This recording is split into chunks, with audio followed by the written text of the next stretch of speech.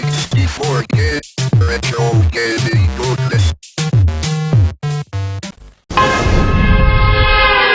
Hey, Bastish BF for 64K and welcome to another episode of Loot and Booty.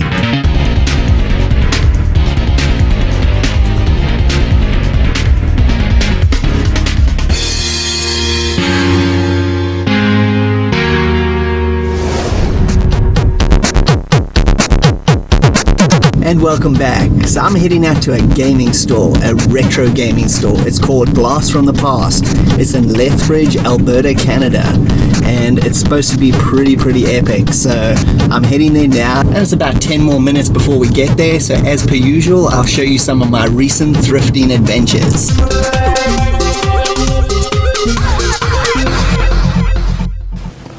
Just stopping in at one of my old thrift stores I haven't been to in ages. Let's go check it out. Okay, let's look at the generic game section. Actually managed to find some decent ones. Counter-Strike on the original Xbox. Got Hitman, Blood Money, pretty good game. Also happened to find The Getaway, Black Monday. It's a pretty underrated sequel. And Gorillaz, damn, really good album. What's that doing here? And EverQuest, this looks like, a game and an action figure. I've never seen that before. And I spotted this old disc box. I was going to get it for my Amiga games, but I didn't. I think it was a bit too expensive for what it was. And Contender for one of the worst albums I've ever heard in my life. Ugh, this has tainted this thrift. Yeah. Next thrift. Full Metal Jacket, typical Richmond thrifting. The disc was stolen, so what's new? I happened to spot this old copy of Mobsters on VHS, a great guilty pleasure gangster movie from the 90s with Christian Slater and a bunch of has-beens like Richard Grieco. And I spotted Otogi. This is the Japanese version on the original Xbox. It's a really good game. I already have it though. Also checked out old XCOM down here. Such an excellent series, new and old. Next thrift.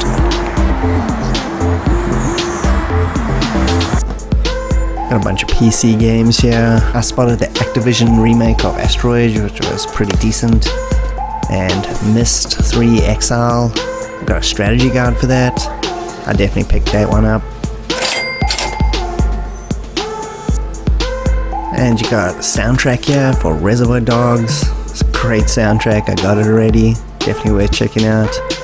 Some nice books. Got this cool Douglas Adams Hitchhiker's Guide to the Galaxy collection.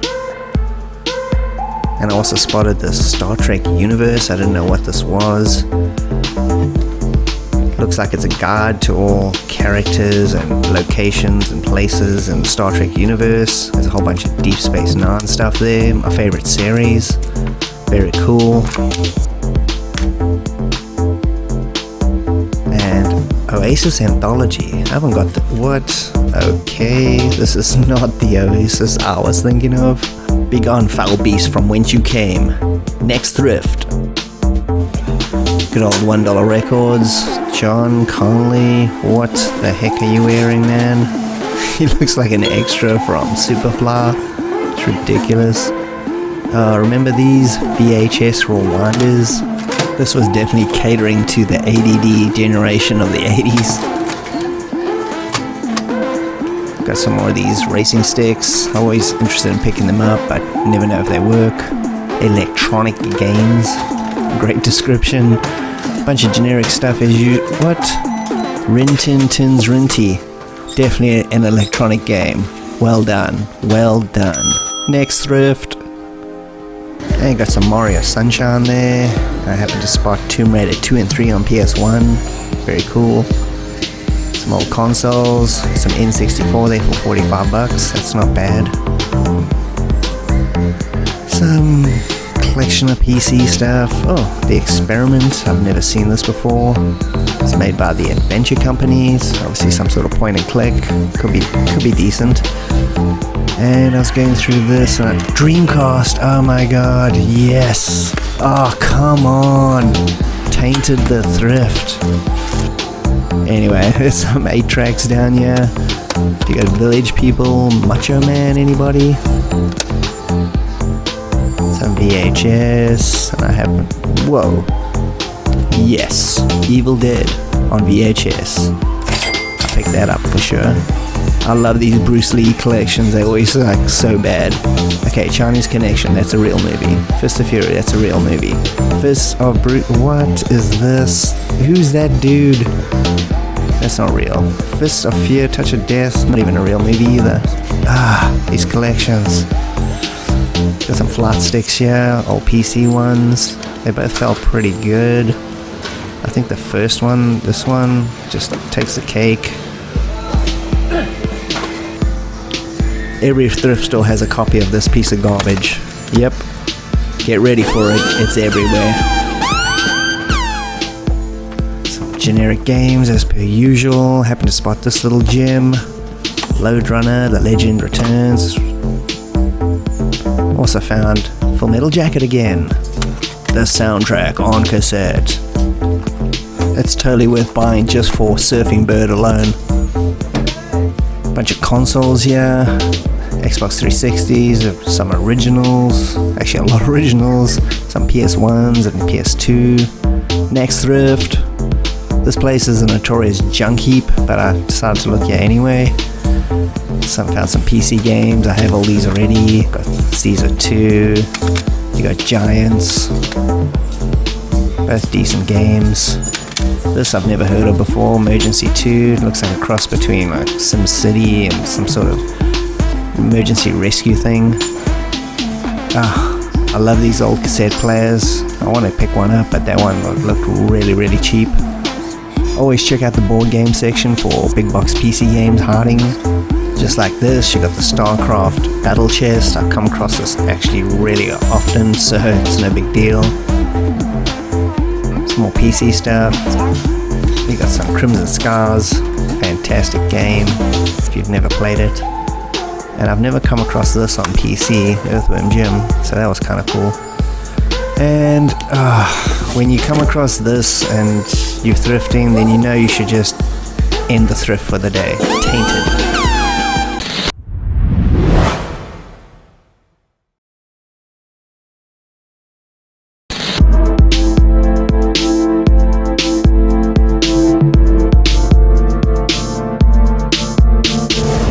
Okay, so I've just arrived at Blast of the Past. You can see it a little bit through the window there at the back. Just behind me is a massive sign outside. It looks very cool.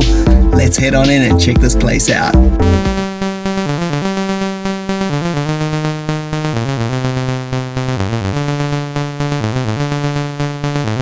So straight off the bat, you're going to notice that this place has real lighting, something you don't see in retro video game stores. It's usually a dingy dungeon. The owner showed me some of these rare prototype stuff and Action 52, pretty cool.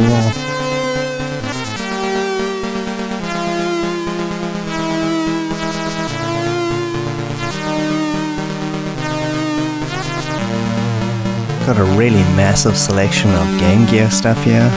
Don't see that displayed very much.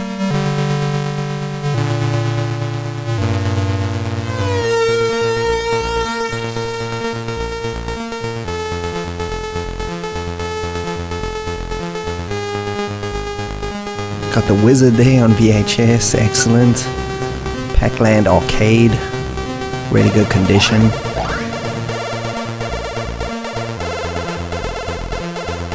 Whole bunch of N64 variations here.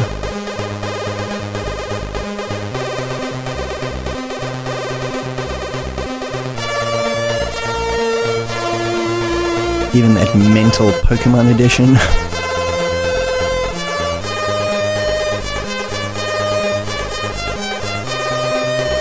One of my favorite consoles ever, the Genesis or Mega Drive. It's even got the good old remote, kind of infrared remote controllers for the original.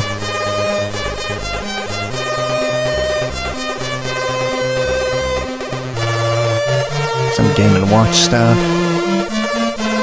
Don't see those boxed very often.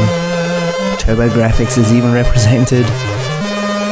You can't see this through the glass properly, but there's a modified TurboGrafx there, which is kind of nice. A whole bunch of Game Boy variations.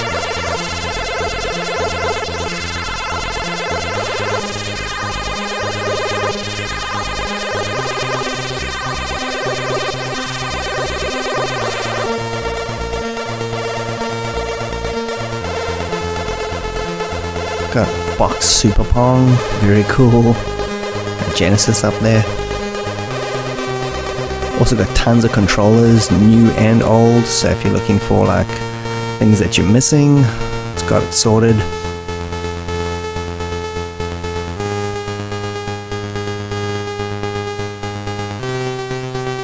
Massive selection of Master System games here also. I happened to spot a copy of Phantasy Star, I really want that. Sega is represented really well in this shop, which is always a plus for me. NAS 32X, tons of games there.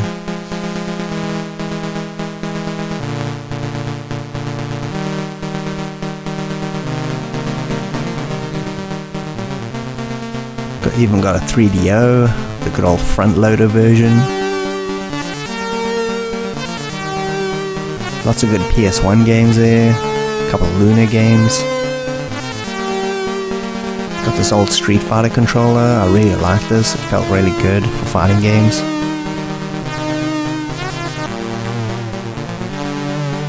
Yeah, some of the cheaper N64 stuff, yeah. Lots of loose games and NES stuff in this area, all the loose NES stuff.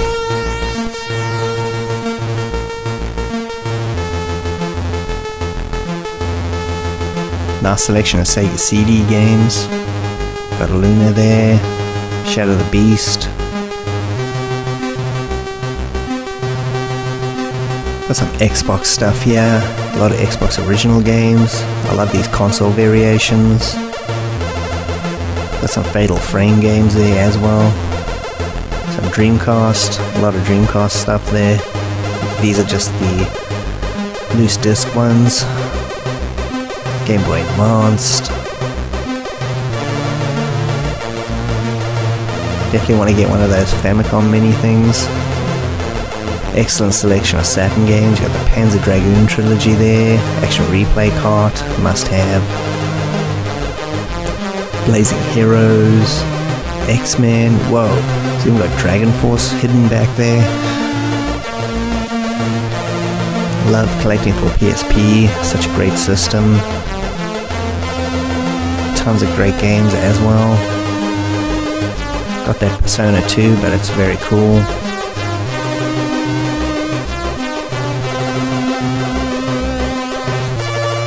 Atari Lynx, bunch of great games for it too.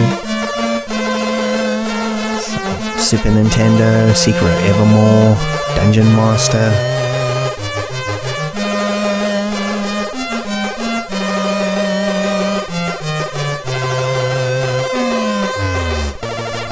Some more Link stuff with a Virtual Boy and even a freaking Neo Geo Pocket.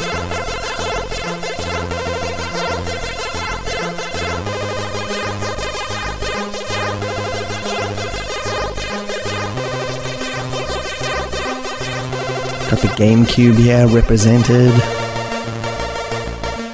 Quite a ton of titles too.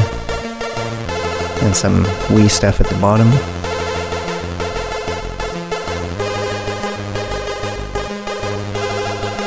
This is what I'm talking about. This is the more cheaper stuff, the loose stuff on this side. Kind of the easy to find stuff.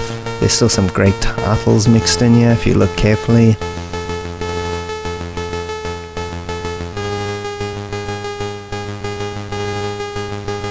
I really like this Toxic Crusader game, the scrolling beat 'em up. Thought it was pretty cool. A lot of good NES stuff in the loose section. Spa vs. Spa, love it.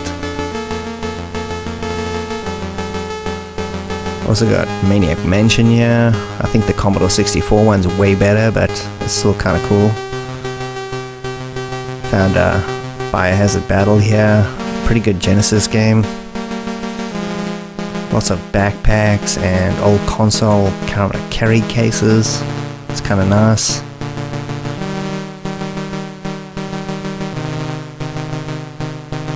And that about wraps it up. Here's a few details about the store. I've been to a lot of retro gaming stores, and what often happens is that the shelves are full of games, but if you look closely, I'd say 70% of it is filler games. It's just a whole lot of NHL, like 2010 everywhere. If you know what I mean, I'm sure you've experienced this. There's a handful of really good titles here and there, obviously, but for the most part, it's like just average stuff with a lot of filler and a couple of great ones. This place is just jam-packed with gems. I've never seen so many like high-priced games or just really good ones, and it's an excellent store. You should definitely check it out. I picked up 2 games. I couldn't resist. I picked up Shining the Holy Ark for the Sega Saturn. This is the Japanese version. I haven't got this one yet. This is an excellent RPG. It's like a first-person kind of dungeon basher kind of thing. Great game. And the other one is also Sega Saturn, Japanese game. It's called Rig Lord Saga. This goes under the name Blazing Heroes or Mysteria. It's got 2 different names in English. Either one, it's all the same game. Both of these games actually are going to be featured in an upcoming Sega Saturn Top 10 video that I'm doing. It's going to be out next month in August, so look out for that if you're interested in finding out more about these games. I got them for a pretty good price. He negotiated a bit, so prices aren't set in stone. On top of that, you can also bring in your own games to trade up for those. So if you want to knock down the price a whole bunch, bring in a whole bunch of games you don't want, you can knock down the price of a game you're looking at. So it's very flexible. Okay, and thanks for joining me, Bastish B at 64K. If you can like and subscribe, that would be greatly appreciated. And I'll see you next time. Cheers. We interrupt our program to bring you this important message.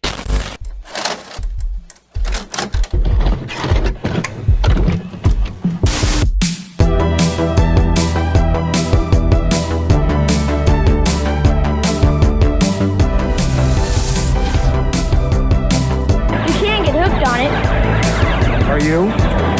Yeah.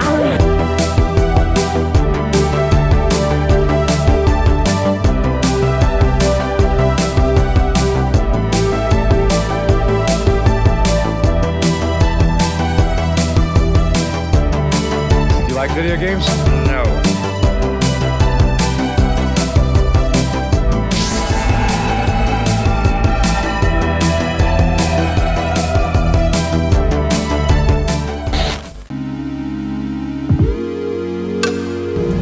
Hey, Bastish B for 64K, and welcome to another episode of Loot and Booty.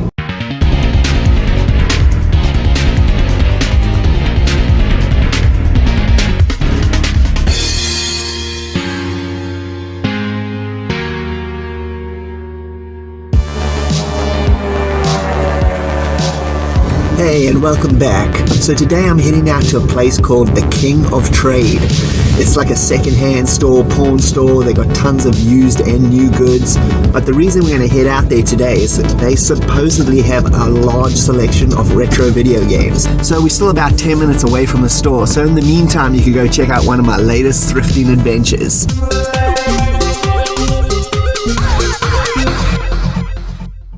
Okay, another early Sunday morning, off to Cloverdale. Check out the marketplace. What the heck is that? Damn squirrels eating electricity lines. We're here early. Let's check what we can find. Box of vinyl. Floyd. Tina. Moody Blues. And we got the Mac. Managed to find a Lone Wolf and Cub graphic novel here based on the movies. Awesome. VHS Fest here. Showdown Little Tokyo. Lundgren and Lee. Great guilty pleasure movie. Iron Maiden concert. Legacy of the Beast tour. 19, anybody? Some good old strategy guides. And a pile of generic Xbox games.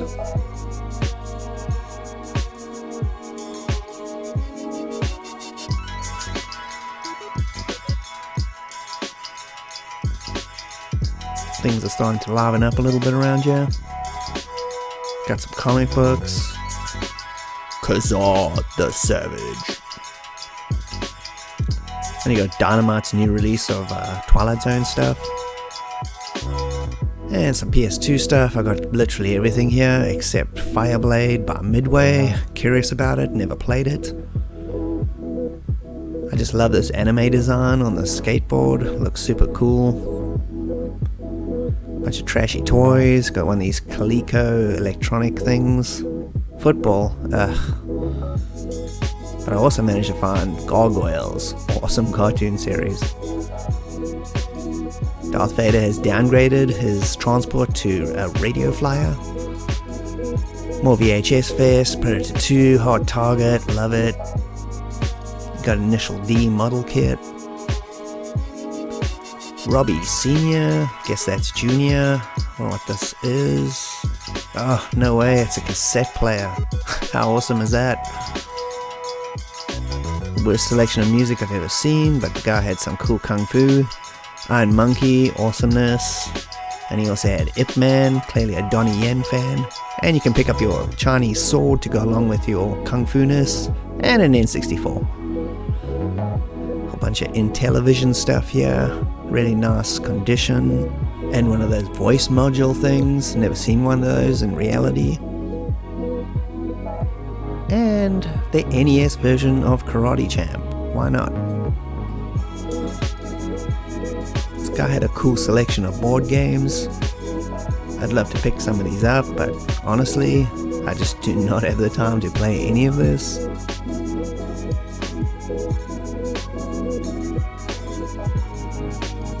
Generic PS2 games are everywhere these days. If you want to get a collection, you better start now, it's super cheap. More VHS madness. Bounty. Platoon, love it. More Vietnamness with Apocalypse Now. Tina!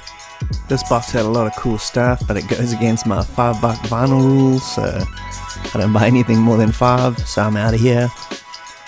Ninja Scroll, 90s anime awesomeness. Oh, and Appleseed, double dose. This is the biggest load of trash I have ever seen. Okay, yeah. Tons of cool cassettes. Found my favorite live album of all time, Rockset Tourism. Totally getting that. This guy also had some other coolness, like Alice Cooper's Hey Stupid. Beautiful Joe, great GameCube game. Batman Forever, terrible movie. Got some Saturn stuff here, it's all stuff's in terrible condition. Decathlete, nice game. The album you can plan your upcoming suicide to. Jimmy Buffett, Van Halen, The Nuge. More cassette madness. Managed to find the Eurythmics Sweet Dreams album, very cool. Crow album there. And a tub of N64s and an Xbox. Tons of cool old handhelds here, pretty good condition.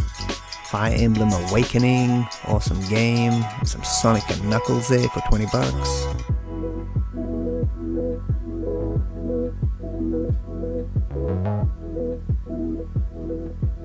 And you got Atari Flashback and a whole bunch of consoles here. A GameCube, Wii, both versions of the Genesis. Robot car kit, don't know what the heck that is. And this piece of retroness, Astro Defender.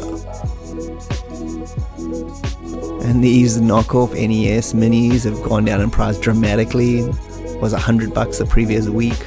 Oh my god, Wayne Newton. Can pretty much give up hope on this box having anything good. Vending machine, anybody?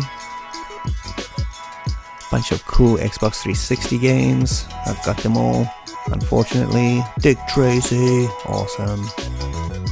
Bon Jovi, awesome reel-to-reel, very good condition. Found a box of Laserdiscs, pretty random. Beetlejuice, totally getting that. Star Trek 5, and the rest was garbage. More vinyl, Neil Diamond, uh-oh, it's not looking good.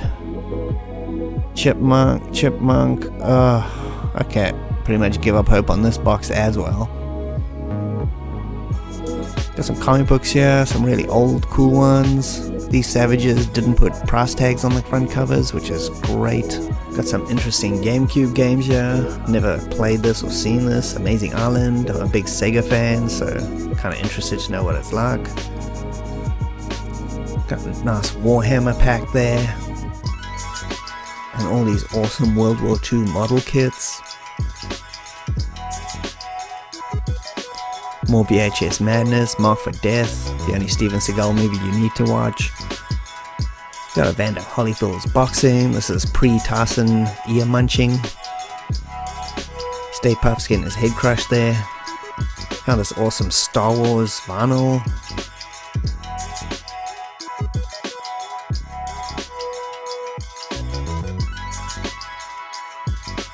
And you can buy a light gun, hedge cutter, an N64, and Airwolf on the NES. Sure, why not?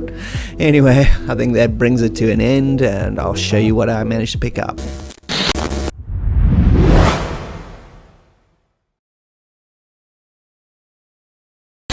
And I'm back. The market was really jamming this weekend. There was so much stuff. I didn't really find any games that I was really looking for, but I picked up a lot of other weird stuff, so I'll show you what I got. I got a bunch of VHSs here. I got the weirdness that is Apocalypse Now. Yeah, why not? Next, I got Rambo First Blood Part 2. Look at that tagline. No man, no law, no war can stop him. I mean, what more can you say? I got the Cheese Fest, that is Showdown in Little Tokyo with Dolph Lundgren and Brandon Lee. This movie is ridiculous. I like it. It's terrible, but I like it. Never seen a movie where the cops have no consequences for whatever they do. They can do whatever they want and they don't get into trouble. It's crazy. I got the Jean-Claude classic Hard Target, directed by John Woo. This movie is awesome. Unfortunately, this is the US version, which is terrible. It's got a lot of stuff cut out of it. Well, it's not terrible. It's got a lot of awesomeness cut out of it. If you have the chance, try and find the European version of this. You can get it on Blu-ray. It's 1,000 times better. Or the Japanese Laserdisc. It's an epic movie. You got the awesomeness that is Predator 2. It's not as good as the original, but it's still a great movie. I don't know why people don't like it. It's well done. And I got another Brandon Lee classic, Rapid Fire. I haven't watched this movie since the 90s, and I thought it was like a really good underrated action movie. I hope I'm not wrong. I'm gonna check it out later and see if it still holds up. It's got Powers Booth as well. That guy's crazy. Okay, moving on to some music. I picked up a couple vinyls. I got The Who's Greatest Hits. This one has like My Generation and Pinball Wizard and stuff like that. Pretty cool. I got this for $1. And another $1 pickup. This is The News of the World by Queen. This has awesome artwork. Check this out. If you hold it like this, see the robot is coming in, breaking into the concert. And then if you flip this over, you can see it comes down and picks up the band and murders Freddy there. It's awesome. And this album has like We Will Rock You, We Are the Champion, Sheer Heart Attack, stuff like that. Very cool. Can't believe I got it for $1. And I picked up a Laserdisc. Yes, a Laserdisc. I got that Beetlejuice that you saw in the video there. I had to. This is an excellent movie. Good old Tim Burton classic. Also bought a bunch of music on cassette. These ones here. I'm not going to go through all of them, but you can see some bad 90s and 80s stuff. I love it. These are all great albums worth checking out. And this was buried at the bottom of one of those tote boxes. You can't really see it. It's a PS1. It is being tested according to this, and it was $8. And it's got a memory card there as well. It's got all the hookups. Looks like it's in really good condition. I'm really impressed. Yeah, $8 for this. I couldn't resist it. I had to pick it up even though I've already got a couple of PS1s. This one looks really nice. And that's all the pickups for today, and back to the show.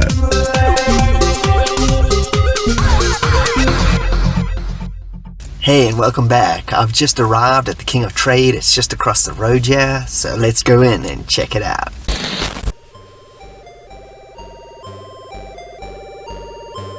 Okay, first up you'll notice there's tons of music here also. Let's check out what they have. Oh, you've got to be kidding me. They also have thousands of movies. It goes all the way around the corner. It's insane. I've never seen so many movies. Okay, cool. Okay, I got a lot more confidence in this place now.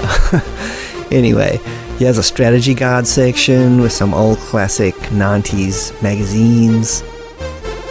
More of them. Very nice. Bunch of NES loose games. Pretty decent little collection. There's Archon. Great game. Even got a Super Famicom game boxed over here. Space Marine, love it. Resonance of Fate, excellent 360 game, should check out. Got a whole bunch of these retro bits and Harpokin clone consoles. There's a whole bunch of really old stuff. Got a VIC-20, Golf, Frogger, Robotron. They even got a freaking Coleco Telstar. Some of these Super CD games hidden in the corner here. Guess I don't know what to do with them. Grenadier, this actually looks pretty cool. I might go back and pick this up. Found some old PC stuff hidden in the corner here. Deluxe Paint 2 for the Amiga. This is where peripherals go to die. This is the cheap section. Tons of classic original Xbox and PS2 games. Plus a whole bunch of other cheaper stuff. You can come here and just pick up lots of things if you're missing games from your collection. Got a VHS section also.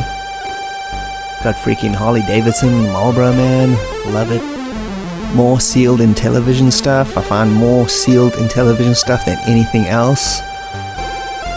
Tron, Maze, never seen that before.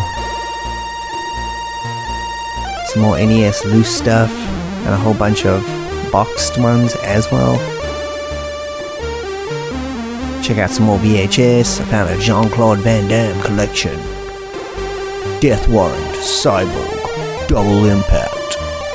Got some Saturn and Dreamcast stuff, and Sega CD.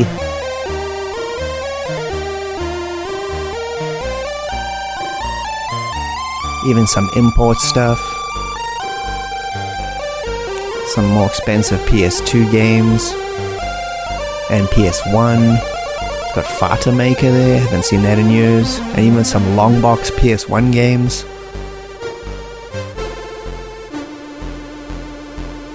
Found a few Famicom games hidden in the corner. Probably should have picked up that Tiger Haley. 360 racing controller. Some more of these Harpokin clone consoles. Midway Arcade Origins. Always wanted to try this out. It's got 30 games. Looks pretty cool. Some more Sega CD stuff. Revenge of the Ninja there. And the Saturn Action Replay cart. More Intellivision stuff. I don't think anybody ever played Intellivision. The freaking thing's always sealed. This is Left Alive on PS4. I was always intrigued about this game, but it got like mediocre reviews, so not really sure. Some Sega Genesis stuff, lots of boxed ones. A lot of really good Sega Master System stuff there as well. Golden Axe and Double Dragon, Choplifter, Thunderblade. And some loose stuff in the corner too. Atari. This Golf is calling out to me. I might have to pick it up. Oh, look what I found. A Wiko. Commodore 64 joystick. Very cool. And an old Quick Shot. That old Clunkfest. Some Xbox original stuff. A Blackstone. Never played this. Always wanted to. Looked really cool. Shaq Fu.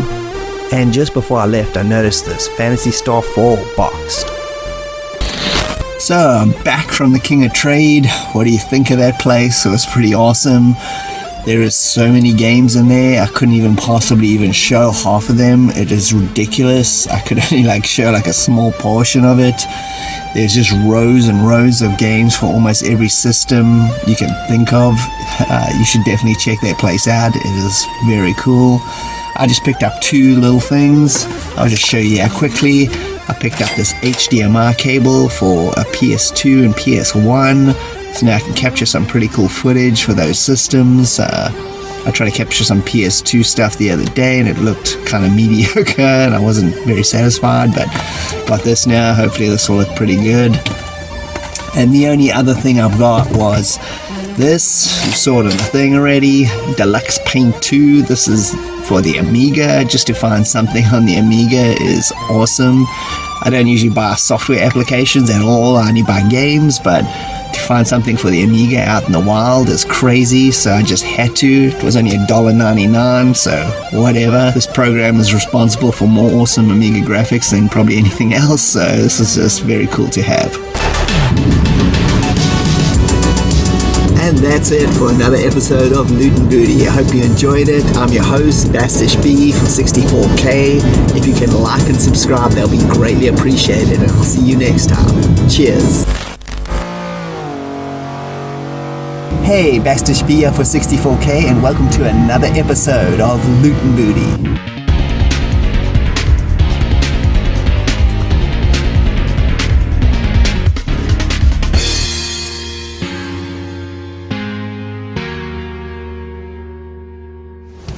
And welcome back. So in today's episode, I'm going to go on a huge thrifting adventure. We're going to hit up every single thrift store I know and check out and see what we can find. We're also going to hit up a place called the Pirate Cove. It's a local comic book store, so we're going to check that out as well. But first, I'm going to make a quick stop at my favorite retro gaming store.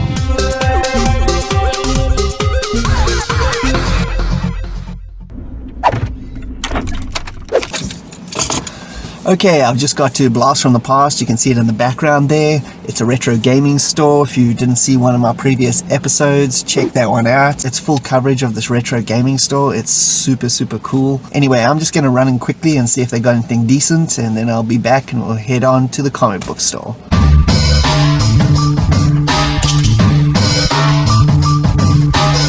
Yes.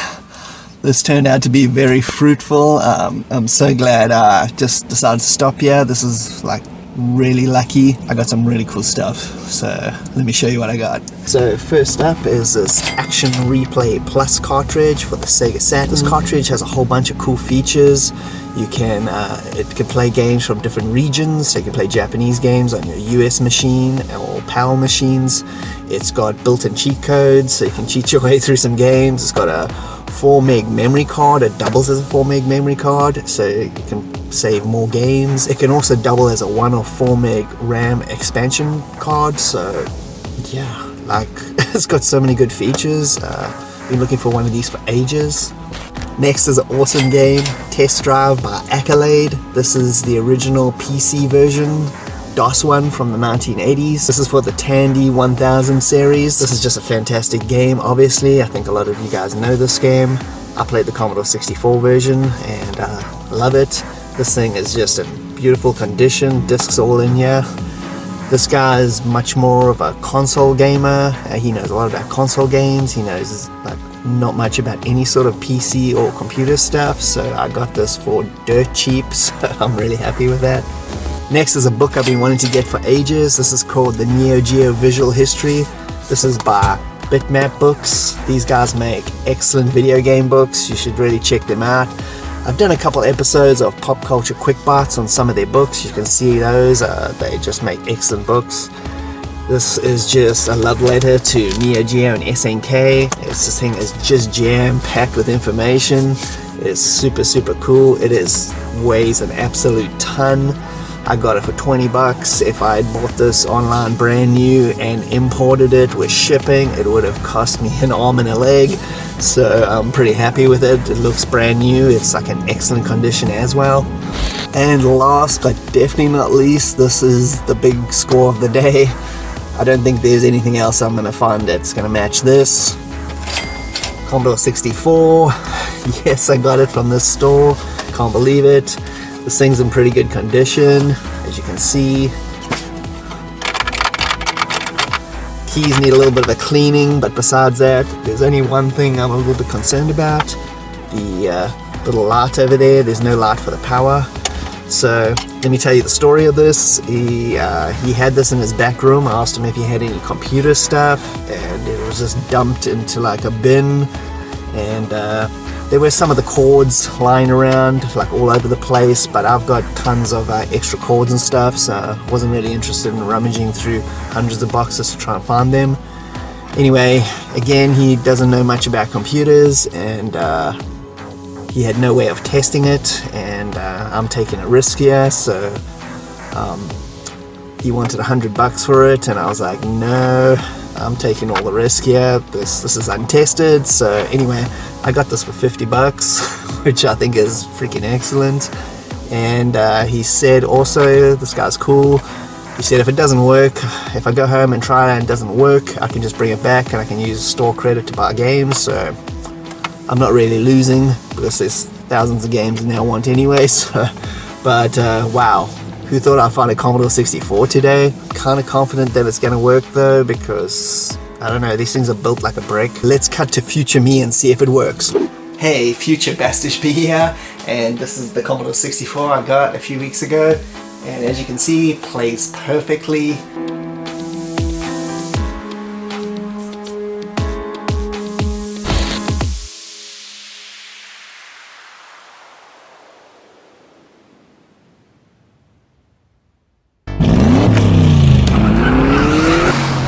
Okay, so let's get down to business and start hitting up all these thrift stores.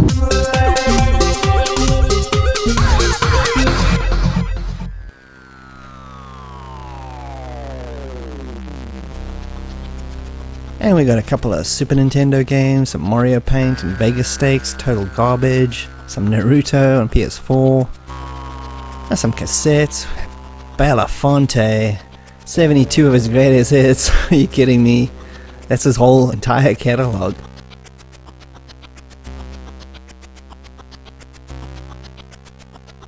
Killer 7, whoa, GameCube, sweet. Suda 51 classic. Some trashy vinyl. Up, Herb Alpert, you go to a thrift store, you're gonna definitely find one of his records.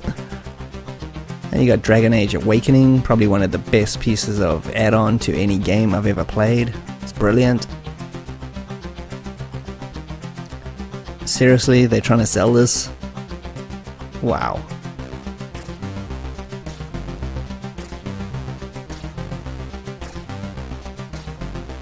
Oh, PS1 game, Covert Ops, Nuclear Dawn. This is like a Resident Evil kind of game.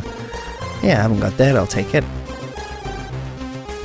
And you got Rem, Total Mist ripoff. Some VHS Madness.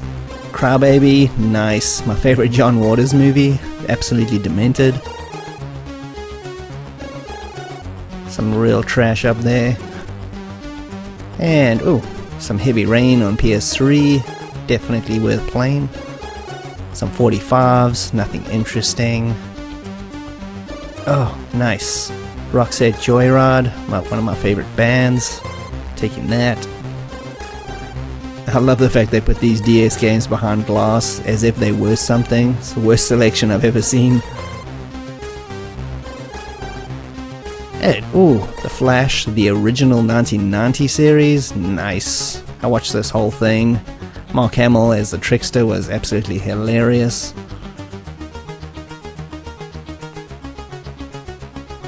Been finding these racing wheels everywhere I go. It's crazy, I don't know why. More VHS Madness. Ooh, Die Hard pack. Guess Die Hard 1, 2, and 3. Yes, no, yes. What? Die Hard 1, 2, and The Making of Vengeance. Okay, this must have been before it got released. Well, oh god, Streisand. Oh no, come on. Tainted the Thrift. I'm out of here. This one's done.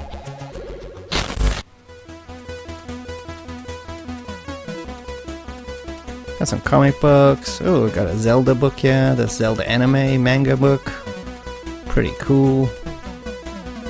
Oh, Rocky Horror Picture Show Special Edition. Not sure what's added extra there. Harvest Moon headphones. Never knew they made that. It's pretty weird. Some more cassettes. Oh, Little Mermaid. Under the Sea, anybody? Got these cassette holders. Probably should have picked those up from my Commodore stuff. Some VHS holders and a disc box. Very nice. And you always look through the music, but you never know when you find some old DOS classic like Lost Dynasty by Sierra. Excellent game. I got the Deer Hunter here on VHS. 2 cassettes. Yeah, one of them is just dedicated to the boring wedding scene alone. Ooh, Footloose soundtrack on cassette. Totally getting that. Awesome. Some more VHS. Dinosaurs. I love this show. Watch the hell out of it. Pitfall 3D on PlayStation 1. It's a mediocre game, but I still enjoyed it. And somebody unloaded the entire Intellivision collection here. Wow, I've got most of the good ones here, so I didn't really pick much up. Although I didn't have Utopia, so that's definitely one going. I never knew they made any MechWarrior merchandise. That's pretty weird.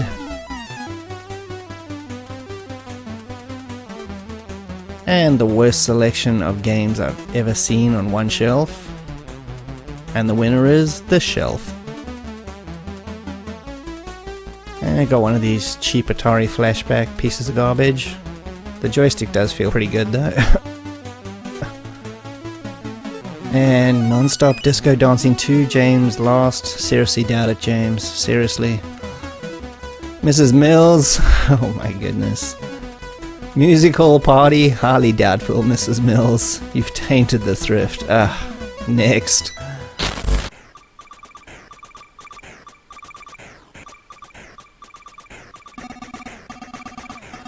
Some more trashy games. I got all the good ones I really wanted. LHX, Attack Chopper on Genesis. This is a pretty cool simulation.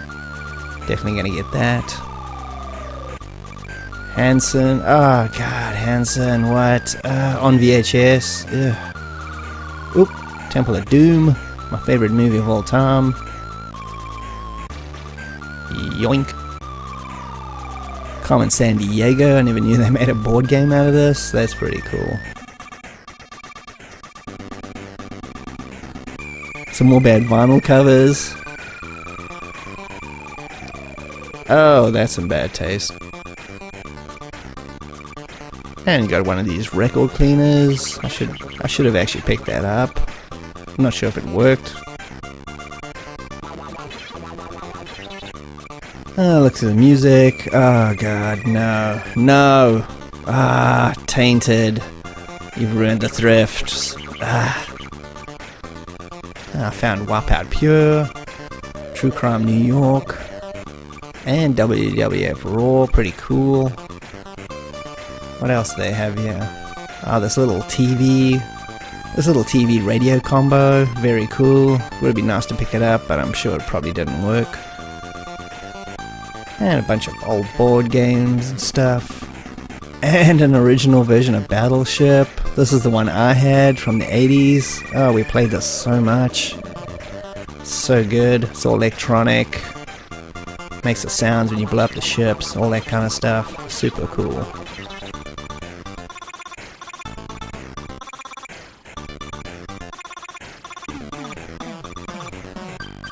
And the very best of the mom and dads. How the hell did these guys get a very best of? Seriously? Wow. 2-disc record set. Are you freaking kidding me? Kenny Rogers. Oh god. Captain and Tennille. Love will keep us together. That's seriously, that has tainted this thrift. Done. Next.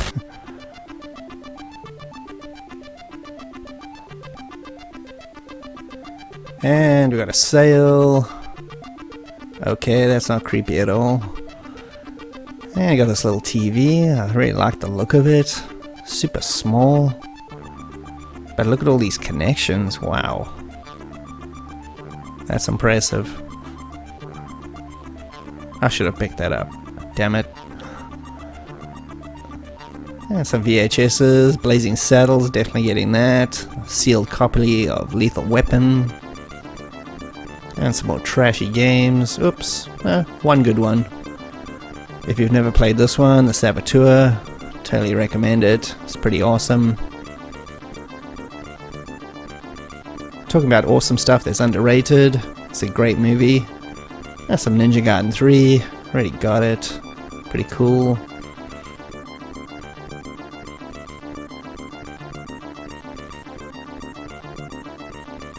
Wow, that hit the bargain bin pretty quickly.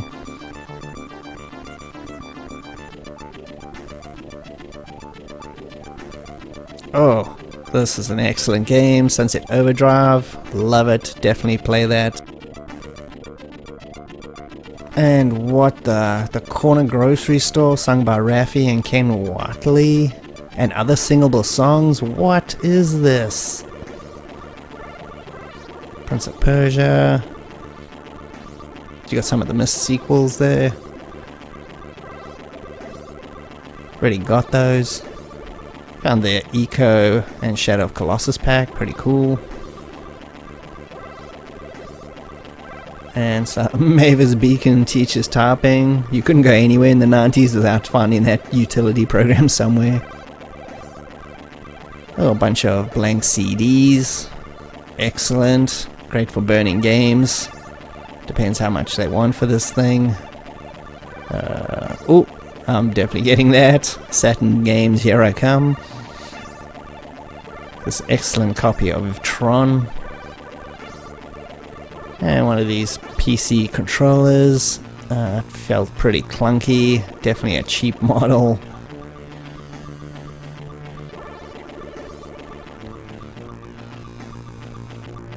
PS1 game, finally. Oh, come on. What trash tainted the Thrift. Make sure there's no PC games hidden yet. Oh, come on. Seriously? Thrift completely tainted.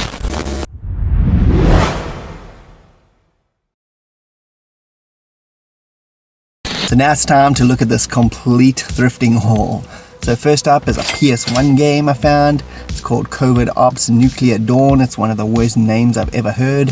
It's like a Resident Evil style game. I got it for way less than that. I had a coupon for the store, the Value Village, so I got it for like at least $3 less. I'm pretty sure this game goes under another name. I think it's called like Chase the Express or something like that in Japan. That's the name I know it under. Anyway, this name, COVID Ops Nuclear Dawn's like the most generic, worst name I've ever heard, but this is a cool Resident Evil kind of game. It's a double disc.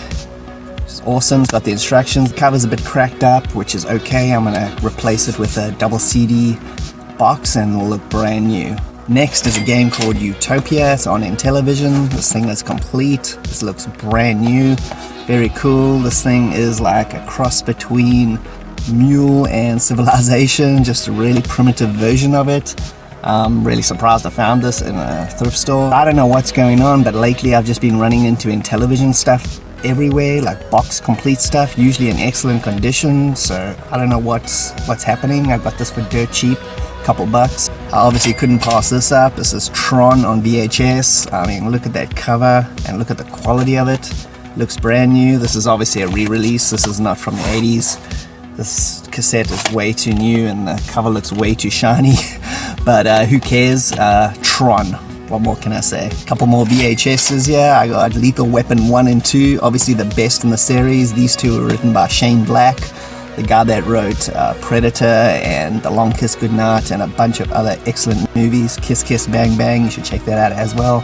Anyway, these are the best in the series. This one's still sealed. And Lethal Weapon. I found this Xbox 360 game. It's called Curse Crusade. Now I know it's not supposed to be that great. I remember reading the reviews back in the day about it, and it looks pretty cool though. It is released by Atlas. That is the sole reason why I bought it. I'm gonna replace the cover again. It's got so much stickers on here. I got it for $2, so whatever. I'm gonna give it a go. It still looks kind of cool. I'm banking on the Atlas name, even though it got mediocre reviews, but yeah, $2. Found a Sega Genesis game, LHX Attack Chopper. This is a pretty cool game. It's like, there we are. Cart looks in good condition. This is like that old Microprose gunship game. The Genesis actually got quite a few simulations. They were all released by Electronic Arts, so it's kind of weird. They did a lot of conversions of computer stuff, which is awesome. Like, you even got really cool RPGs like Might and Magic and Buck Rogers, all from Electronic Arts. That's when they, like I've said before, that's when they used to make good games. Anyway, LHX. There were actually quite a lot of PSP games everywhere. I passed up a few that I didn't have, but whatever. I'll end up seeing them again anyway, but I decided to pick up Wipeout Pure. It was like in such excellent condition. It's an awesome racing game. Its condition is excellent, as again, this is a pretty good find. Got another PlayStation 1 game here. This is Pitfall 3D. Now, this isn't the greatest game ever made either. I know, I played this back in the day and I kind of enjoyed it. The reason I enjoyed it is because it's voiced by Bruce Campbell and it's absolutely hilarious. Obviously, it's just one-liners, like from start to finish. It's in good condition. This game also comes with the original Pitfall, I believe. I think it wasn't unlockable. I can't remember if you could just play it straight off the bat or whether you had to complete Pitfall 3D and then it unlocks it. Either way, it's got the original in here as well. Another double dose here of VHS madness. I got Blazing Saddles, probably one of the best comedies ever made. Mel Brooks' masterpiece. You should check this out. They just can't make movies like this anymore. Like, nobody would even dare. It's like so offensive, but Blazing Saddles is awesome. And obviously I got Temple of Doom. This is my personal favorite movie of all time. I just love it. I watched it 1,000 times as a kid. This is such a nice VHS copy of it. I just had to pick it up. I've got one already, but it's beat up and looks like garbage, but this looks super cool, so I got it anyway. And I got True Crime New York. This is on the GameCube. I found a GameCube game, Randomness. Looks like some good condition. I already checked the back, it's no scratches. So I played the original one, the original True Crime, and I think it was True Crime LA. Anyway, that was very cool. I enjoyed the heck out of that. Pretty sure I played that on the original Xbox. Anyway, so this is the sequel. I never got to play this and it was super cheap, so I thought, whatever, I'll give it a shot. And I also got WWF Raw. It's a wrestling game, obviously. This is for the original Xbox. I really enjoyed these releases back in the day. The N64 ones were particularly good, which is probably like some of the only good games on the N64. But this is a pretty cool wrestling game, and just been itching to play like something where I can just beat the crap out of somebody. So here's a double dose of 80s music awesomeness. So I got these two cassettes. I got Roxette's Joyride, which I love it. It's an excellent album. This is one of my favorite bands. And I got the Footloose album, the full soundtrack. So that is just awesome. Next I got Dragon Age Awakening. This is on the 360. So this is excellent. Now what this is actually an expansion pack that was released as DLC, but it is such a massive expansion pack that they decided to release it as a kind of a full retail version, and I would highly recommend getting this as a full retail version because this game, Awakening, is basically a full Dragon Age game. I wouldn't even consider it a DLC. It's freaking excellent. It's got its own kind of little mechanics to it as well. It's different from the regular Dragon Age. Excellent, well worth playing. And I can't believe I found this, Killer 7 on the GameCube. This is such a cool game. This is another demented game by Suda51, the guy that did No More Heroes and a whole bunch of mad games. And last but not least, I got the board game, Where in the USA is Carmen Sandiego. Yeah, like why not? This was like dirt cheap. It was like $2, and I'm really intrigued to play this. As you can see there, if you've never played Carmen Sandiego, it's a series of old PC games they started out as by Broderbund, and you like a detective and you're trying to search in the world to try and catch this woman. Her name is Carmen Sandiego, and she's a massive thief, and she just keeps jumping from country to country. It's kind of an edutainment game, although I never saw it that way. It was just a fun game to play, and you learn stuff about the world as you're going around trying to track her down.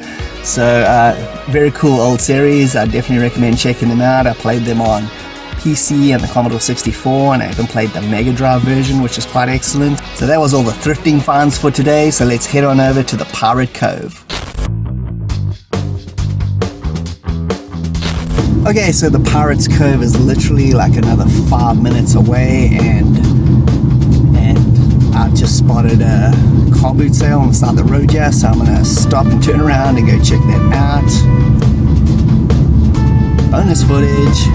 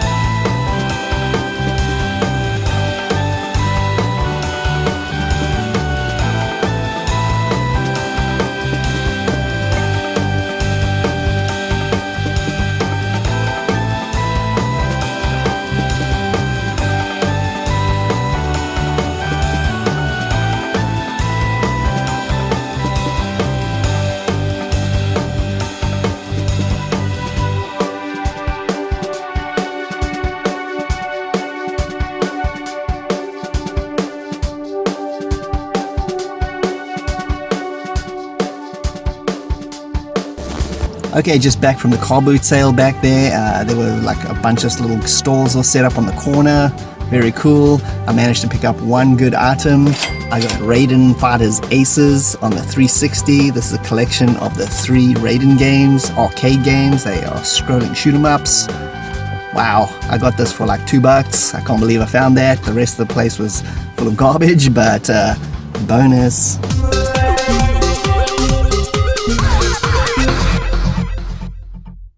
So as you can see, this is 3 months later. I was gonna go to the Pirate Cove on the day I shot like 99% of that stuff, but I decided not to because it was getting really late.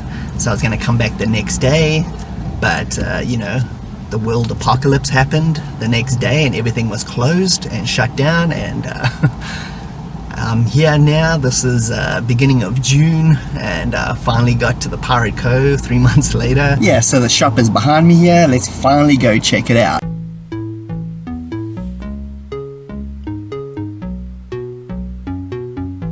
Okay, I'll give you a little overview of the shop. It's packed with all used kind of pop culture items, comic books, toys, a few games, board games, trading cards, graphic novels, you name it, a little bit of everything. Saturday Night Fever trading card, my goodness. Oh god, that bubblegum must be dodgy. Probably dodgy back then anyway. Got the Rawhide Kid and Two Gun Kid, wow, some classic comic books. Got your Hot Wheels covered, if you're into collecting that. Oh come on, that's pushing it. Come on. Got 3 boxes of vinyls here. Have to look at those a little bit later. Got some retro projector here. Pretty weird. You can tell how old this thing is by the characters. Casper, Roy Rogers, Heckle and Jekyll, Popeye, Captain Kangaroo, Lassie, Mighty Mouse, Woody Woodpecker, Rocky and Friends, Bozo the Clown, Three Stooges. Wow, that is retro. Found this record by Amazulu. I think it's a single for Montego Bay. I really liked this song in the 80s. It's kind of weird that I found this.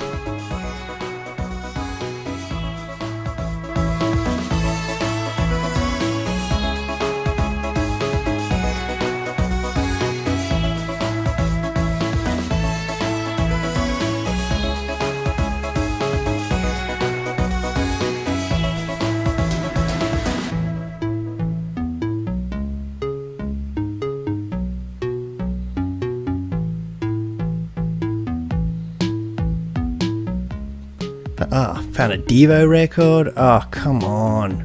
Bell Biv Devo? Seriously?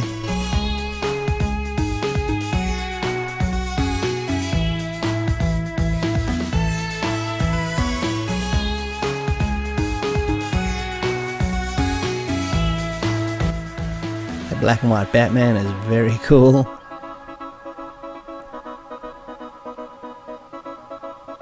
You got Angel figure there, one of my favorite TV series. The lone video game in this whole shop that I managed to find.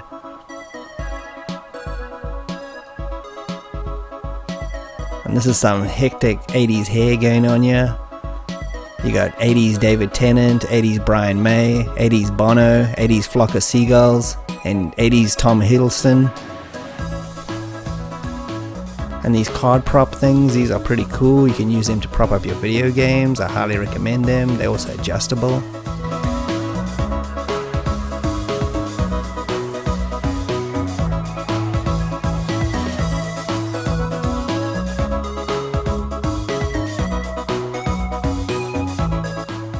And these are these movies on vinyl. Yes, movies on vinyl. It's pretty weird. Got Logan's Run, cool movie. And you also got the original Westworld.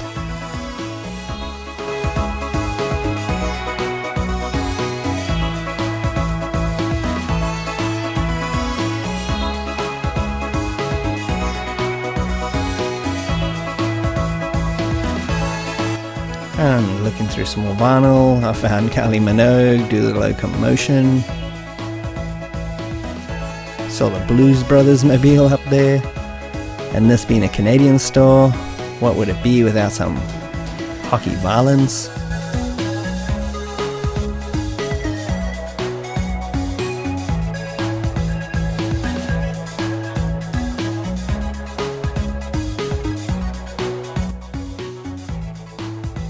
And just before leaving the store, I noticed this Batman Returns trading card set still sealed. Very tempting.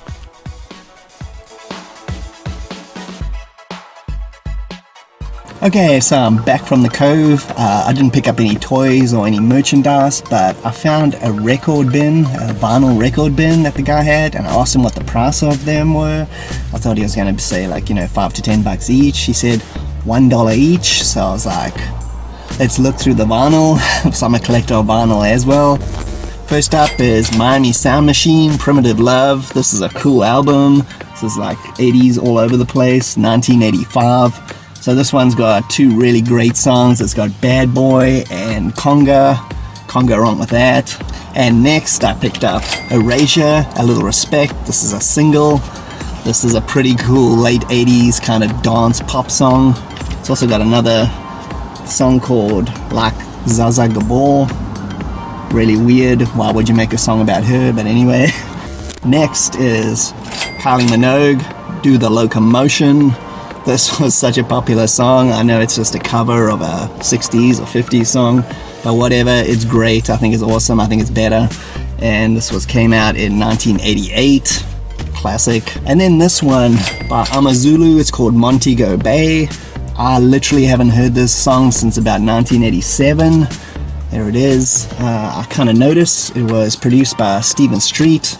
He worked with Blur in the 90s and made some of their best albums, so that's pretty interesting. I never knew that. Really want to listen to this again. I haven't heard this song since, like I said, 1987 at least. So yeah, that should be pretty cool. And that was all the pickups. I think it's $4 well spent. And that's it for another episode of Loot and Booty. I hope you enjoyed it. I'm your host, Bastish B from 64K. If you can like and subscribe, that'll be greatly appreciated. And I'll see you next time. Cheers. Hey, Bastish B here for 64K, and welcome to another episode of Loot and Booty.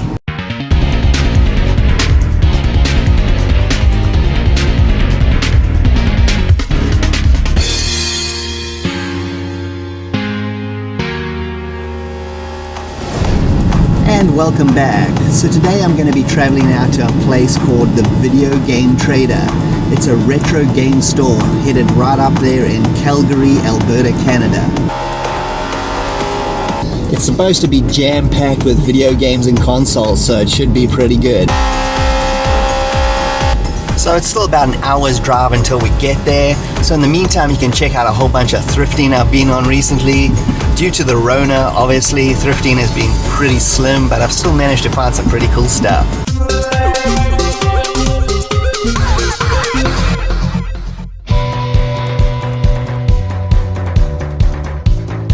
Everywhere I seem to be going in thrift stores, I've been finding these steering wheel peripherals for all different systems. It's kind of strange.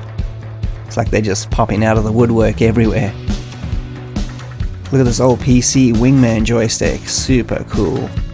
I bet they'll be awesome for Wing Commander.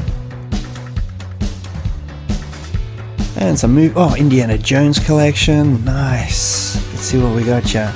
Temple of Doom Raiders, Crystal Skull, come on, ruined it. Some trashy vinyl as usual, Sandy Posey, Own a Woman.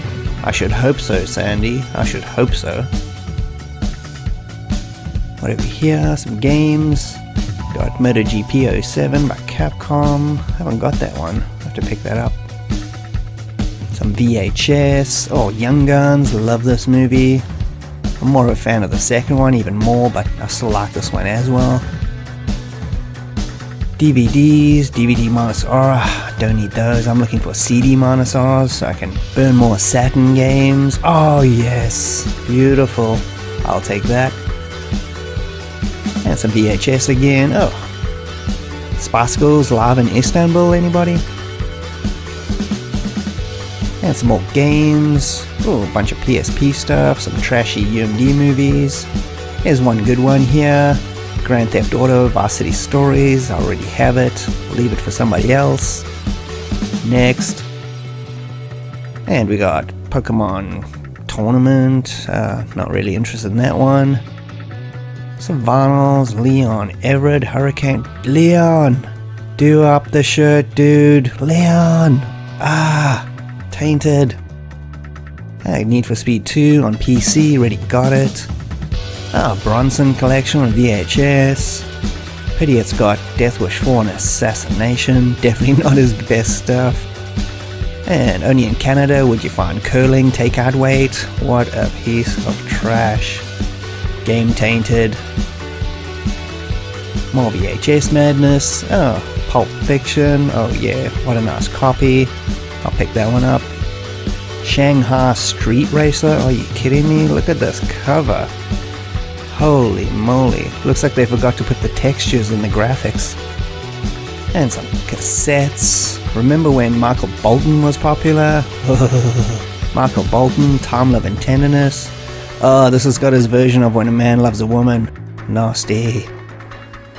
Shadow of the Dan by Suda51. It's one of the coolest Xbox 360 games that nobody played. Check it out.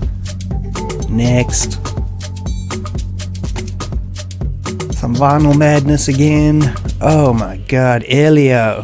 What's with the hair, dude? Wow. Some big box PC games. Finally, something good. Test Drive Off-Road. Sweet. I'll take that. More vinyl madness. Exile, hang on to your hearts. Look at these dudes. There's nobody hanging on to any hearts here. And more PC stuff. The Ardean Offensive by SSR. Very cool. You know, it's going to be a cool strategy game. I'll take that. Thank you very much. Vinyl Madness. The bouquet of Slovak songs. Oh my goodness. Atari 2600 game. Cool, haven't got this one. Might pick that up. But it's the thing next to it I'm really concerned about. The best of Mahjong. Gotta love it. You know, sign of quality when it's a shareware. 3D Dot Game Heroes by Atlas. Awesome. And the Assassin's Creed, the Americas collection. Got Liberation, Assassin's 3 and Black Flag. Leon Greenwood, anybody? Super Polka with Frankie Yakovic. Oh, wow. That's the end of that. Tainted. Next. Now looking at the magazine rack, sometimes you find cool comic books. Oh, got an EGM here. Nintendo Power. Found a whole stash of these things. They were all hidden behind these horrible gardening and other rubbish magazines. Pick those up. And whoa, we got video disc selection. Check it out. Saturday Night Fever, Wrath of Khan, sweet. Dracula, whoa, the Lugosi version. Muppet movie, check out all these things. Some more VHSs. Remember watching this with my dad. Love this movie. If you've never seen it, Kelly's Heroes with Clint Eastwood and Donald Sutherland. Check it out. Got an EA Sports plug and play. It's probably got some Madden or FIFA trash on it. That's what I would guess. Anyway, what have we got here? What? The Beat of the Ukraine. Oh my goodness. Urban Chipmunk. Jeez. Tainted. And what's got some games? Tomb Raider 3, Adventures in India. This is one of these expansion packs for the PC version. And some NES games. Blades of Steel's the only good one. Already got it. Found some more laser discs randomly. Horrible selection. Except these few. Nick of Time, super cool underrated movie. Take that. Clear and Present Danger, Hells Yes, awesome movie. And we got another one of these Harlequin things. This one's for NES and Super Nintendo. I've had some really bad experience with Harlequin products. I don't know why, I'm not saying they're bad, they're just $39, forget that. And, found Speed, Laserdisc as well. Laserdisc Fest here. I'll take that as well. Some more trashy games. I found Siphon Filter though. Logan's Shadow, haven't got that one. And some Genesis stuff. I got all of these except that little Biohazard battle hidden there.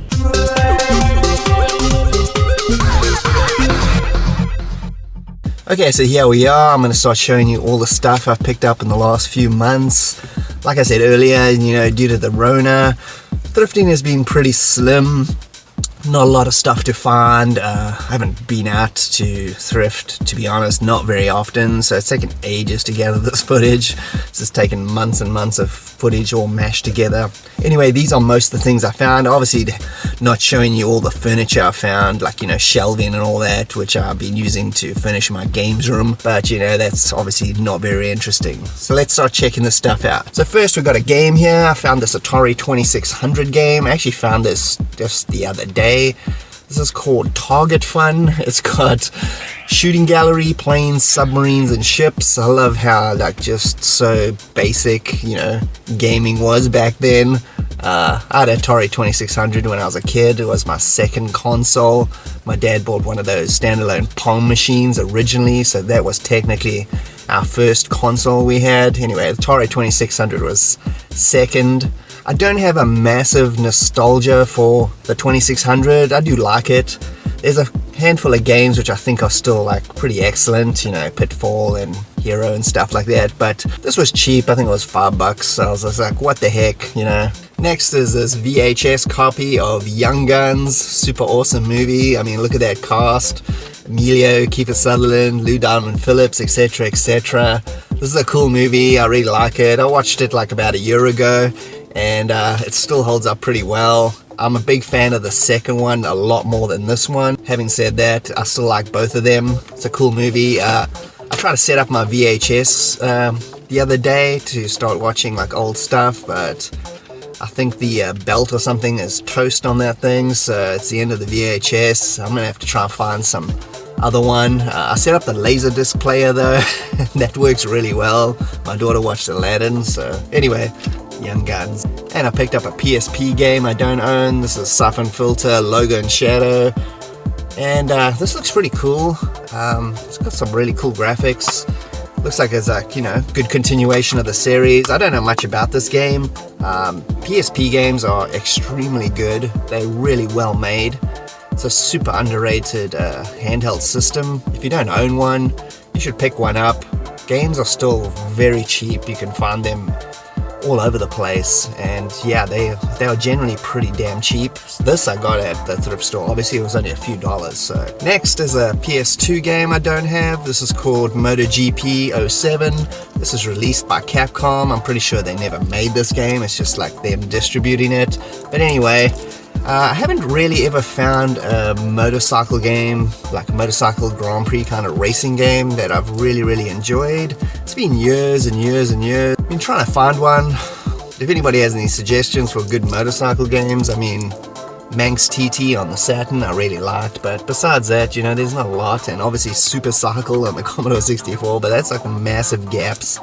Motorcycle games are pretty hard to make, I think, just because of the mechanics of how it drives. But yeah, looking forward to trying this one out. And next, to my delight, I found a big box PC game, Test Drive Off-Road. You don't find these often anymore. I used to run into them a lot.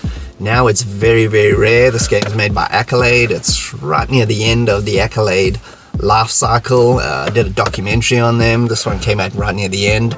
Anyway, this is 1997, I believe, for sale in Canada only, apparently. No idea why, but this is a pretty good game. It's not as good as the original Test Drive series. It's kind of just like a variation on it. It does the 4x4 off-road kind of deal, like a lot of games were doing at the time when this came out. So yeah, this is a really nice copy there. Next is another movie to add to my VHS collection. This is a really cool copy of The Road Warrior. It looks brand new, and there it is. I would say that this is the best Max movie, and then obviously the first one, and Thunderdome's third. I have no problem with Thunderdome. I know a lot of people hate it. I think it's still quite good, but this is by far the best one. And jumping over to more weird movies, I got this.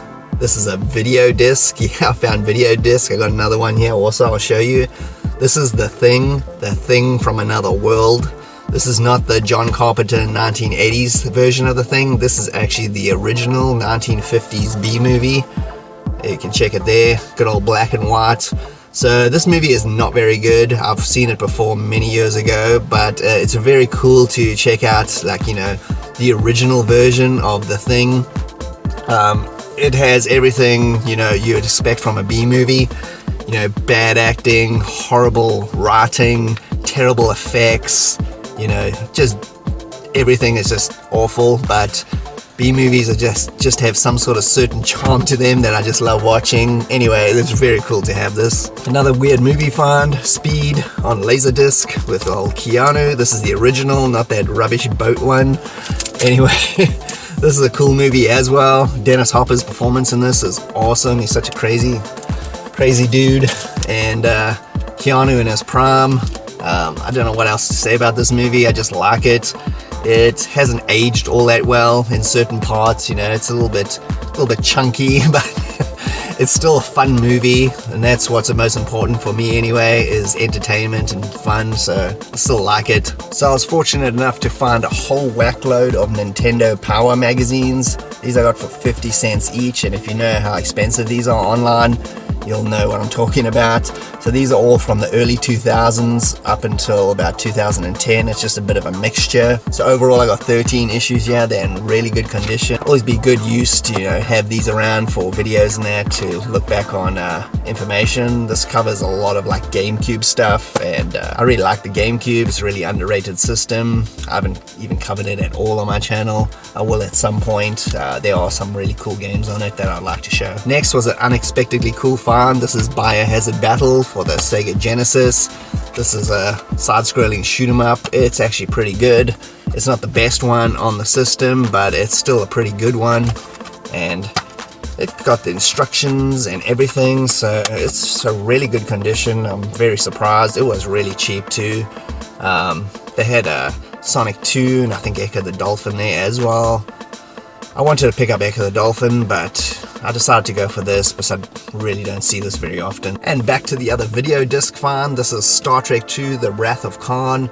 This is an awesome Star Trek movie of the original cast, and I would say this is probably, I know most people would class this one as the best of the original cast movie, but I would say it's my second favorite. My favorite one is Star Trek IV, The Voyage Home. The combination of like them coming back in time time travel, 1984, and just everything like that just made that one, and the comedy of that just made it my personal favorite.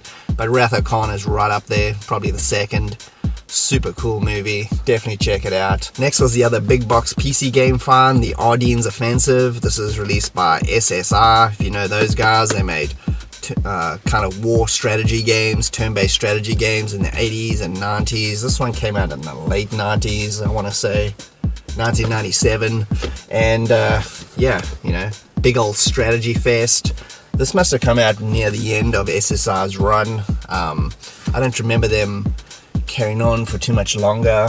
I haven't done proper research on how long, when SSR actually shut down. It was a company I really liked, especially their RPGs. I never played a lot of their RPGs. I played a handful of them, but their Dungeons and Dragons games were pretty excellent. And next is another Laserdisc farm. This is Clear and Present Danger. This movie has an excellent cast. Obviously Harrison Ford is Jack Ryan.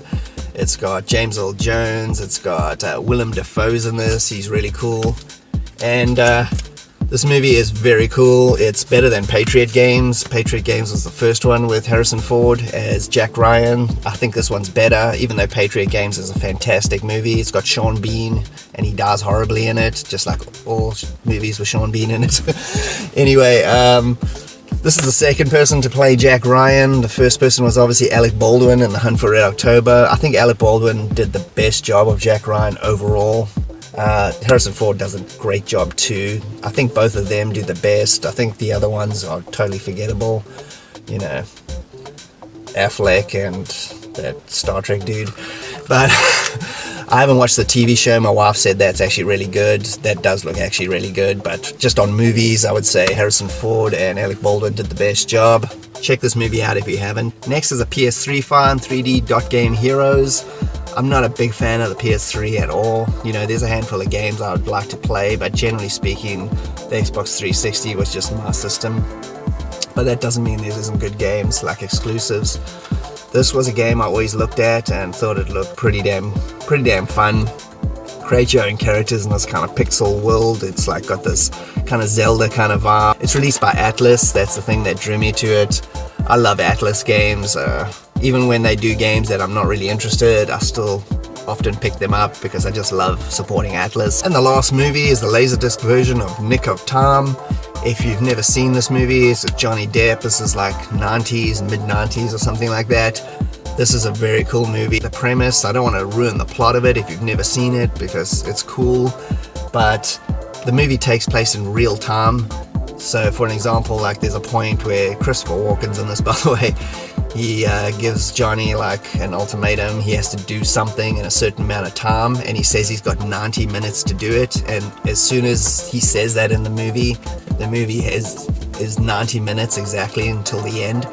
So I really like that. It's like you are with him while he's trying to figure it out in 90 minutes in real time. So you kind of get that sense that everything is happening right now and it's happening as if you were following him. I think it's a really cool idea and it works really well. This is a very underrated movie. Check it out also. And the last pickup is this Assassin's Creed The Americas Collection for the Xbox 360.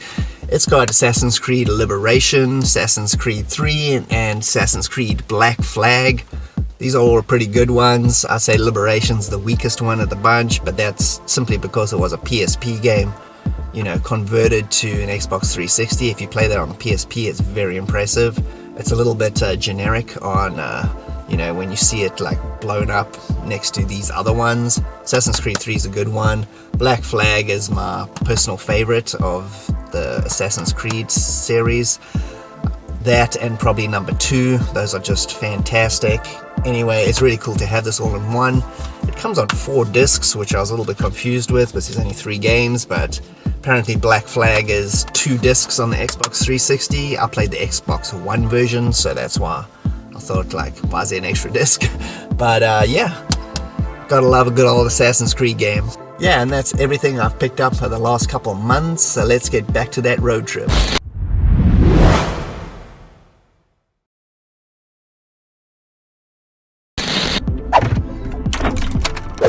Okay, so I've just arrived. The mall's just over there. It's currently minus 16 out there.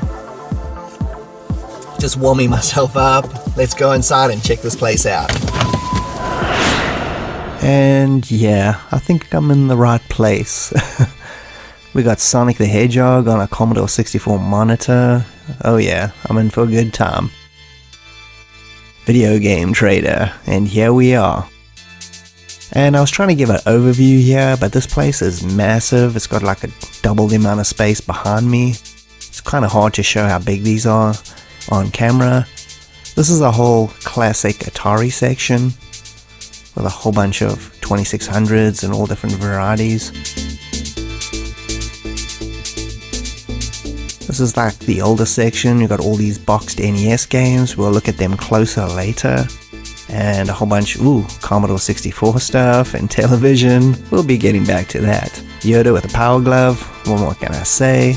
Even got an arcade and an area you can test out stuff if you want to. That Mario Brothers movie was awful, but I still love the cheesiness of the Street Fighter movie. And yeah, we got a whole lot of Star Wars Xbox original games. I've got all of those. Yeah, it's loose NES games. They got a ton of them. They got a Bomberman Super Famicom multi-tap. Some Secret of Mana.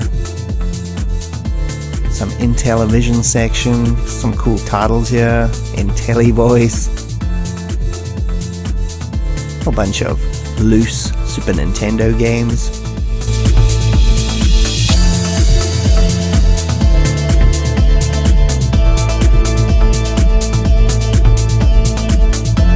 Olympian 2600, I've never actually seen one of these in reality before.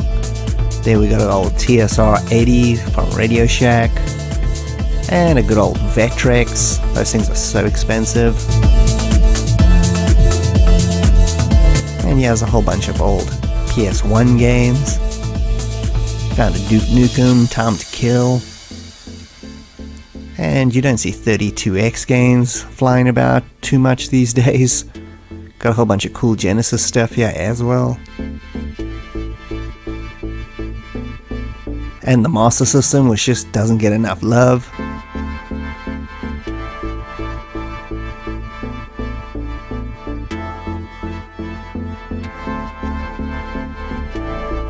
Got the PlayStation section. These are the slightly more expensive games behind glass. And you got a massive selection down here of PS2 RPGs. Really, some really good ones down there.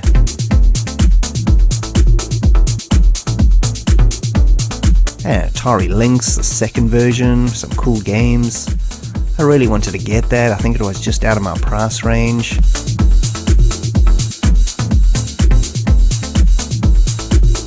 And this is more PS1 section. These are more the cheaper games to buy.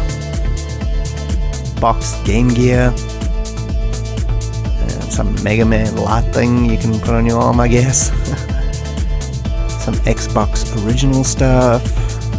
Special Forces Nemesis Strike. I've never seen this game ever. I don't even know what this is. And some Dungeons and Dragons and television stuff. I got those ones. Star Trek. Pit Stop on C64. Getting that. Some more C64 stuff there.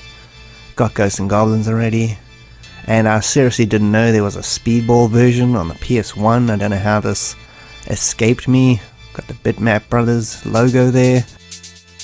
And TurboGrafx 16. Don't see those very often either. Only at conventions. Had quite a lot of games. Devil's Crush. Super cool. Yeah, some more PS2 games. This is Wild Arms 3. This is a super underrated game. It's a really good price. Check it out. Sega CD section. Just love it. They got a bunch of generic Saturn games there. As usual, Saturn stuff is hard to find. But the Sega CD ones, I got a lot of them, but there's some cool ones here I would love to have picked up. And we got some more Super Nintendo. This is box stuff. Quite a big selection. Sword of Vermilion and Starflight on the Genesis. So cool. Then you got the beast that is Shaq Fu. What is that thing doing here? And I found this game, Naval Assault, The Killing Tide. I've seen this somewhere before. It was was always interested. It's a sub simulator, so I'm totally getting it. Here's a closer look at some of those NES boxed games.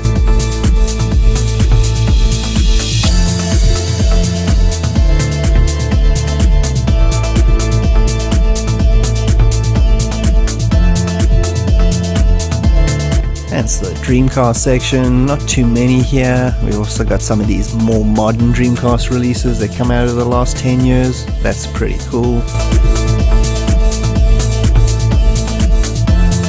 And you got a Dragon's Lair display here, very nice.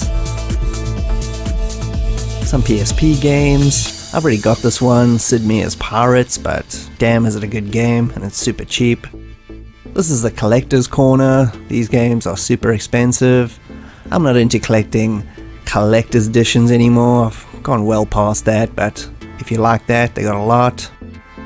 A Dreamcast, you got a Saturn. Love these systems. Dragon Force, such a good game. Here's the Panzer Dragoon collection, pretty impressive. There's a whole bunch of controllers. We got new and old ones, and when I mean new ones or new peripherals made for old systems, as well as the older stuff, which is nice. Back to the PS2 section. I found this gem. The Bubble Game, anybody? And yeah, it's E.T. seems like the mascot here. Anyway, he's got his own full section, so if you want to play one of the worst games I've ever played, they got plenty of copies. And yeah, that's Video Game Traders in a nutshell.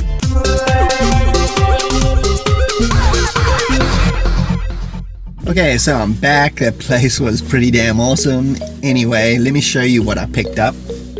First is Star Trek, the 25th anniversary. You can see this is in one of these plastic kind of protective covers. The game is sealed actually.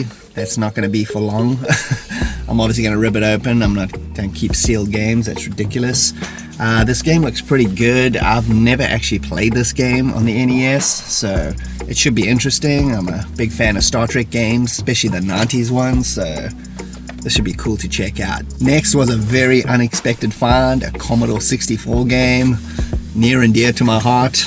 I got the original version of Pit Stop. This game came out in 1983. Look at all the original Epix logo with the thinking man. It's also got the instructions and everything, and it's the cartridge version, which is pretty cool. And if you haven't seen it yet, I got a full documentary on the complete history of Epix, so definitely check that out if you're interested. Next is a PS2 game, Tokyo Extreme Racer Drift. I've never seen this one before. I think this is part of the Shutoku Battle series that started on the, I think they started on the Saturn. Definitely the Dreamcast games made them super popular over here in North America anyway. And yeah, I've never seen this one.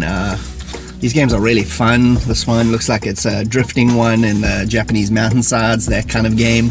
So yeah, it was super cheap too. Next is a 360 game I bought digitally like many years ago, and I think I played it once and I just never got back to it because I had just too many games at the time.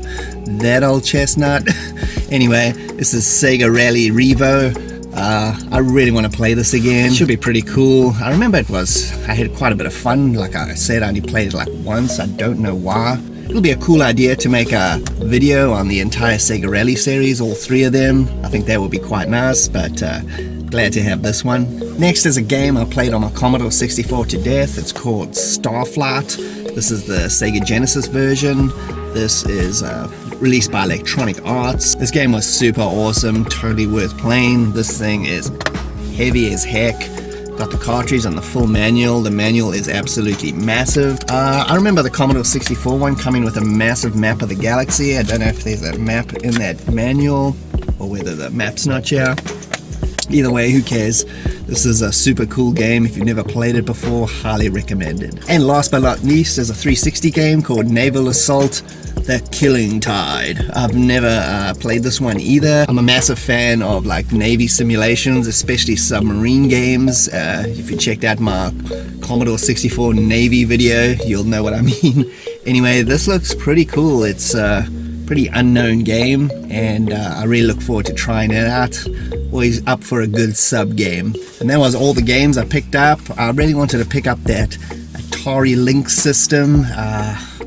Maybe I'll go back there if they still have it. I might want to get that.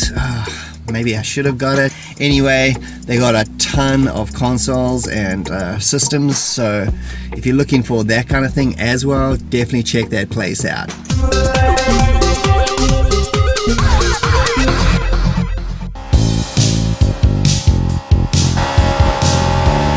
So, thanks for joining me, Bassish B, on another road tripping adventure. If you can like and subscribe, that will be greatly appreciated, and I'll see you next time. Cheers.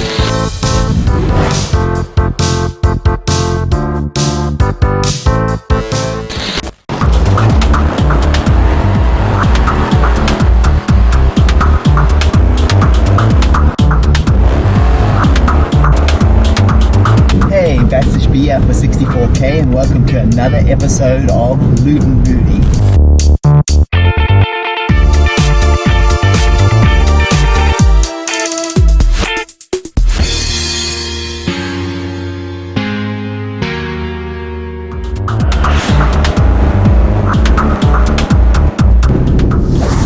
And welcome back.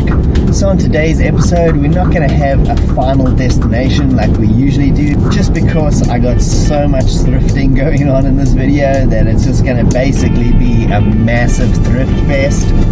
So I'm heading on to my first location here, which is a Facebook Marketplace pickup. I managed to score a whole bunch of brand new games for super cheap. I can't wait to show you. I'm heading there right now. So it's still going to take a few minutes to get there, so in the meantime you can check out part 1 of my latest thrifting adventures.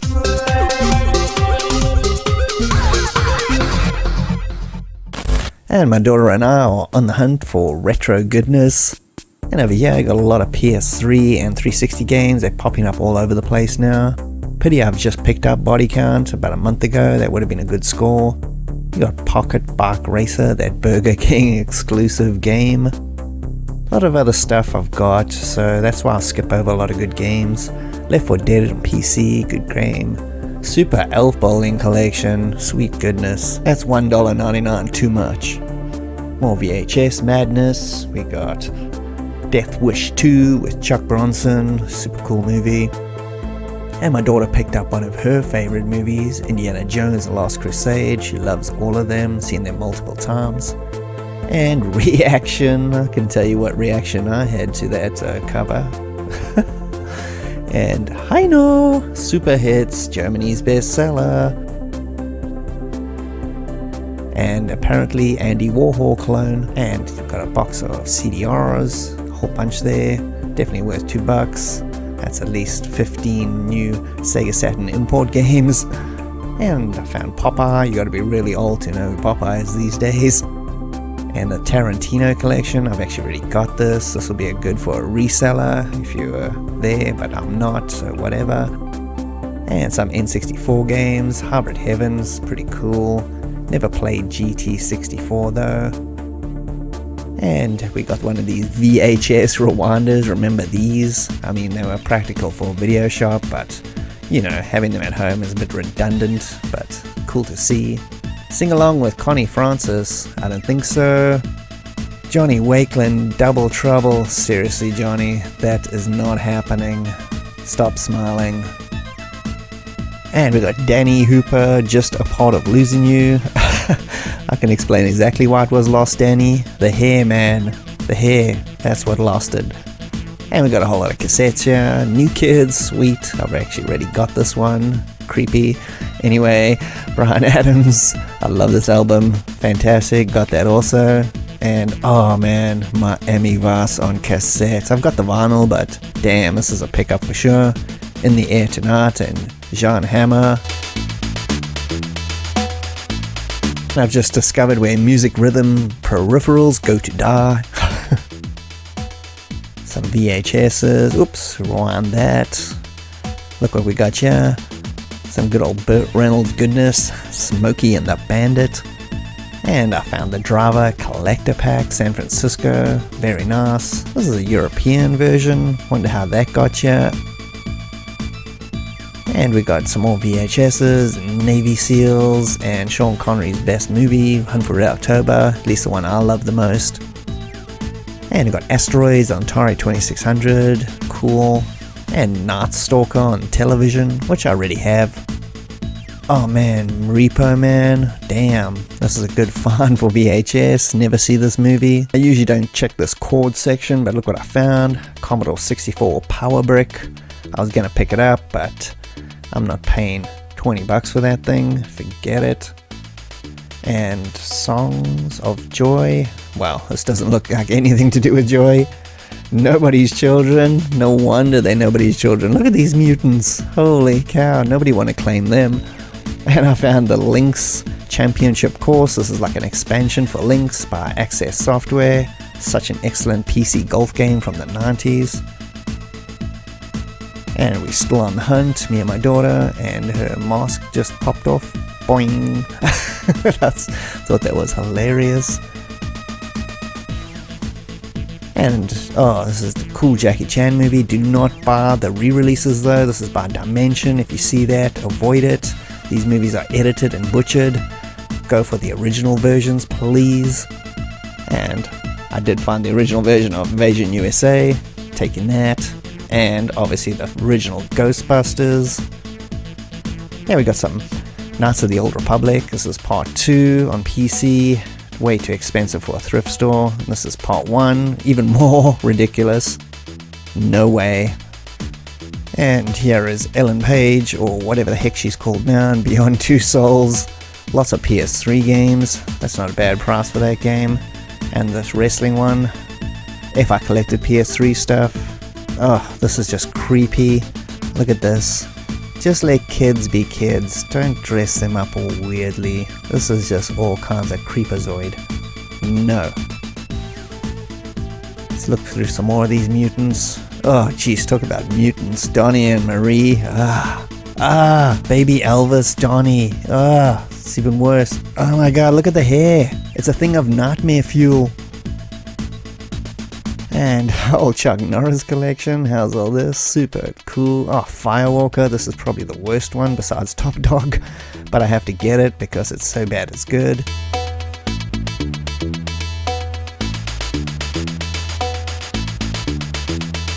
And we got an old PS3 here, all beaten up all to hell. I don't even know why they're bothering selling this thing. Just dump it. And we got PS2 next to it for $20 complete with memory cards and controllers. That's a really good deal. And Cosme game. Whoa, I haven't seen Cosme since the 80s. Obviously on the wrong cover. Let's see what's inside here. No? Cosme distributed FIFA games? What the heck? Guess you learn something new every day. And some trash over there, and even more trash there. And some Super Smash Brothers if you're into that. Oh, I found the Grid by Codemasters. Super cool racing game I've always wanted to try. Some more VHS stuff. Oh yeah, New Kids alert.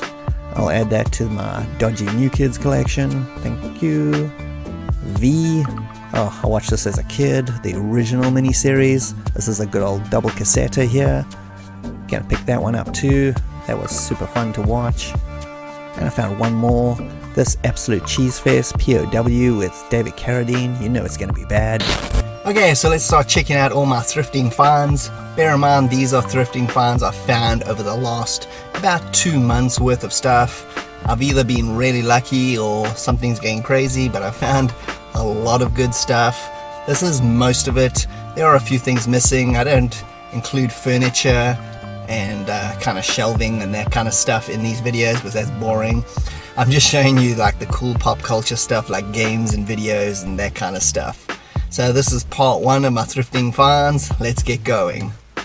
So first up I found Lynx 2004 on the Xbox original. So I haven't played this one, but I just love golf games.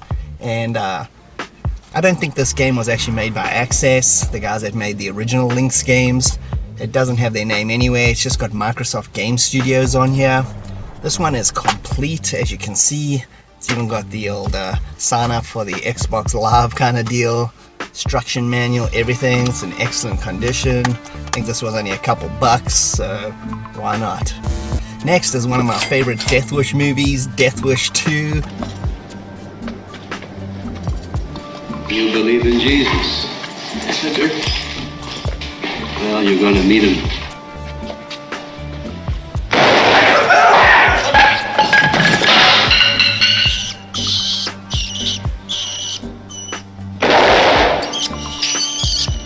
I know this is goes against popular opinion, but for me, the order of best Death Wish movies is Death Wish 3, 2, and then 1 in that order. I know people hate number 3. I absolutely love it. It's such an exploitation-y movie.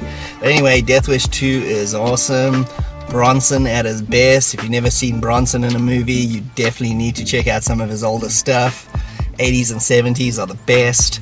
Anyway, this movie also has a young Lawrence Fishburne. If you've never seen it, you know Morpheus from The Matrix. He's a real scumbag punk in this movie, and Bronson takes care of him, so definitely look out for this one. Next, we've got a double dose of New Kids on the Block VHSs. You're probably wondering, what the hell are you collecting that for? Well, I don't even know why I'm collecting New Kids stuff. I went to a convention a few years ago and I found a New Kids yo-yo that was still in packaging, and it just screamed the 80s to me.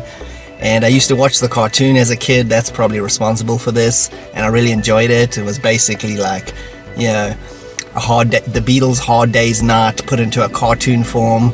Anyway, so this is double dose. I found these in separate thrift stores at completely different times, which makes it even weirder.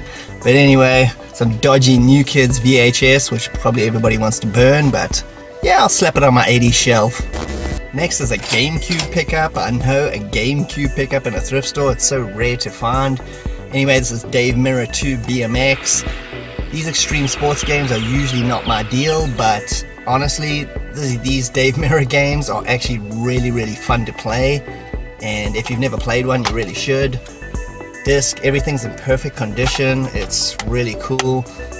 These are kind of like, you can look at them as kind of spin-offs of the Tony Hawk games. The first two, at least, it's very similar in style. I'm not a big fan of the Tony Hawk series at all. I liked the first two when they originally came out, and I enjoyed them a lot. After that, the series just goes all to hell. But anyway, enough about that. This though is super cool. If you've never played it and you like kind of extreme sports games and that kind of style, then check this one out.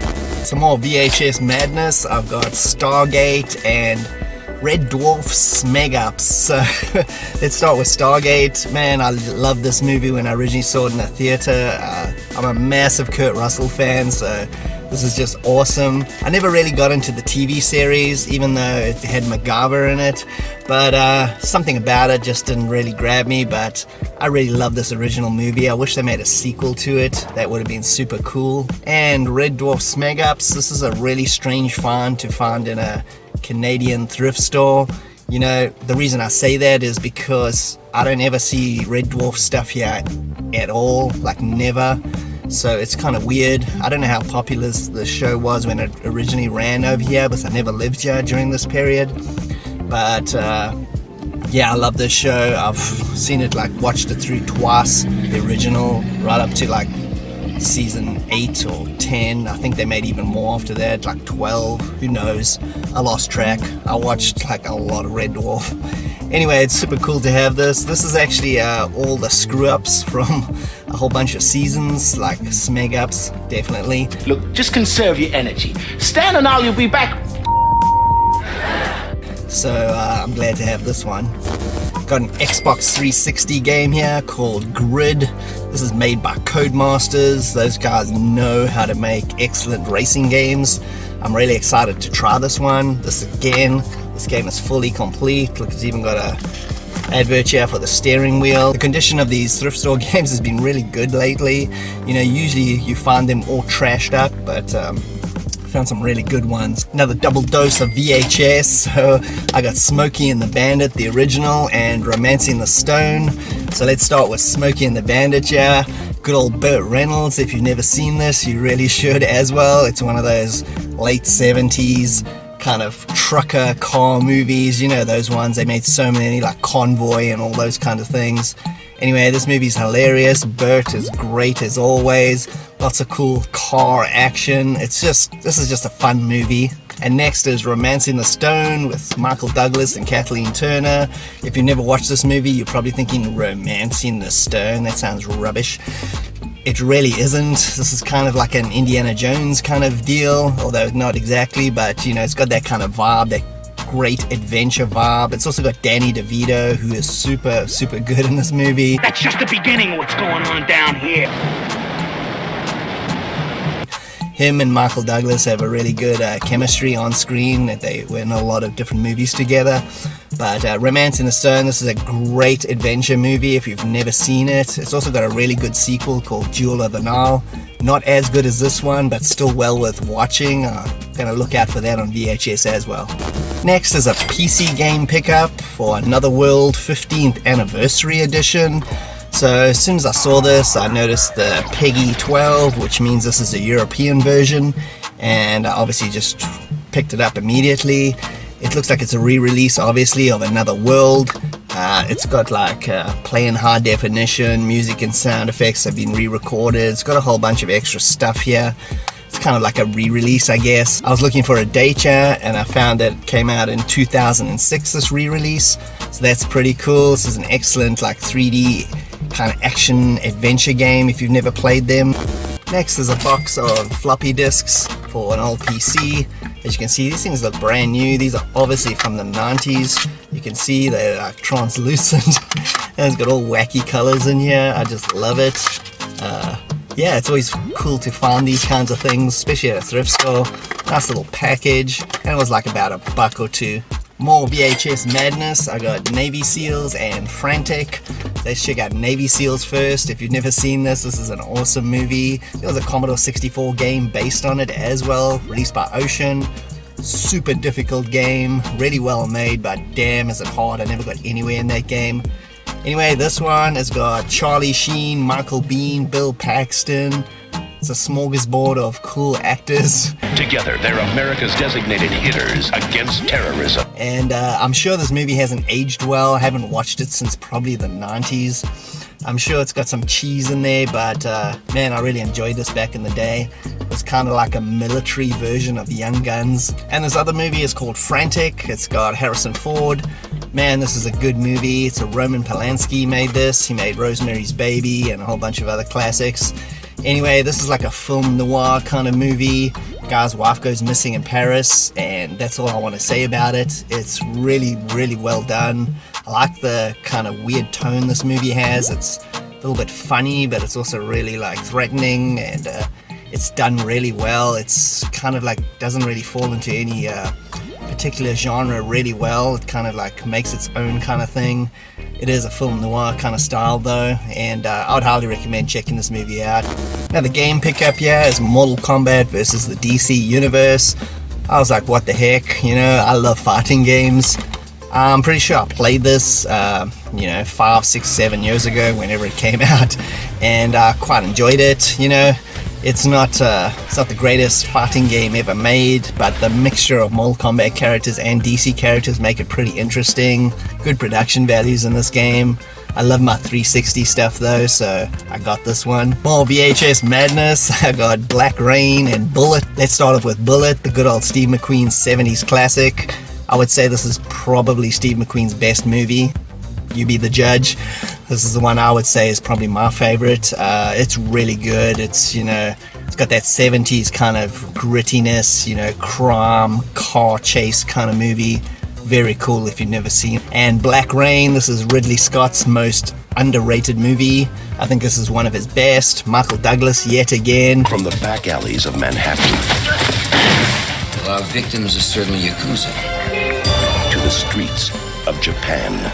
He's brilliant in this movie. This is kind of one of those fish out of water, American guy going to Japan, investigating something kind of thing. Clash of cultures. I love the acting in this. Everything is fantastic. The look of it looks like Blade Runner. It's crazy. Great, underrated Ridley Scott movie. Way better than some of his other trashy movies like Gladiator, the most overrated movie I've ever seen. This is 1,000 times better. Next is this Radio Shack LCD golf game. It's called golf game. I couldn't resist this. Look how cool this is. It's obviously from the 80s. I'm assuming. I can't find any date on this thing anywhere. Still got all its manuals and everything. Here it is. It's like a little pocketbook. As you can see, it's still working. I just tried it out. And yeah, full-on golf game. It's crazy. Super cool. I'm surprised the battery is still working. More VHS madness. I got Johnny Mnemonic and Roadhouse. Let's start off with Johnny Mnemonic. I know this is a majorly flawed movie and people either love or hate it. Most people hate it. I don't really care. I enjoyed this movie. It came out in the 90s. I would say mid-90s, somewhere around there. Input the data into the brain of a human courier, like Johnny Mnemonic. Hit me. It's based on a William Gibson novel. It's got Keanu Reeves, obviously. This is a cyberpunk movie. And yeah, this movie's got a lot of issues, but I still kind of like it. There's something about it that I just enjoy. It's got Dolph Lundgren is also in this movie. He plays a character called the Street Preacher, which is such a cool character. I absolutely love it. Anyway, this movie could have been way better, but I don't really care. This is fun. If you like cyberpunk, you should check it out. And obviously, Roadhouse with Patrick Swayze. How can you have not seen this movie? If you haven't, it's an 80s classic. Just a cheeseball barker bar kind of flick where he plays like a bouncer beating up dudes. You gotta check this movie out. It's just 80s nostalgia all the way. And I got two more pickups out of this lot. First one is Binary Domain here.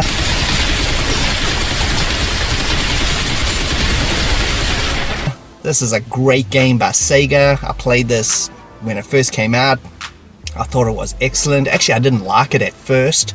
It takes quite a while to get into this game. It's like a third-person action-adventure game. It takes a while to get into this game because your weapons are really useless at the beginning of the game, and it takes forever to kill things, and it's really annoying. But once you get over that little progression, the game just gets super cool.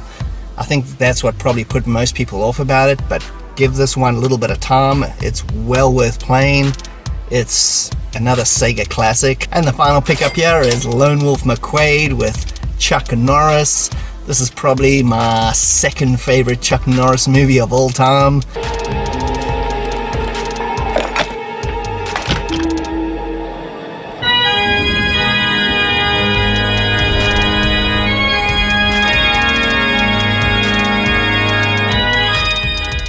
My favorite one is Invasion USA, but Lone Wolf McQuade is right up there. This is kind of what that Walker Texas Ranger horrible TV series was loosely based on. You know, he's like a ranger taking care of business, but this was like, if it was way more hardcore. The TV show is like made for kids, but this was super cool. It's got David Carradine in it, and they have a kung fu fight at the end, obviously. Super awesome. Man, I love this movie. It's even got Chakotay from Star Trek Voyager, if you ever watch that. He's in here. He's super young. He's like his partner that Chuck hates, but they end up becoming friends. You know, the usual 80s thing. There's a part in this movie where Chuck drinks beer and basically launches his truck out from under the ground. I know what I just said doesn't make any sense. Probably the best scene I've ever seen in a movie. It's insane. I'll leave it at that. Go check out Lone Wolf McQuade. Okay, part one done. Let's get back to the show.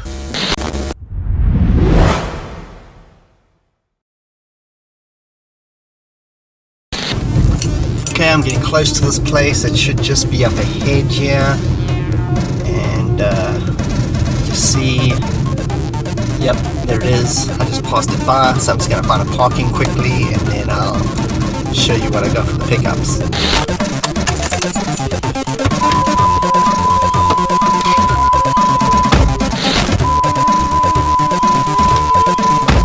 And here we are. Let's start checking them out. So before we do that, let me just tell you a brief story about this. This was a Facebook Marketplace posting, like I said earlier. This is 15 games I'm picking up here. 15, that's a lot. It's more new games than I've bought in probably like the last 5 years all at once. I just couldn't pass up the opportunity. Most of these games were between $5 and $15 each. And these are brand new games. Just taking a quick look here, they all look like they're absolutely brand new. I don't even know what happened here, but It's like this person bought a lot of games and never played them, or they kept them in brilliant condition. Regardless, they're mine now. Let's just dive into it. It's all like the modern systems. Let's start with this one. This is called Man Eater on the Xbox One. This is like a shark RPG, and I just had to get it. This game, I watched the trailer for this a little while ago, and it just looked like super fun. I mean, and I know it's going to be cheesy, but I think it'll be fun enough to warrant the really low price I paid for it. Released by Deep Silver. They usually release like kind of weird games or budgety kind of games, but this one still looks kind of fun. Next is a Final Fantasy game that I never ever got to play. I bought it on PS2 a few years ago because I never played it originally. But anyway, this is the Switch version, Final Fantasy 12, the Zodiac Age. I just love this cover artwork. If you look over here, you know, just brilliant. So good. Here it is, the little cartridge. I just love how small those are. Next is a PS4 game, Ace Combat 7, Skies Unknown. So I haven't played an Ace Combat game in many years. I really love them. Played some of the original ones on PS1 and PS2. The last one I played on PS2 was probably number 4 or 5, something like that.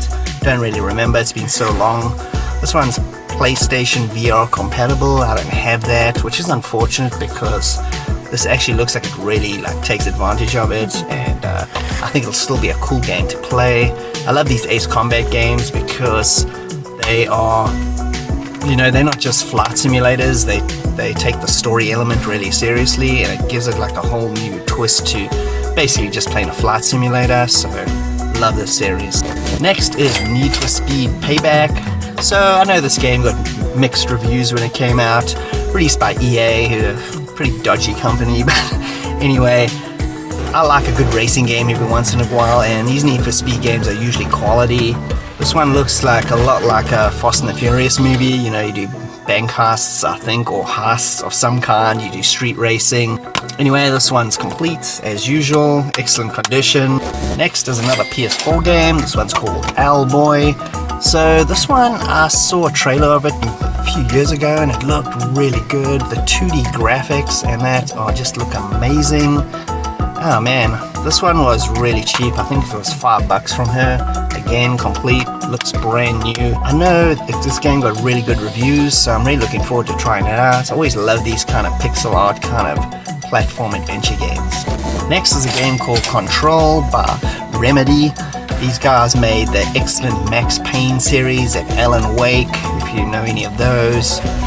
Really great games, great action adventure games. This game looks just as good as those. Seen some trailers for this one as well. Looks like it's more on the lines of Alan Wake, although it's still got Max Payne kind of action. Can't wait to play this. I love Remedy games. Here's another game. I would prefer to have got this on my Xbox One because I play that a lot more often, but you know, this was super cheap. This is Ghost Recon Wildlands. This is on the PS4. So this is kind of like you make a team of kind of mercenaries and go take out drug lords in South America. This game just looked really fun, and you know, I've got a bunch of Tom Clancy games. I'm not a massive fan of them. I think they're good, but you know, I'm not like a crazy person about them. You know, the last, I don't know, 10 years or so, they've mainly been like kind of multiplayer experiences, and I hate that. I'm not into that. But this one looked like it had a really good kind of single player experience where you can play it by yourself and, you know, make your team. So that's what made it really appealing for me. Next is a Switch combination here. This is the Final Fantasy X and 10 Part 2 or X2 remastered version. So I played both of these on the PS2 back in the day and loved them and completed them both. They're a great series of Final Fantasy games. This one's got them both in HD. X2 was kind of weird. It was a little bit more of an action game. It was still an RPG, but it had a lot of weird action elements like jumping and platform style stuff. Not as good as 10, but still a cool complementary game to number 10. Next is a turn-based strategy game. This is Jagged Alliance Rage. So if you don't know, these were based on the original Jagged Alliance PC games from the 90s. This looks like it's very much in that kind of vein. Looks like turn-based strategy. I don't believe this is a remake of any kind. This looks like an original game, just using the Jagged Alliance, you know, name. It's THQ Nordic, so they put out a lot of really good games that are like kind of under the radar. I like the fact that they put out games that are just a little bit different than the usual run-of-the-mill trash that you see out these days. So another game that I'm interested in trying out. Here's another Switch game. This one's called Vampire. It came out on most of the other systems as well. Focus Entertainment.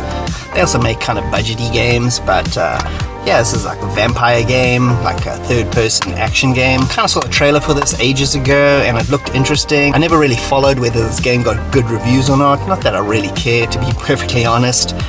This again was super cheap, so I was like, I'll just give it a go. So this is another strategy game based on a classic PC game series. This is an HD remaster of Commandos 2, which came out on the PC back in the 90s. Really good game.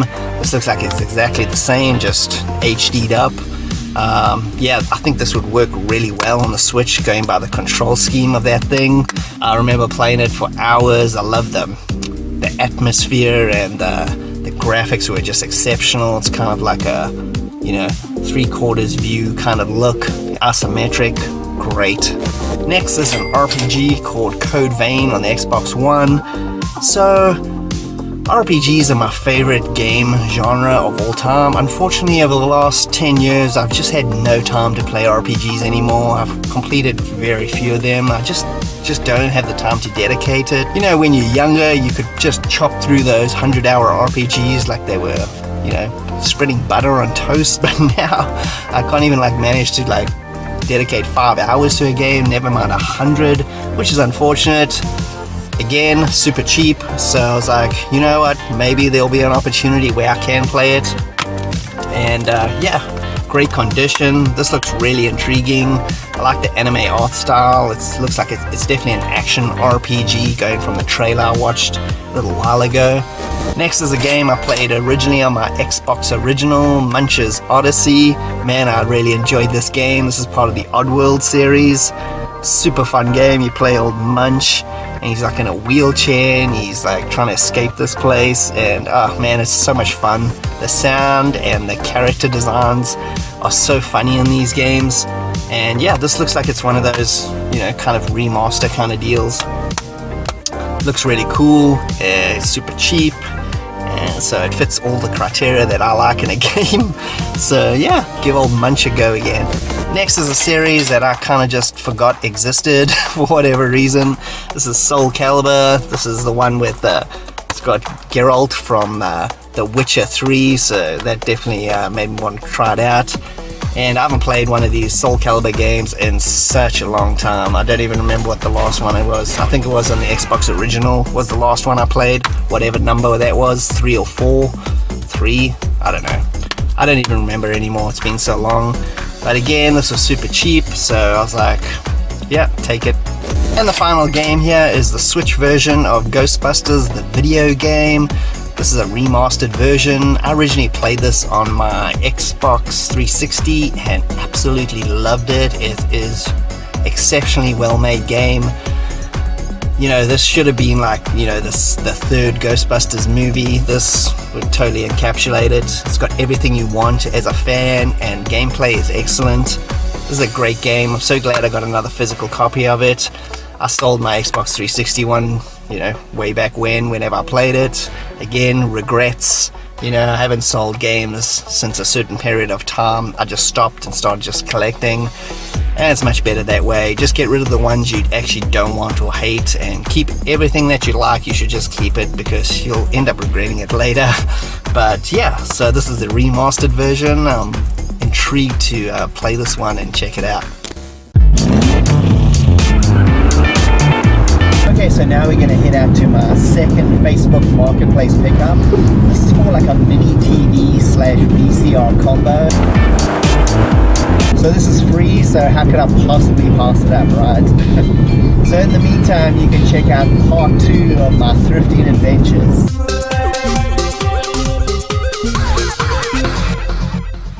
And back to the thrifting. Me and my daughter are on the hunt to find some cool goodies.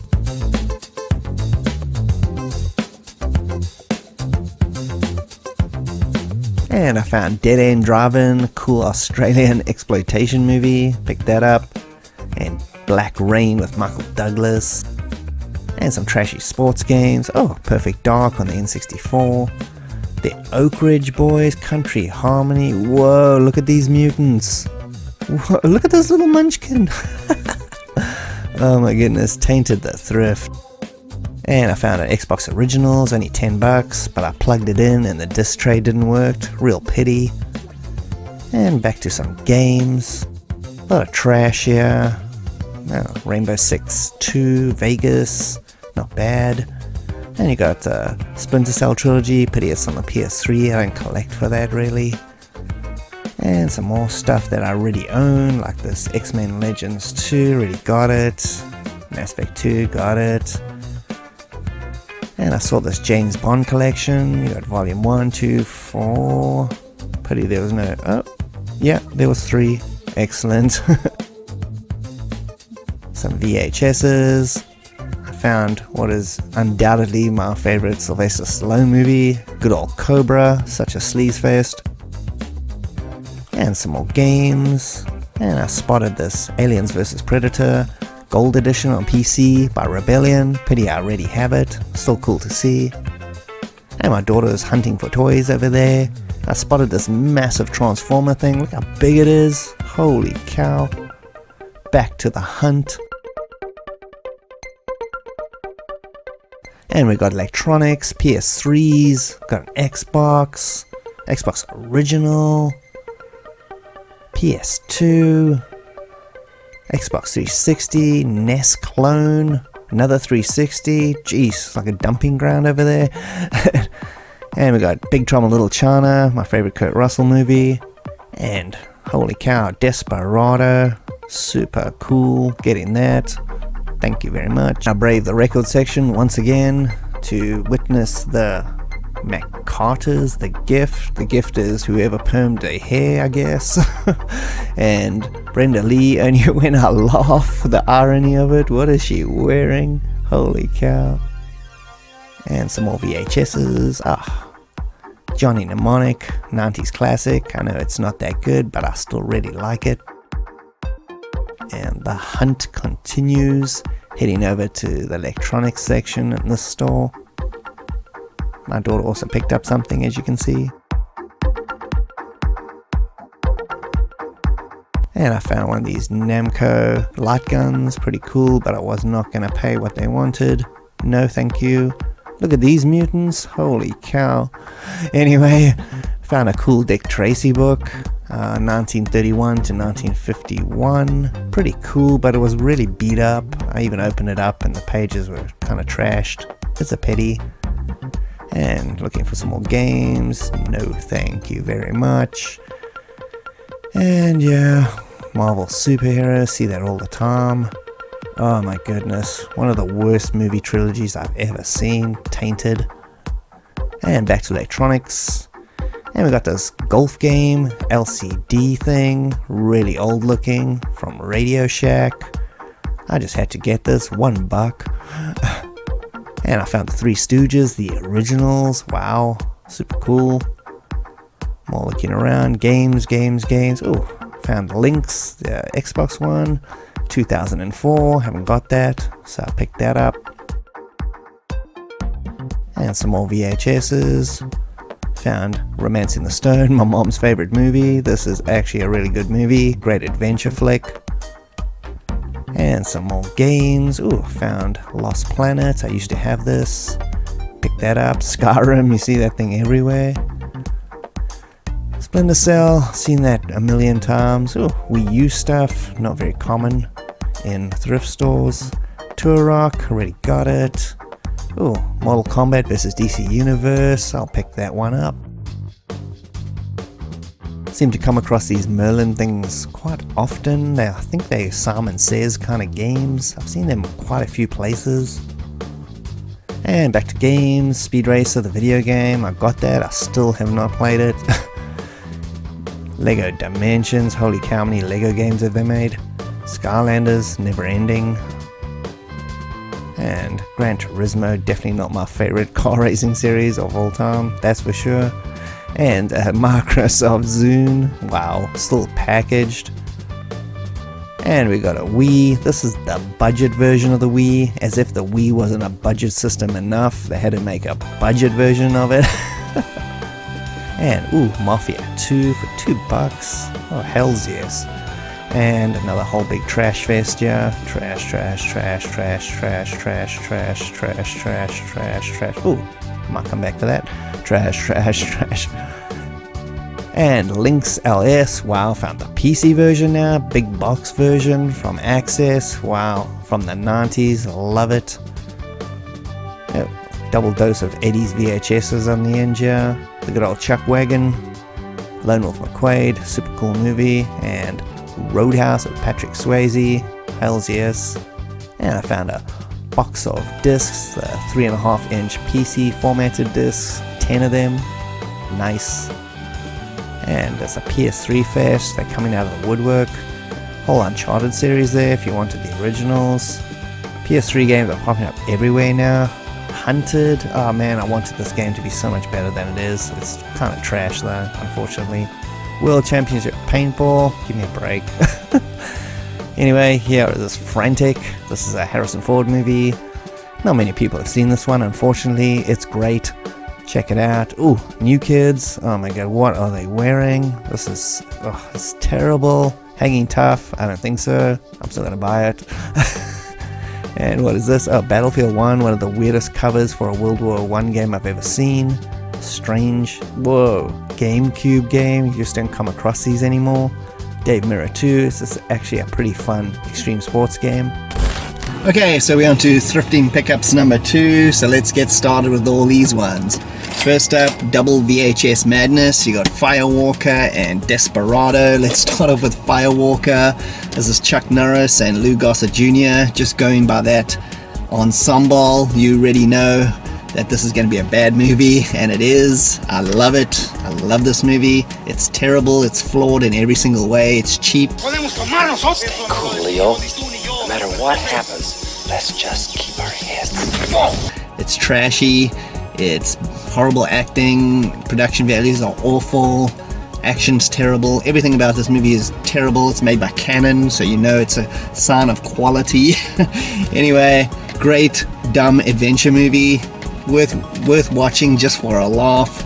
Best part about this movie is that the bad guy is played by that guy Billy, I think his name was, in Predator, you know, the big dude. He has an eye patch in this movie, and it's on, like, I think his left eye. And then at some point in the movie it switches to his right eye, and this isn't a comedy, by the way. It's just bad movie making. So look out for that. And the other one is Desperado. Need I say anything about this movie if you've never seen it? It's Antonio Banderas at his absolute best. It's a Robert Rodriguez movie when he used to make really good movies.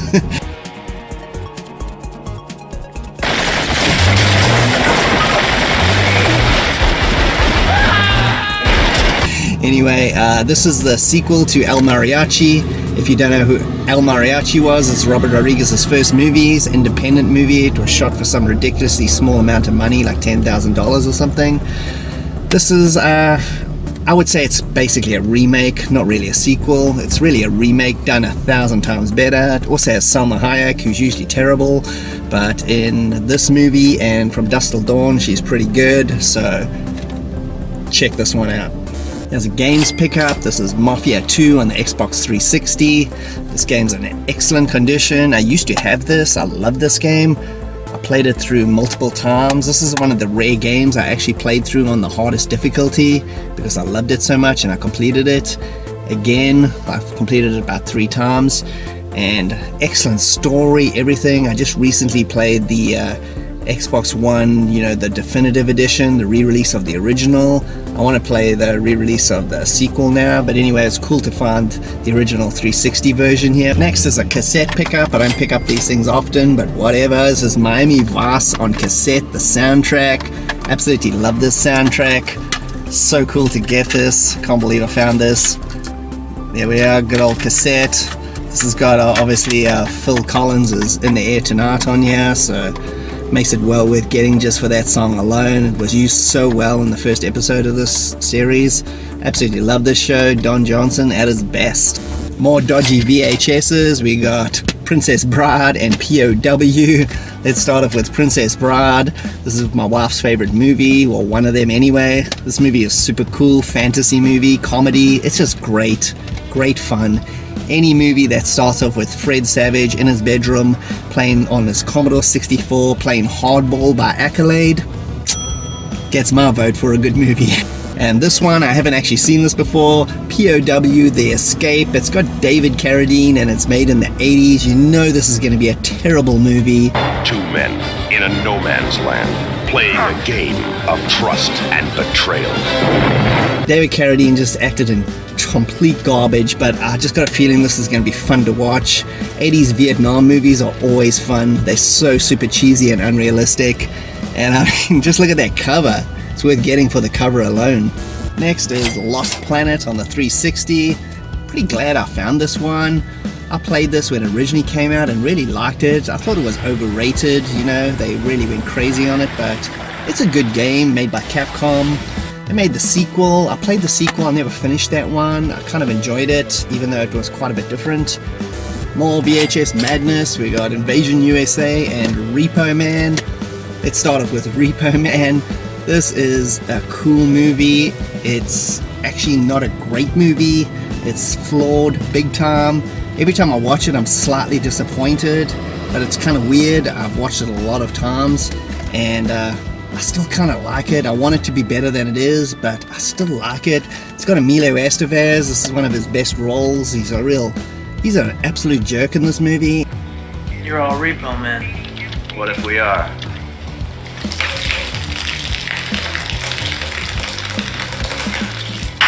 But he's the main hero, so you just kind of got to go with it. And this is cool. I love this beat up version of it too. It's not like in perfect condition here. It's old VHS from a video shop. And Invasion USA, the Chuck Wagon continues. This is my favorite Chuck Norris movie of all time. This movie has the most ridiculous plot. I've mentioned it in some of my videos before. Terrorists try to take over the USA. Yes, terrorists try to take over the USA. Not like a state in the USA, not a city. The USA. It's beyond ridiculous. Anyway, Chuck takes care of business. He shoots the last dude at the end with a rocket launcher. What more can I say? Next is another 360 pickup, Battle Stations Midway. I used to have this. I think I sold it when I was, you know, selling games at that time. I wish I never sold so many of my older games, but anyway, this game is super cool. It's kind of a mixture of strategy and kind of action. It's like real-time battle, and you can jump between all different like boats and planes. It's got a massive strategic element with the map and trying to send your troops everywhere. Man, this is cool. This is made by IDOS. They made a sequel to this. I think it was Battle Stations Pacific, something like that. Anyway, glad to have this one back as well. Next is an unusual find. I got two big box PC games. This is Lynx LS by Access Software, and yeah, it is the Lynx Championship course. I can't believe I found these. Big box PC games are becoming so hard to find these days. I never find them in thrift stores anymore. Obviously this is made by Access. This is not like Lynx 2004. This is when they were still making their games, and Access made Beachhead and Raid Over Moscow and the Tex Murphy series, all those great games. This one's endorsed by Arnold Palmer there. And I also got the Lynx course, Firestone Country Club. How cool is that? These games are complete and in excellent condition. I can't believe I got these. There's another game. This is Ghost Recon 2 on the Xbox Original. I really love over here. This was bought by a guy called Sean McCarthy. He signed for it. It was bought from the Lethbridge Regional Police Service, so this was obviously a stolen item, and he went and bought it at a police auction. I'm assuming this game's in good condition, even though it was stolen. Shadow of the Colossus instruction manual for PS2. Okay. The Ghost Recon one is underneath there, so I still got that. If you never played any of these, they're like military kind of third-person action games. Quite good, not my favorites, but this game was like $1 or something like that, so why not? More VHS action. I got Stripes and Ghostbusters, a double dose of Bill Murray. Start off with Stripes. This is a super cool comedy, and I don't ever suggest comedies to anybody because I'm not a big fan of them. Chicks dig me because I rarely wear underwear, and when I do, it's usually something unusual. It's also got Harold Ramis from Ghostbusters, Egon, and it's got John Candy's in here. This movie is it's directed by Ivan Reitman, who did Ghostbusters. So anyway, man, you should definitely check this out if you haven't. And Ivan Reitman's other movie, Ghostbusters, Bill Murray, Dan Aykroyd, Harold Ramis, Rick Moranis, Sigourney Weaver. Man, it's a good cast. Ernie Hudson, such an underrated actor. All right, this chick is toast. I love this movie. This is another comedy that I would suggest.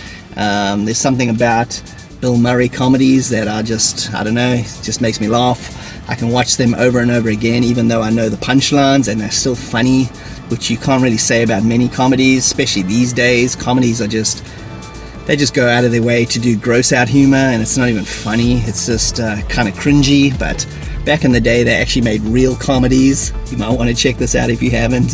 This was an unexpectedly cool find. This is called a workstation light. This is from the 90s. It's like a fluorescent light that sits above your old monitor. I've actually already put this on top of my old PC, and it's a super cool. It works 100%. I can't believe it.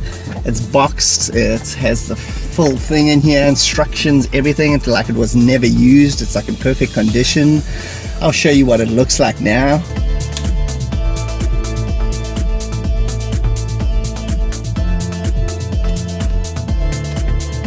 And the final of the thrift pickups is the entire series, the original mini-series from the 80s. If you've never watched this, this is the original version.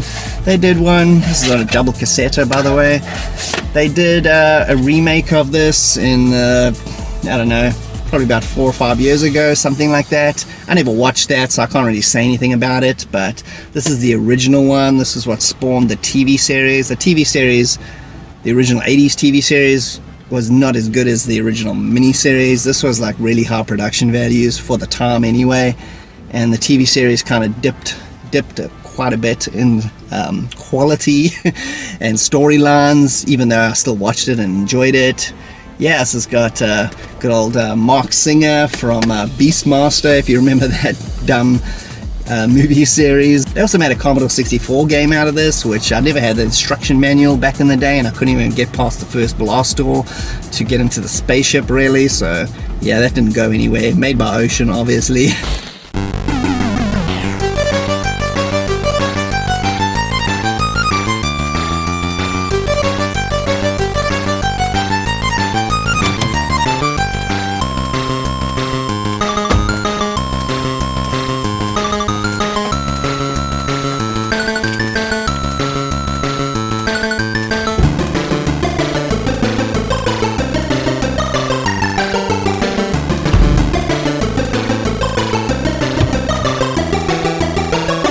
Okay, I'm back. I just put the TV in the trunk. I hope it works. The woman said it worked. It's free, obviously. It's a little VCR TV combo. I think it's going to look really good in the games room. Anyway, so let's find out. We'll jump to the future and see if that worked.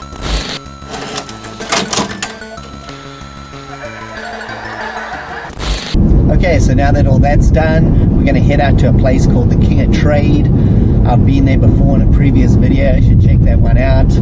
I've got a bunch of doubles of games that are in my trunk, or games that I don't need. You know, a couple of ones that I'm never actually ever going to play, and I don't have any intention of playing, and see what other cool games I can get there.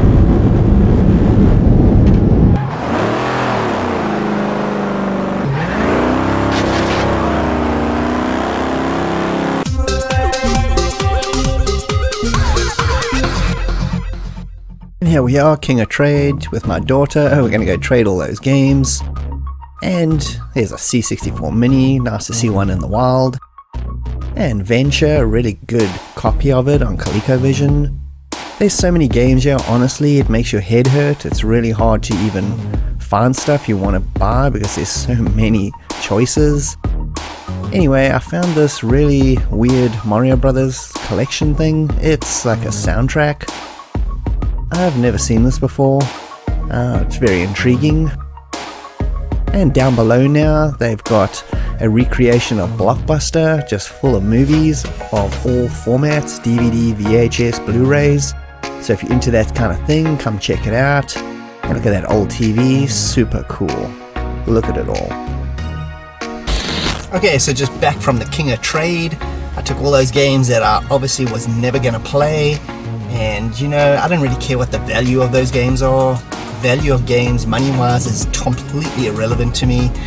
Maybe I could have got more for them, maybe I could have got less, who cares? And a lot of them were doubles as well. So I traded them and I got 10 games from King of Trade, and these ones I actually want to play or at least try out.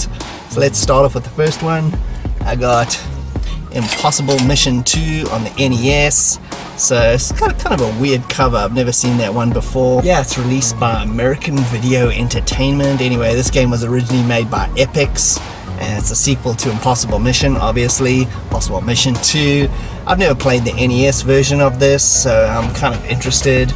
It's probably not going to be good. Most NES versions of Commodore 64 games are usually terrible. They just couldn't get it right. The NES is an overrated system anyway, but yeah, they just couldn't get that right. But I wanted to get this because I'm a big fan of the series anyway. I just wanted to check it out. Next is Fatal Frame 2 on the original Xbox. I'm so glad to get this game. I never played this one. This is one of these kind of ghost camera kind of thing, adventure games, horror adventure games. This is made by Tecmo. Anyway, this game is in really good condition. This is the director's cut, Crimson Butterfly, so that's cool. Anyway, I'm looking forward to playing this. I really like these games. They're really well made, and nobody really talks about them much anymore. Next is something kind of weird. This is the Super Mario Bros. History 1985 to 2010. So this isn't a game. This is to celebrate the 25th anniversary, apparently. It's a soundtrack to a whole bunch of Mario Brothers games. So that's a CD. It's got all the track listing at the back. You can't see it because it's written in gold. Anyway, it's also got this really cool manual. Check this thing out. It's like a history of like Mario Brothers stuff. It's really nice. Was this part of a, if anybody knows, was this part of like some sort of package? Did it come like as a special edition as part of a game? I'm not really sure. I've never come across it before, but anyway, I thought it was cool. It was super cheap, so I picked it up. Next is Spy vs. Spy on the Xbox Original. I've been wanting to get this game for so long. I still have never played it before. I'm obviously a big fan of the Commodore 64 original versions, Spy vs. Spy 1, 2, and 3. This looks like it's in the same kind of vein, just in 3D. If you don't know, these characters are based on Mad Magazine characters. They're just spies that try and kill each other all the time. That's basically it. So I'm assuming this is going to have some sort of versus element, just like the original Commodore 64 versions. This is in pretty good condition. I don't often see this game. I hardly ever come across it. I've seen it maybe once before, and yeah, I just had to get it. Next is the Dead Space trilogy. I just had to get these. These were also extremely cheap, and they're all in excellent condition, as you can see, all fully complete. And yeah, I would like to play all of these. I played the original one, and I was kind of iffy about it. I remember when I played it back in the day, just because there was a lot of backtracking, which I really hated, and it kind of annoyed me a bit. But I actually want to play these again, play all of them like as a whole big story. I'm really interested to see how it goes. They're really well made. If you don't know, they're kind of like science fiction, horror, third person, Silent Hill in space, basically, with the big guns. So yeah, all three of them. Next is an RPG released by Atlas. Whenever you see that, you know you're in for a good time, especially if it's an RPG. This is called Metal Saga. Just look at that cover. This looks like it's a turn-based RPG strategy game. It looks extremely cool. I love the anime style in it too. You know, released by Atlas, you know it's going to be quality. No instruction manual, unfortunately, but the disc is in excellent condition, and so is the case.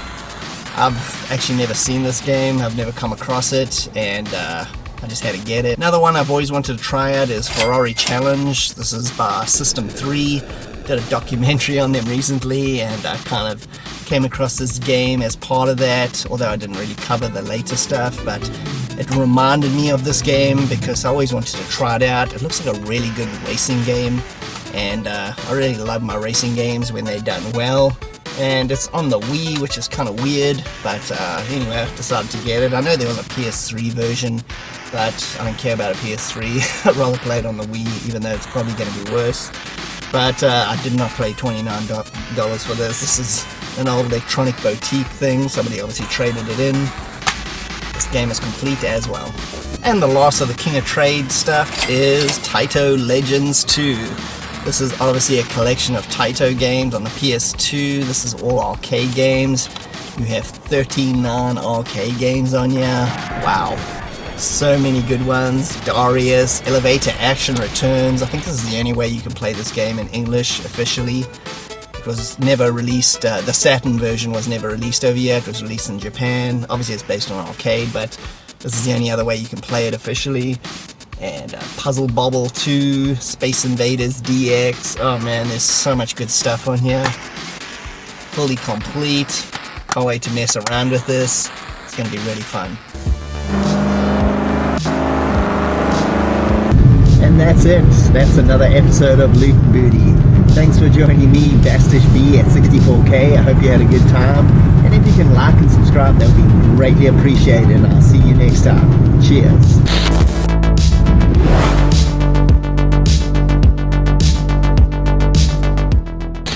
Hey, Bastish B here for 64K, and welcome to another episode of Loot and Booty.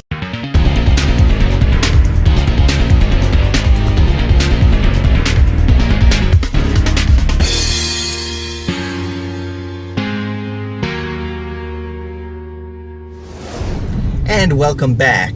So in today's episode we're going to hit up a few different places. I'm going to go to a garage sale and hit up a game store. First heading to the garage sale. This looked pretty cool. I saw it online. The guy's got tons of games and movies and all kinds of stuff like that. But in the meantime, it's going to take about another 10-15 minutes to get there. You can check out all my latest thrifting adventures and pickups.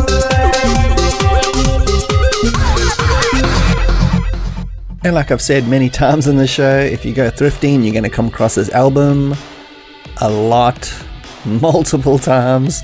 Good old Herb Alpert. Anyway, Boxcar Willie, he looks like he's having a whale of a time. George Baker selection, holy 70s. Checking these dudes out. What are they wearing? Wow, what a bunch of muties. Only a band a mother could love, I guess. And some more games over here. I found Quantum Break. Fantastic game. Don't let the horrible reviews put you off. Check it out. And I also found Commandos 2 on the PS2. Cool strategy game. I didn't have this version.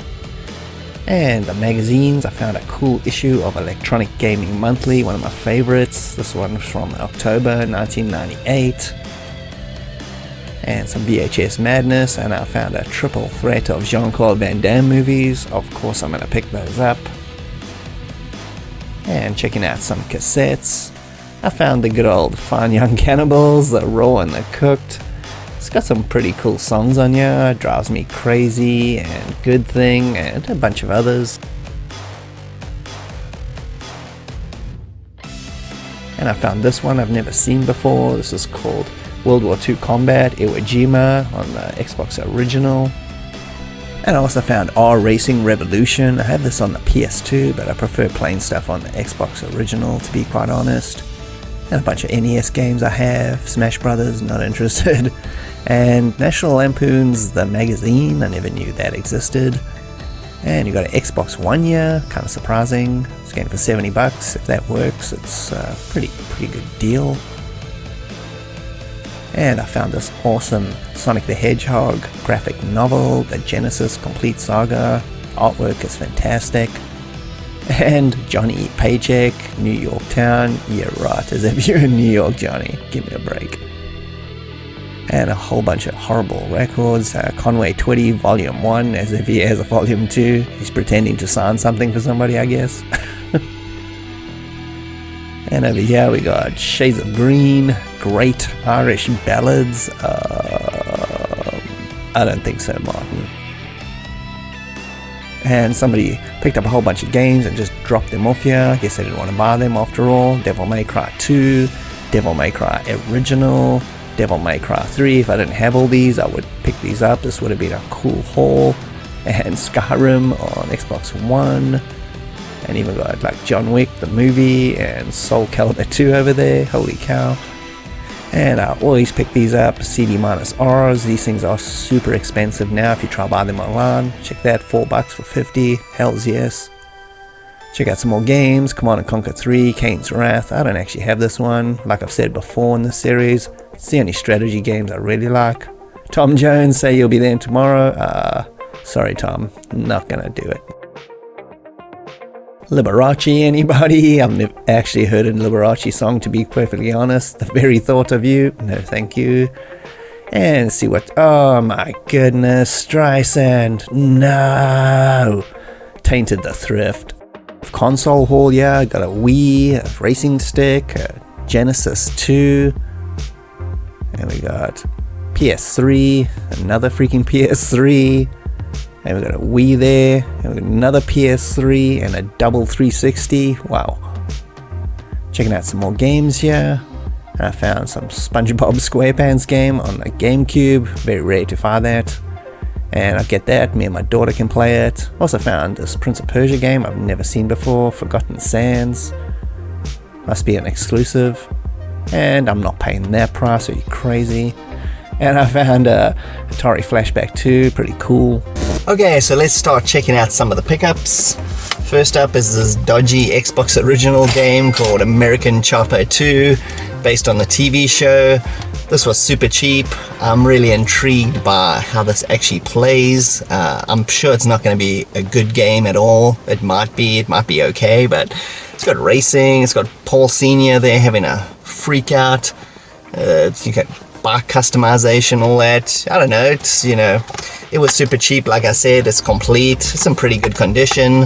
I'm gonna replace the box probably, it's a little bit beat up, but otherwise I'm gonna check this one out. And next is a cassette pickup. I got The Raw and the Cooked by the Fine Young Cannibals. This came out in roughly late 80s, early 90s, I'd say 89, roughly around that period. And it has a lot of cool songs on it. This is the cassette version, obviously. It has like She Drives Me Crazy and Good Thing and a whole bunch of others. Yeah, I'm still collecting cassettes. I'm not really sure why. I haven't got a cassette player yet, but I want to get one. I just like the sound of cassettes. It's like vinyl. It has a certain sound to it that just can't be replicated. Anyway, like this was like 50 cents or something. Next we got a Wii game. It's called Prince of Persia: The Forgotten Sands. It doesn't sound familiar to me. I played like a bunch of them on Xbox Original and PS2, that whole trilogy, this whole trilogy, and I don't think there was one called Forgotten Sands. I think this might be a Wii exclusive kind of Prince of Persia game. I haven't looked into it yet, and yeah, so I picked it up. It's complete, it's in good condition. The biggest reason why I actually did pick it up though, it says, if you see over here, it says bonus game, the full Prince of Persia 1992 included. So that's got the original Prince of Persia on here, and it says 1992, which is strange because the game came out in 1990 by Broderbund. So I'm assuming they're talking about the CD-ROM version that came out a couple years afterwards, which is like enhanced.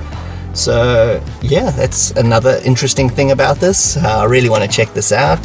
Should be pretty cool. And I got the VHS of Space Jam and the big old clamshell. I love it. I just love that cover. It's super awesome. Really enjoyed this movie back in the day. It's in pretty good condition.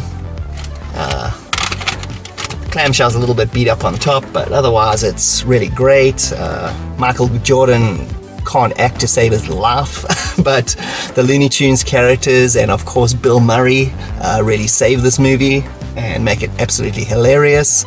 And yeah, so added to the VHS collection. And some more games, and we got Kessen on the PS2, This was a launch game on the PS2. I remember that specifically because I was actually going to pick it up and I ended up getting something else. I don't remember what, but anyway, Kessin, this is by Koei. It's one of these big old strategy war games. I've never actually played this. I still have never played this game before. It got decent reviews when it came out back then. I mean, I think this game's going to look pretty dated even on a PS2 because it's a launch title. But still, hasn't got the manual, but it's in really good condition regardless. And another game I never actually played, this is Spawn Armageddon. This is not the Dreamcast one, you know, that kind of arena-based combat one. This is a completely different one. This one I haven't played before.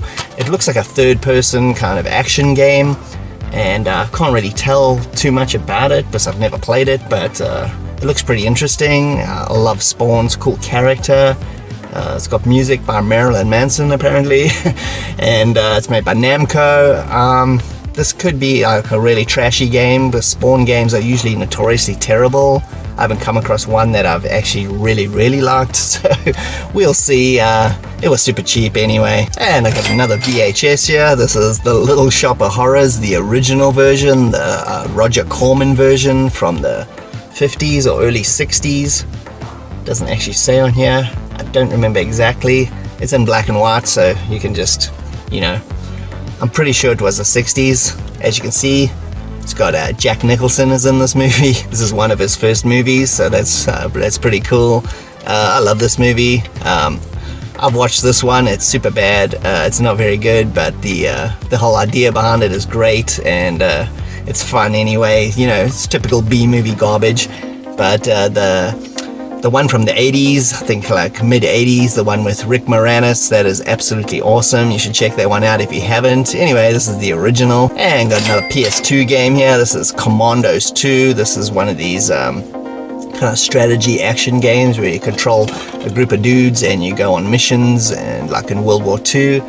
This is based on a PC game, and this PS2 version is it's pretty decent. I've played it before. It's not as good as the PC one, but it's, you know, another game that I picked up for virtually nothing. It was a video shop rental, as you can see there. It's still in good condition. It's got to take that tag off there, and then it's good to go. Next is another game. This is a 360 game called Sacred 2. This is kind of like a Diablo kind of RPG adventure game. You know, you can choose up a whole bunch of characters, go on quests. It's got that kind of top, almost 3/4 isometric kind of view. And it's a big old RPG, big old dungeon basher kind of thing. This game's in excellent condition. I think this game was a free game on Xbox Gold, you know, a few months ago. But anyway, I've got the original version now, which I always like. I like to have the physical version, so that should be pretty fun. Another VHS here. This is Laser Mission with Brandon Lee. This cover is kind of weird because this is, I think this is a re-release. It's the 1996. Yeah, it's a re-release. This movie came out in probably late 80s, early 90s, the original version of this.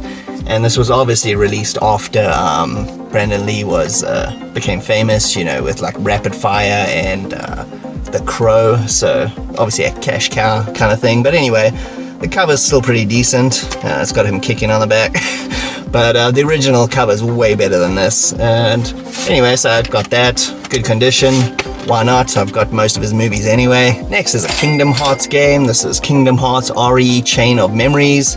I have no idea which Kingdom Hearts game this is in the series. I've played the first two. After that, I got completely lost because the series, the wording of the titles and everything is so confusing. It's probably the most confusing series I've ever tried to follow. Anyway, if you've never played these, they are action RPGs set in the Final Fantasy and Disney world. It's like a crossover.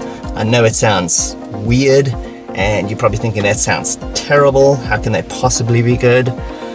These are surprisingly really well made. The stories and everything, the characters, everything about these games is quality. The ones that I've played anyway, I can't speak for all of them, but yeah, finding this at the thrift store is super awesome. This was only a few dollars again. And next we got the Jean-Claude Van Damme classic Bloodsport. You gotta love this movie. Watched this in the 80s many times, way too many times. I think everybody watched this movie. Super cool to have this. I wish it was like the original version this is like a re-release, but whatever. This is just one of quite a few Jean-Claude movies that I just happened to find all at once, so we'll see some more soon. Next is a PS2 game called Racing Italiano. It's still sealed, and that does not mean it's going to be of any value. Oh, it's called Alfa Romeo Racing Italiano. So that's the full title. Anyway, never heard of this game, never seen it before, never come across it. It prides itself on being the truly authentic Italian racing experience, the first racing RPG. Complete lies based on this. This is not the first racing RPG. I mean, I can just think of one game offhand that's a racing RPG just at the top of my head without even doing any research. It's called Racing Lagoon by Squaresoft. Came out in the late 90s. So, lies. If you're going to write something on the back of these things, at least do some research. Come on. But anyway, I have no idea about this game. It's probably not going to be that great, but I've never come across it, so why not? And next is another VHS. This is 2001: A Space Odyssey. This is one of the Stanley Kubrick movies that I actually do like. I'm not saying he's a terrible director or anything. His movies are very, acquired taste, I guess. But I actually really like this. I think this is really good, especially for when it was made and how well it actually stands up now, if you watch it now. So anyway, 2001 Space Odyssey. My favorite movie of his is obviously Full Metal Jacket, but this is still pretty cool. If you've never seen this movie, it's well worth watching. Just be prepared, it's a bit of a mind trip. And we got a PC game pickup here. This is the good old Max Payne, the CD-ROM version. I'm actually surprised I don't have this game because I picked up so many PC CD-ROM games when I first started thrifting that I got them all. So this one I just haven't got. I haven't even got the big box version, which I really want to get. Anyway, good old Max Payne. And man, I played this game on my PC for the first time and I was blown away at how cool it was. I believe it came out after The Matrix, so it had that kind of bullet hell style, that kind of bullet time thing going on. So it came out a couple years after the original Matrix movie. This game just blew me away. One of the coolest action games. I played a lot of other versions of it. The Xbox original one's pretty good. The PS2 one is really hacked down, so don't play that one. But anyway, the PC one is still the best. And a double dose of movies here. These are 2 Star Trek VHSs. Just look at how cool these are. These boxes are just excellent. I mean, such quality. This was part of a full set that was there, and they had probably like 12 or maybe even 15 of these things. I don't know how many, but they had a lot, and I wasn't going to buy all of them because I don't have space to put all these. So I chose my favorite ones out of here. So I'll show you what it looks like. Good quality here. These boxes are just beautiful. But anyway, I chose my favorites that have some of my favorite classic Star Trek episodes. So this one has Mud and Trouble with Tribbles. Great episodes. And this one has Where No Man Has Gone Before and Mud's Woman, another one with Harry Mudd, who was like a recurring character for a few episodes. And yeah, so really cool to have these. I'm a massive Star Trek fan, way more than Star Wars, so this is always a treat for me. And a 360 game that I'm surprised I don't actually have. It's Mirror's Edge. If you ever played this, it's like a first-person kind of action game. It's like parkour action kind of game. It plays surprisingly well. It's really well made. It's a short game, which I really like. I don't like games that are long anymore. I just don't have patience for that kind of thing. I don't have time for that sort of thing. The patience is still there. The time, I think, is more important. Surprisingly, it wasn't part of my collection. I used to have it. I must have sold it or traded it for some reason after I finished it. But anyway, good to have it back. And finally, here's another Xbox original game called Whiplash. I've hardly ever come across this game before, so this is another one I just immediately picked up. It's kind of like a third-person action game. Looks like you're like some sort of animals trying to escape a lab, maybe getting tortured for some whatever reason, that kind of thing. It's made by Crystal Dynamics. That's actually the reason why I picked it up. Otherwise, I probably would have just skipped over it because, they make really good games. I like their stuff. Even their like cutesy kind of platformy kind of stuff, although this is not platform. although it doesn't seem like it, but even their cutesy stuff is pretty good, so I'm always willing to give it a shot. It looks like it has a lot of personality, and I never hear anybody talk about it, so yeah, Whiplash. And that's it for the first bunch of pickups. Back to the show.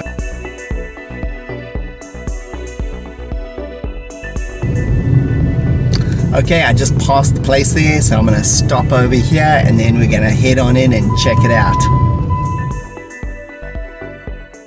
Okay, and here it is. This literally is a garage sale. It's in the dude's garage. This place was just jacked up with stuff.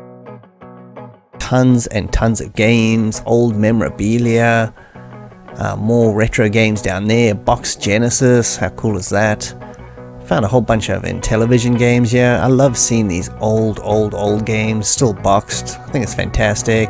Here's Sega's Carnival arcade game. And some PS2 stuff. I found one I've never come across before, Naval Ops by Koei. Definitely gonna pick that up for $5. And tons and tons of loose figures. So many. It was really hard to film in here because it was really tight space and there were a lot of people here. I was trying to avoid getting them on camera, so yeah, it was hard to shoot. And a whole bunch of VHS here. Project AKO on VHS, it's a really great movie. Tons of other anime here, which is fantastic. And he's got a whole lot of systems set up so you can check out games. You test them before you leave, make sure they work, which is a cool idea. Whole rack of NES games here. Most of them are pretty common ones. Super Scope, what a piece of trash. And some loose Genesis games there. Michael Jackson on 8-track, anybody? And some more figures, G.I. Joes coming out of the woodwork here. Castle Grayskull. And anytime I see stuff behind glass, you know they're going to want some sort of insane price for anything, so that's when I just take a look and I don't bother asking because it's pointless. Anyway, nice Star Trek figures there. Sunset Riders, what a great game. Whole bunch of Nintendo stuff, behind glass of course, so you know what the prices are going to be. Okay, so I just finished at the garage sale across the road there, and I got 3 pickups. I could have bought a lot more, but I did contact this guy beforehand, and he said that I asked him specifically if the prices of these games and stuff was going to be eBay prices, because if it's eBay prices, I'm not going to bother because I can just buy it on eBay, and it's, you know, it's not, the thrill of the hunt is kind of gone. But anyway, he said no, they're not. But honestly, most of his stuff was priced at eBay prices because he was using eBay to check out what the prices were when I was asking him. So, I mean, defeats the whole object. But, you know, these games were, one of them was really cheap and the other ones were medium. You know, I probably wouldn't have bought them if I was anywhere else, but they were in really excellent condition. And that actually drove me to buy them. Still got a pretty good deal, but not a massive deal though, so not garage sale prices. Anyway, so the first one up was super cheap. This one's called Naval Ops Commander. This is a game made by Koei, another one that I picked up. And this is a big old strategy kind of action game. It's based on World War II, you know, big ships fighting in the Pacific, that kind of thing. Koei made a whole bunch of these kinds of games in the you know, 90s and early 2000s and all that kind of stuff, and then they just stopped doing these kind of big war games. Anyway, this thing's fully complete. This looks like it's a good mixture of like kind of arcade action and strategy, which I really like. I'm looking forward to trying this one out. And next was a pickup of a Genesis and a Mega Drive game, which is super cool. The first one I'll show you here. This is Dynamite Duke. This is based on the arcade game of the same name. I've never actually played the Mega Drive version of this, so that's what made me want to pick it up. This is also the Japanese version, which I absolutely love collecting. As you can see, it's kind of like a third-person game where you like going sideways. It's a mixture of the game, the arcade game Cable or Cabal, and the arcade game Operation Wolf. It's a mixture of both of those together. And as you can see, in Japan, they just slapped Dolph Lundgren on the cover. You know, American version and the other versions have a different cover. Obviously they don't want to get sued or anything. In Japan at this time you could get away with doing crazy stuff like this and nobody would have noticed. So I thought that's pretty hilarious. I do like this cover though. It's way better than the US version. And yeah, this is a pretty cool arcade game, but still haven't played the Mega Drive one. And the other game was a game me and my daughter were playing the other day on my Sega Genesis Mini. So this is Toe Jam and Earl, the original version. I'm so happy I got this. This is a cool game. It's really unique. It's fully complete in excellent condition with the manual, which is really nice. It's a strange game. I don't even know how to describe this. You know, it's like 2-player. You got to try and put your rocket back together. You've crashed on a planet and you're trying to like find pieces of it, and you just go through everything in this game is random, from items to levels, so everything. You never know what you're going to get when you play this game. It's super strange. It's got a lot of personality. It's a fun Genesis game worth checking out. Okay, so I'm on the road again. This time I'm heading home. I'm going to pick up my wife and daughter, and we're heading out to Calgary. We're actually going to IKEA, but you know, I'm going because I want to check out the Video Game Trader. It's an awesome retro gaming store. I've been there before. I've shown it in a previous episode. Check this one out there for full coverage. But I haven't been there in more than 6 months, so it should be interesting. I want to see what I can find. And this trip is like 2.5 hours or so. But in the meantime, you guys can check out the rest of my thrifting adventures for the last couple of weeks.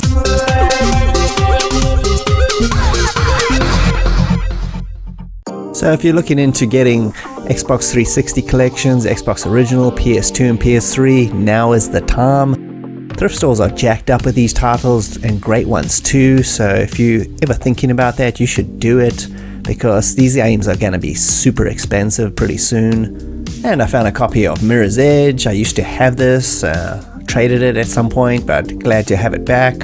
Here's an Xbox Original, $30, that's not too bad if it works.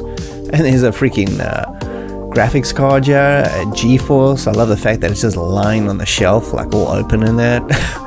The nylons happy together. Oh my goodness, look at these muties.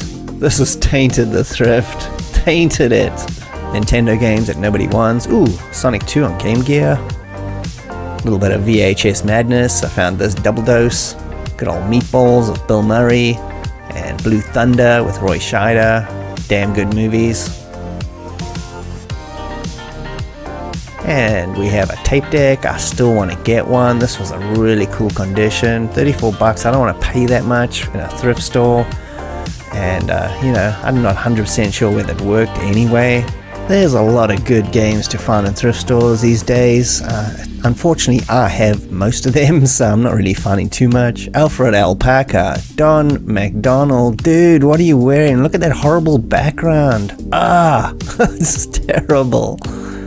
And yeah, there's just so many good games. I've just got most of them, like this Final Fantasy one, I got that. And all these Xbox One re-releases of Dark Souls. These games look like an excellent condition. If I was on the lookout for them, I'd probably pick them up, but not really my thing. Diablo there. Oh, Manolo, almost as bad as Streisand. Oh my god, hold on, Dan. Dude, look at your hair. Man, you've tainted the thrift. And I've also got that Ninja Turtles game, but I haven't got this one, Sacred 2. This is a cool RPG, kind of a, you know, top-down Diablo kind of RPG game, so I'll pick that up. And a whole bunch of GameCube and Wii stuff here. Monster Hunter is pretty tempting, but not at that price. And games. Most of them I have. Oh, I haven't found this one before. Never even heard of this one before. So definitely going to pick that up. Some more vinyl madness here. Village People, Macho Man, of course. Look at these dudes. What are they wearing? Holy moly. Sean Cassidy. Holy cow. Gone back to the 70s again. Dadu Ron. This is some 16-year-old girl's copy, I guess. And some VHSs, yeah. My favorite Bond movies. I could not pass these up. License to Kill. And also Living Daylights. Living Daylights, such a great movie. Holy cow. So glad I found them both at once. And some Gears of War games there. see those everywhere. And American Chopper 2, my goodness, am I gonna buy this? Of course, why not? It's gonna be rubbish, but I just want to see what it looks like. Max Payne, fantastic. I haven't even got this game. And Hot Shots Golf, PSP game, pretty cool. Somebody unloaded their entire manga collection. Some really good ones in here, like these Cowboy Bebop ones. I've got the whole anime though. And also Battle Angelita, super cool. Okay, so on to the second round of thrift pickups. So first up is a VHS here. This is Blue Thunder. If you've never watched this movie, you really should. It's a helicopter movie with Roy Scheider, and it's pretty excellent. Malcolm McDowell is the main bad guy in this movie, so it's totally worth watching for that. This looks like it's an original, the original release. It's like a little bit beat up and stuff like that. It's not a re-release label, as far as I can tell. Anyway, this is cool. This is a helicopter movie, and helicopter movies were super cool in the 80s. It's like this guy flies this experimental police helicopter kind of thing. Anyway, awesome movie, check it out. Next up is Okami. I'm also kind of surprised I haven't found this game or owned this game yet. I played this back in the day and I really liked it. It's by Capcom. It's kind of a strange game. You're like this wolf and you gotta like paint things in the game to make like powers and stuff like that. It's hard to describe. It's very, very unique. It's got some cool music and excellent graphics.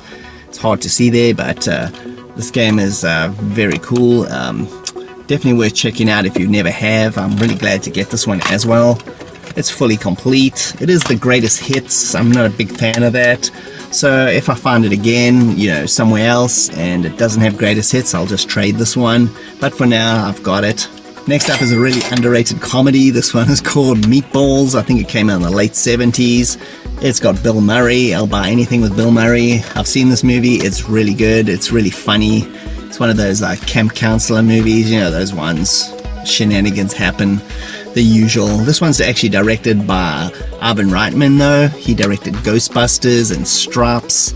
Harold Ramis is also in this, Egon from the Ghostbusters movies. So that combination of dudes, they made quite a few movies together, 3 or so. So pretty cool. Check this one out if you haven't. It's well worth it. Picked up this graphic novel the other day, also from a thrift store. This is Sonic the Hedgehog Genesis, the complete saga. I love the way they wrote this, like in the Genesis font for the console. I think that's clever. Anyway, I love Sonic, and the quality of this, the artwork is just excellent. Just such good quality. It's a cool story. Yeah, totally picking this up. This is done by Archie Comics, and it was like dirt cheap. And I also happened to find the original Forza Horizon. I love this series. I've only played like 2 of them, but I've absolutely loved every second of those. They're probably my favorite kind of like arcade kind of racing games, you know, next to Outrun 2, but that's very linear. But these are more open world, but still very arcade action styled. These games are just flawlessly good. By far the best racing kind of games made in the last 10 years. So if you've never played any Forza Horizon games, check them out.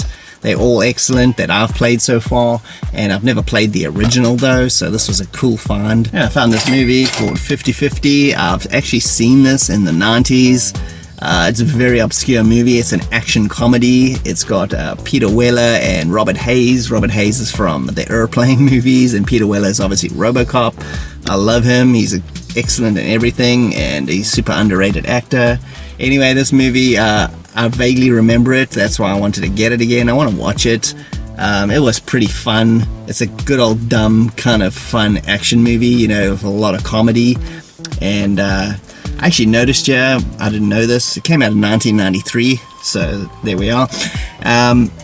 It's directed by Charles Martin Smith. That's like the little accountant dude from the Untouchables movie, if you know that, if you know which character I'm talking about. I know he directed a few movies, but that's surprising. I didn't know that. That's added that to my movie knowledge. Anyway, 50/50. Another random pickup here was Hot Shots Golf Open Tee. Haven't come across this one. Hot Shots golf games are really cool. I played a lot of them on PS2. The PSP versions are also really good.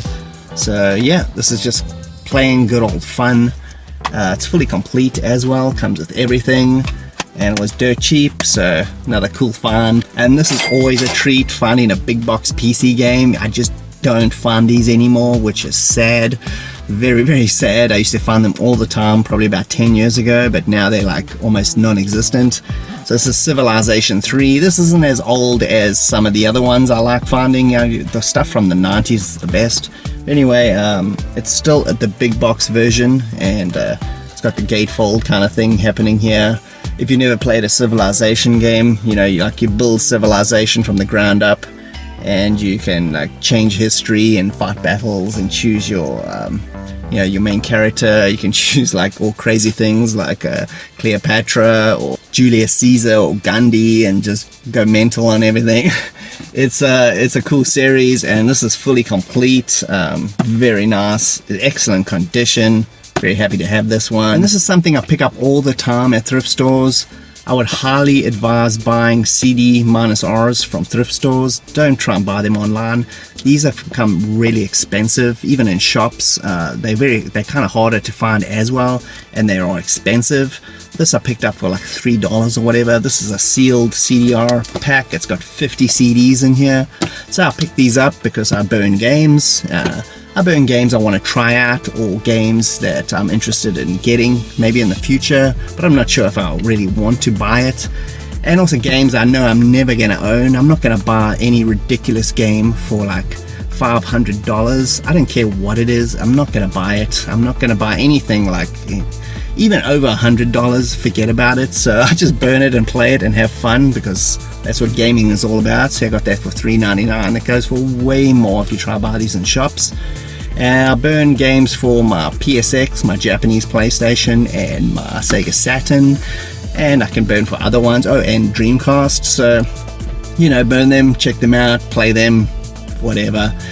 These are always invaluable to helping do that. And I always check out the magazine rack. I usually never find anything, but you never know. I found a ton of Nintendo Powers a couple episodes ago, so go check that out. And Looting Booty, and I found tons, like just probably like 25 to 30. It was crazy, and they were all like $1 each or whatever. So anyway, I found a copy of EGM. This is from the late 90s. Man, I used to love this magazine. It's so excellent. This is from 1998. It's got Rogue Squadron on the cover there. These are just the best to page through and look at games. I mean, this is Thunder Force, and you got Rival Schools there. This is like a Parasite Eve. Oh man, it's just Mega Man Legends. Come on. These magazines are like tomes and like just great records of gaming, and are well worth looking out for. And a double dose of James Bond VHS. And I got The Living Daylights and License to Kill. These are my two favorite James Bond movies of all time. I've mentioned this on my channel before. And Timothy Dalton is super underrated. He's actually my favorite Bond. I know he only acted in 2 movies, but who cares? These are flawless. I would highly recommend watching any of these. These movies managed to mix the best of what made the Sean Connery movies awesome. Just that cool, fun adventure with that slightly tongue-in-cheek kind of thing, not the over-the-top tongue-in-cheek of the Roger Moore days, but it's still like, it had that Sean Connery vibe, but it also mixed in with the more gritty kind of Daniel Craig style. These came out long before, that style was really in vogue. So these movies, were shunned a little bit, especially the second one, License to Kill. The first one did really well. This one didn't do that well. This one is super violent. This is basically a Daniel Craig movie, but one that wouldn't make you fall asleep while watching it. So anyway, check these movies out. The best Bond movies. This was a cool pickup, the Tecmo arcade classics. I mean, super cool. Look at all these great Tecmo games here. I mean, buying it for Rygar and Bomb Jack is worth it just alone, but you got tons of other excellent games in here. It's got 11 games, which is not a lot for a compilation, but they're all pretty good ones, and it's got some really obscure Tecmo stuff worth checking out. So this is on the original Xbox. This only came out on the original Xbox, this compilation, so if you want to play it, look out for this. And I found some more magazines. I got 2 Xbox official magazines, which is pretty cool. I used to collect this also. I got all the demo discs still. This one has Knights of the Old Republic 2. Again, these are just great, examples, and just just tons of gaming history in here. I know this is not from like 30 years ago or something, but it's still like 20 or so years ago. It doesn't seem that long ago. I felt like I played these games the other day, but apparently not. And these are still packed with cool information. And next we got a 360 game called Borderlands, the pre-sequel. This is another game I've never played. Actually, I've only ever played the original. I just didn't feel like I needed to play any more after that because it pretty much satisfied me completely. And anyway, this is another game I picked up for cheap, and I don't know if I'm ever going to end up playing this, to be perfectly honest, so I might trade it. Just going to keep it for now. It looks pretty cool anyway. Most of these games are quite cool, these Borderland games, but I don't know whether I'm just actually going to play this one. Here's another pickup. I've never come across this game, not that I'm even aware of. It's called World War II Combat Iwo Jima, obviously based on World War II, the fighting in the Pacific against the Japanese. It's a first-person shooter. Surprise, surprise. During this Xbox PS2 era, World War II games were everywhere, probably in the late 90s actually, PS1 and stuff, and they just oversaturated it until you just didn't want to play anything to do with World War II. Unfortunately, that's how I felt anyway, and this game is just another part of that. But in retrospect, now that I haven't played any of these games in years, I picked this one up. I'm pretty sure this is not going to be good either. This is it's pretty obscure. It's made by Groove, apparently. I've seen their logo before, and they might have made that American Chopper game we looked at earlier, but I'm not sure. But anyway, it was cheap, and this was a cool find. This is a SpongeBob SquarePants game, and it's on the GameCube. I actually found a GameCube game, which is just crazy. You just don't find these anymore at thrift stores at all. It's in good condition too. Usually if this is a party game, the disc is trashed because it's usually used by a bunch of kids, but the disc is in good condition. Again, this looks like a party game. I haven't played it. I'm going to play it with my daughter, so that's actually the reason I got it. It's got a whole bunch of mini games. You play with all the characters, Patrick and Sandy and all those mutants. But anyway, SpongeBob. And this is more of those Jean-Claude collection I was talking about earlier. I picked up these other two as well. So I got Time Cop here and Double Team. Time Cop, man, this is a cool movie, super underrated. This movie did really well when it originally came out. It's directed by Peter Hyams, I believe. Doesn't say on the back here, but yeah, anyway, he's a pretty underrated director, and great movie. It had, what's that guy, Ron Silver. He was a good bad guy. He's unfortunately dead. He was a good bad guy in this movie, and this is one of Jean-Claude's best movies, in terms of a movie, like, overall being good, just plot, production-wise, action, just everything all in one. I love this. And on the opposite spectrum of good Jean-Claude Van Damme movies is Double Team. Having said that, the general consensus is this movie's terrible. I really love this movie. It is so super weird. It's got Dennis Rodman, who can't act to save his life, obviously. But Jean-Claude is great in this movie. This movie is bonkers. It's just completely mental in the head. It's directed by Choi Hawk, who's a Hong Kong action movie guy. He directed tons of classic movies. So many. Once Upon a Time in China. And just hundreds that I've watched and I just absolutely love. He's directed some. He's a producer on some of the Better Tomorrow movies. Anyway, Choi Hawk, you see there. This movie also has Mickey Rourke, who looks like he's sleepwalking through the movie. Jean-Claude looks like he's sleepwalking through it. Dennis Rodman doesn't know what he's doing in this movie. This movie is mental. I love it. The action is insane. If you've never seen this, you should just check it out.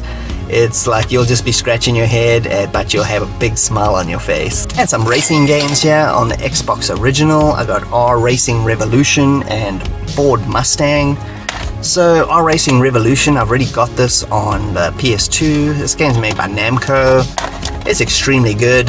If you've never played this one, it's a game on that generation as a racing game that's well worth trying out. It's a little bit more simulation-y than kind of arcadey, but it does a good mixture.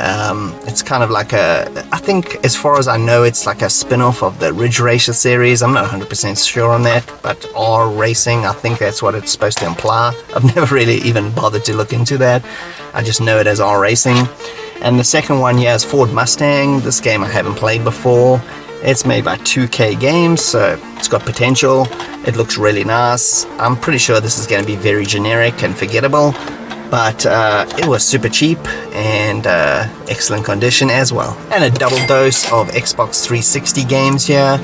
These are some pretty cool ones. I've only played one of them. This first one though, I haven't actually played before. This is IL-2 Sturmovik Birds of Prey. This is one of these kind of arcade actiony kind of simulation games set in World War II, obviously, and the graphics look really good. I remember seeing a demo or at least a video of this when it originally came out, and I was really interested, but it just too many games came out on this system and it's just got lost in the flood. Anyway, this game's fully complete. Excellent condition. And the other one there was Command & Conquer 3. This is Kane's Wrath. This is, there were 2 Command & Conquer games on the Xbox 360 as far as I remember anyway. This was the second one. The first one was Command & Conquer 3 Tiberium Wars. I played that way more. This is like, I think this was like almost like an expansion pack on the PC. But this can be played as a standalone game, like it says over there, which is pretty cool. And Command & Conquers are one of the rare real-time strategy series that I actually do like. I'm not a big fan of real-time strategy games. So anyway, these ones I probably like it mostly because it has tons of FMV, and I'm a big FMV sucker. And the Command & Conquer FMV sequences are super cool. And yeah, so anyway, that was cheap as well. And the final pickup from this whole thrifting adventure was Fearless Hyena. This is a Jackie Chan movie. I'm pretty sure this was from late 70s, early 80s. I watched this as a kid many times, way too many times. It's fantastic. It's excellent. I'm hoping this is the original, like, dodgy English dub. I'm pretty sure it is, but this is just done by All Seasons Entertainment. Never heard of them, so I'm assuming they just took the original, trashy 80s version and re-released this. I don't know when this was re-released. It doesn't really say. It's got nothing on it, so it's one of these kind of videos. But yeah, I love this movie. Jackie Chan's early stuff is the best. It can't be beat. Anything from the late 70s right up until, I would say, like just before Rumble in the Bronx. After that, it starts getting kind of cheesy and just not as good, and that's unfortunate because that's when he became super famous worldwide. And before that he was famous obviously worldwide, but not as much. After Rumble in the Bronx, then it was super famous, and that's when his like kind of mediocre movies came out. I'm not saying there's no good ones, there's still lots of good ones, lots of good action, but they just weren't that kind of same kind of quality as these older ones. So if you've never seen Fearless Hyena, check it out. And that's all my thrifting pickups for the last few weeks. Back to the show.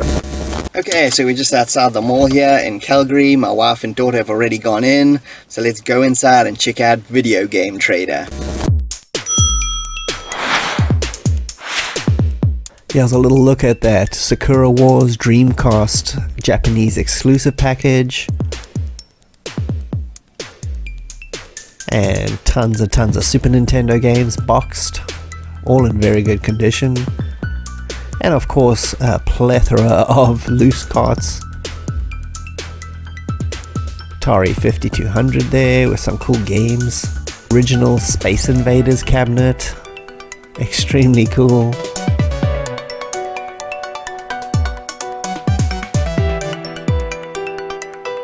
And my daughter was playing a bit of Donkey Kong Jr. there. Bit of an overview of the store and how big it is. And E.T. up there, he seems to be like a mascot for the store for some reason. And I haven't seen this many Saturn games, North American Saturn games all together in so long. It's really impressive. And a little PS1 with the screen. I wish I still had my one like that. Here's a closer look at that Donkey Kong Jr. cab. Good old cocktail version.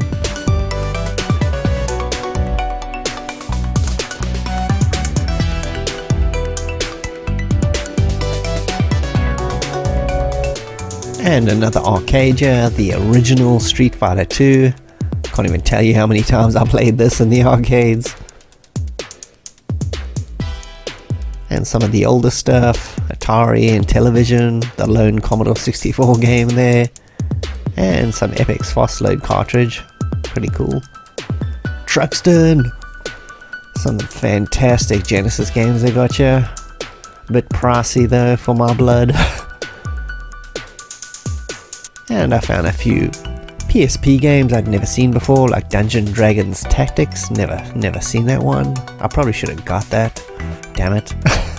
And also Field Commander. This also looks cool. I should have got that as well. It's like a turn-based strategy game. Damn it.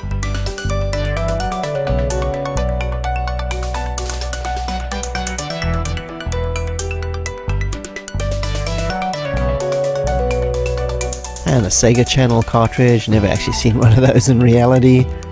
And some of these dodgy LCD handheld things, I used to play those all the time. And some cool Game & Watches as well.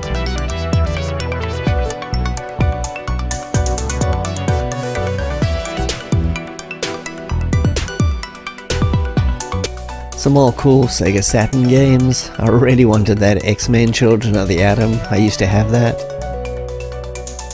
And a couple variations on the limited run re-release of the Pod Racer game.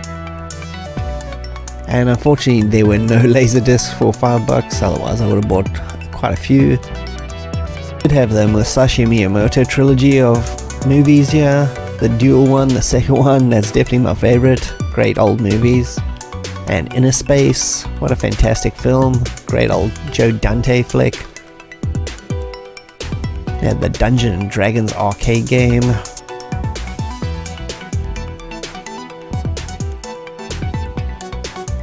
I found this Capcom beat 'em up. I think I've only seen this game once before. Beatdown.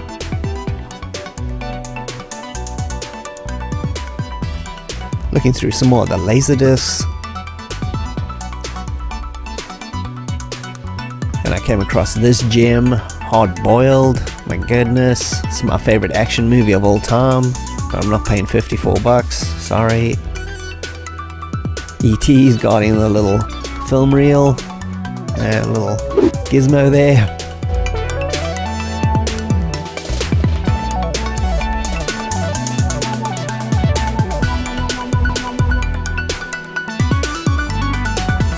Tons and tons of Master System games.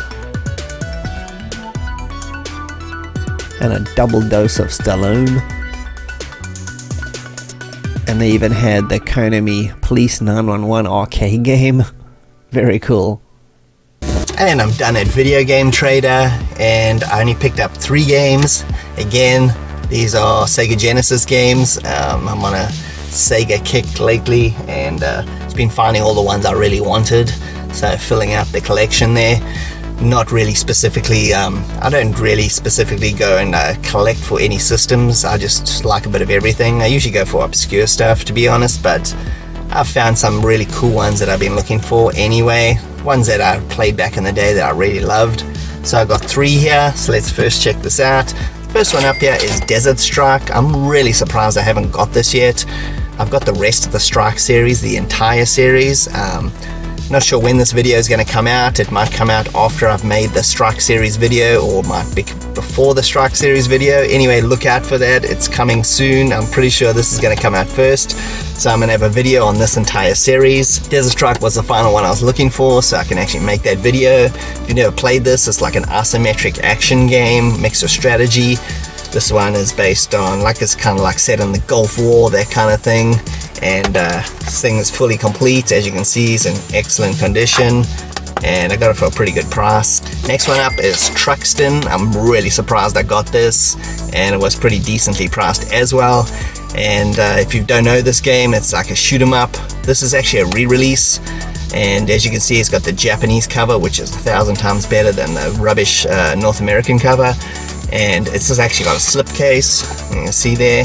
I actually swapped this. You can actually flip the cover and put the American version on, but why would you? And anyway, this is a shoot 'em up made by Toplan. They made excellent shoot 'em ups in the 80s and 90s, and this is just another one. This thing is a re-release by Retrobit. Yes, Retrobit. Anyway, I can't show you all the stuff in here, but it comes with, on this like pink cartridge, and a whole bunch of stickers and manuals and a whole bunch of cool stuff in here. Man, this is cool. They released this, all these Toplan Genesis collection, last year, I think.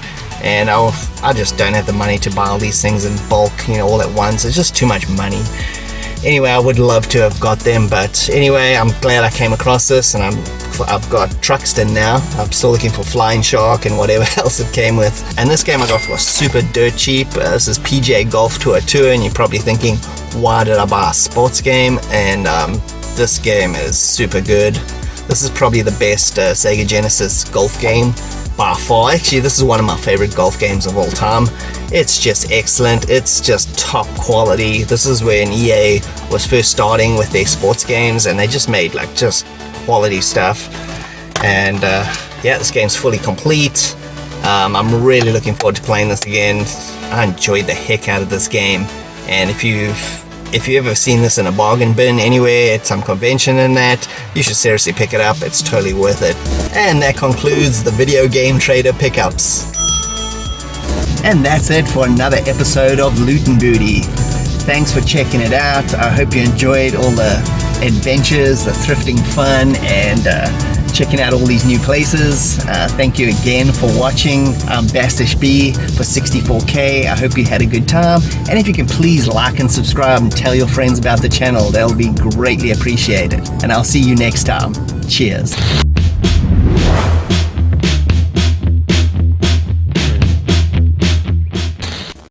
Hey, Bastish B here for 64K, and welcome to episode 17 of Loot and Booty.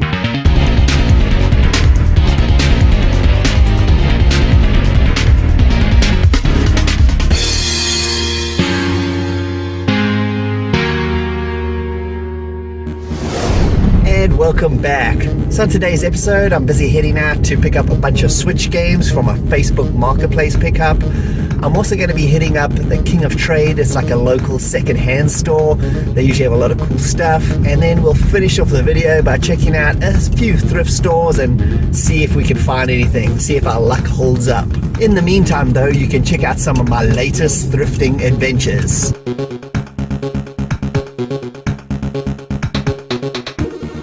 And I headed over to the book section and found The Spirit, a graphic novel, a pop-up graphic novel. How cool is this? I never even knew this existed. And like I've been saying in this series for quite a while now, if you want to collect last generation games, you really need to get on that now, because you're missing out. These games are going to be super expensive in a few years' time and you'll regret it. And what the heck is that thing? Some sort of knockoff Game Boy with an NES controller? And checking out some vinyl. What the heck is this? Hearts Under Fire. Dude, look at the dude, he's wearing it. He's got a pimp cane. No wonder she's walking away from you. Oh my god, Dan, what are you doing? Oh, Barbara in concert on VHS. Tainted the VHS thrift. And look at this thing. Voltrex. It's real sauna quality, that's for sure. Sega Genesis controller, very nice. Got too many of them though anyway. I don't know what the heck these things are, but they look cool. And you got a lonely PS3 back there. And I saw the Final Fantasy movie. I haven't watched this since it originally came out in the cinema. I was like, what the heck? I'd actually like to watch this again. Checking out some vinyl. Oh my goodness. Slim Whitman, all my best. No, Slim, we don't want anything of yours. Not even your best. Ooh, Roger Rabbit. Such a good movie. Had to pick this one up for sure. Video games, $1. My perfect opportunity for... Oh my goodness, look at this. Sports Fest trashness. And I found BioShock Collection on PS4. I was going to pick it up, and then I realized I honestly would just not even play this, so I'll leave it for somebody else. Ooh, another sign of quality here. 98 degrees unauthorized, anybody? And I got some Paul Simon cassette here. This is a compilation. It's got tons of cool songs like You Call Me Al and Diamonds on the Soles of His Shoes. Definitely worth a pickup. What's not worth a pickup is the best of Dick Dameron. Sorry, pal. Let's move on. Oh, look at these muties. Look at that shot. Classic. Anyway, hopefully you'll find something. Oh, come on, Babs, no! Babs, no! Whole bunch of NES games here, pretty sweet. And a really beat up X-Men on Genesis, which I already have. That Three Stooges there. Oh no, Eevee! Oh, I haven't seen an Eevee for years! Tainted it. And I found somebody's entire collection of GamePro magazines. Very cool. Don't see these very often. Somebody also unloaded the entire manga collection here. There's some pretty good titles in here. For example, Trinity Blood. I see some Gundam Seed over there. And somebody's entire Death Note series. Ooh, Ninja. Anything with Ninja catches my eye. Ninja Enforcer. Look at this piece of garbage. Oh my goodness. I had to get it, obviously. And CNC Music Factory. What a piece of trash band. Oh my goodness. Things that make you go, everybody. Nope, not for me. Falling Down. One of Michael Douglas's best movies.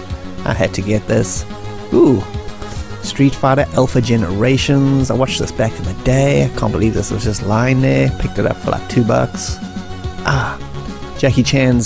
One of Jackie Chan's most underrated movies that nobody's seen. Fantasy Mission Force. You should definitely check that one out.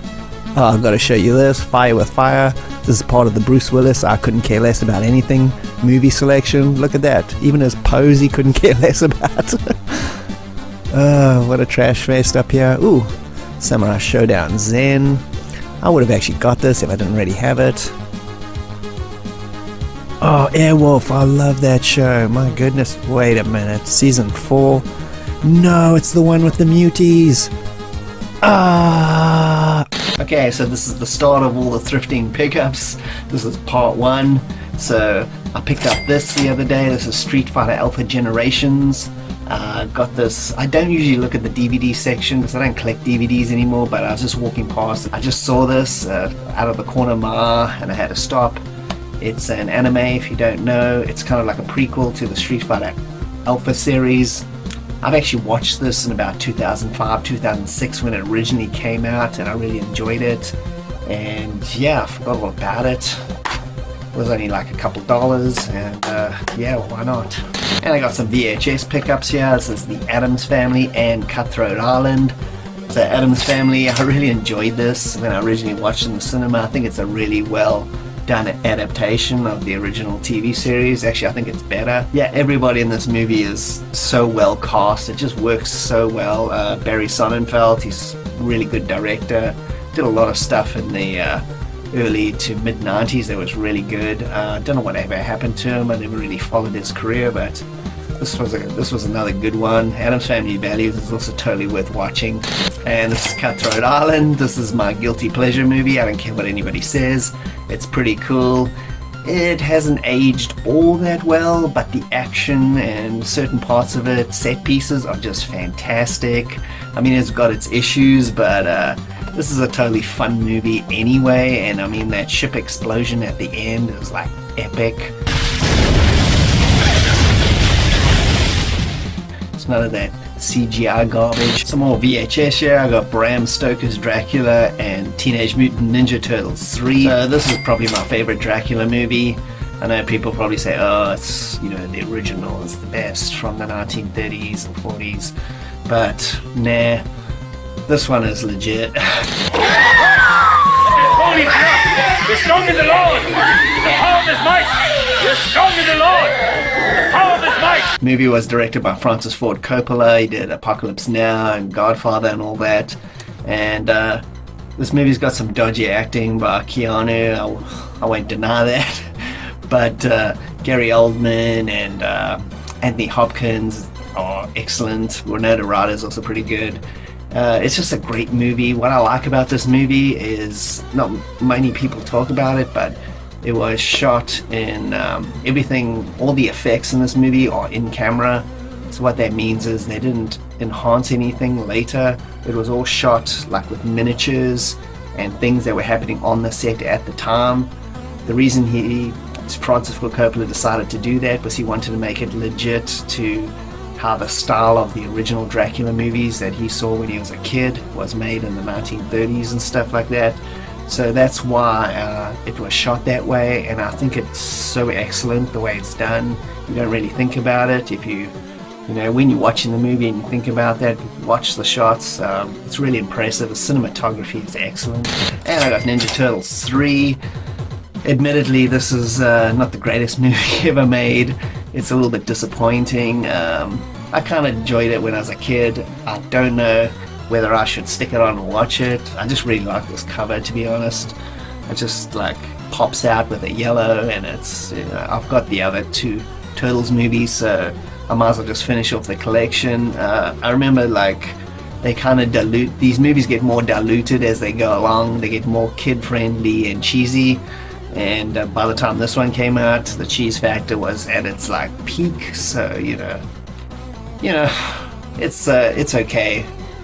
I'm gonna see if my daughter might like it. I picked up this audio cassette. This is Whitesnake, name of the album. It's got a couple good songs. They're super cheesy, like Here I Go Again and Is This Love. You'd probably know both of those songs if you heard them. And I found this really weird cassette, 40 years of sci-fi television. It's kind of like a little mini documentary. I've never seen this before. On like old TV shows. It's got like Star Trek, Outer Limits, Lost in Space, a whole lot more. It's also, it says it's got 14 minutes of hilarious outtakes from the original Star Trek series. Who knew? Don't know where this came from. It's released in 1990. It's 30 minutes long. I haven't watched it yet. If it's 30 minutes long and it's still got the 14 minutes of outtakes, then the rest of it is 15 minutes. Pretty sure. Yeah, it's a really small tape. That doesn't even make any sense. Anyway, so how can the history be 15 minutes? Anyway, I'll see what happens. And I picked up Three Stooges on the NES. I've got this game on my Commodore 64 and I really enjoyed it. The Amiga version's the best one though, by far. But I've never played the NES versions released by Activision. The original version's released by Cinemaware. So I'm kind of interested. This is a really clean copy, as you can see. It's in excellent condition. So yeah, added that one to the NES collection. This is a double dose of the American Ninja. So if you've never watched these are one of these Cannon, Golan and Columbus picture releases. Good old Michael Dudikoff. That guy was like an action hero in the 80s and like to mid 90s. I don't know what happened to him, like his career. I guess, you know, Canon Pictures went out of business and that was the end of it. But anyway, this is a good cheese fest. It's a terrible movie, but I like it. I watched it about a million times on VHS when it originally came out. And I also got the Cheeseball sequel. This is American Ninja 2. This was actually shot in South Africa.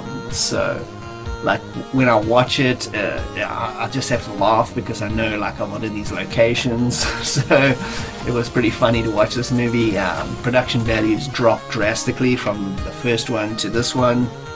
Although the first one was like one of those cheap movies shot in the Philippines, this is a cheap movie shot in South Africa, so it's pretty much on par with each other. And so I lived in South Africa, so I know why they came to our country to shoot trash.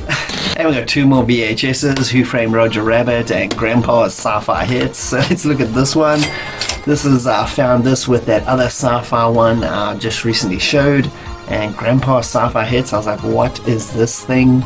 And it's 65 minutes and it was released in 1988, and I've never seen this before. And what it is, it's like a trailer compilation of all trashy movies from the 70s and 80s and even like older 50s and 30s. So you got like stuff like The Blob, Barbarella. When I say The Blob, I'm talking about the original version.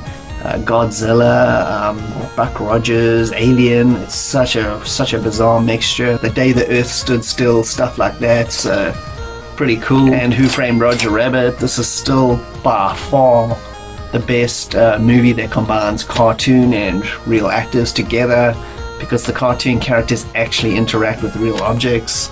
Unlike all these other movies that attempt to do this and they kind of cheap out on it, this is by far the best one, not only from a technical point of view and animation point of view, but just from a story and characters as well. All the side characters are fantastic as well. Christopher Lloyd as Judge Doom is just creepy as heck. Super cool movie. And I got two more cassettes here, Madonna and I got Paul Simon. So this is Madonna's True Blue. This is when she was semi-normal and actually put out some good songs. This one has a lot of good songs like Papa Don't Preach and True Blue and a whole bunch of others. This Paul Simon one is called Negotiations and Love Songs. This is like a compilation of a whole lot of his music from the 70s and 80s. So this has way too many awesome songs to list. Some of my favorites are like Me and Julio Down at the Schoolyard. It's also got Kodachrome. It's got Still Crazy After All These Years. You Can Call Me Al and Diamonds on the Soles of Her Shoes. Fantastic. Can't wait to listen to this again. And two more VHSs. This one's called Ninja Enforcer, and this is an X-Files kind of episodes compilation. So this one has Tombs and Squeeze.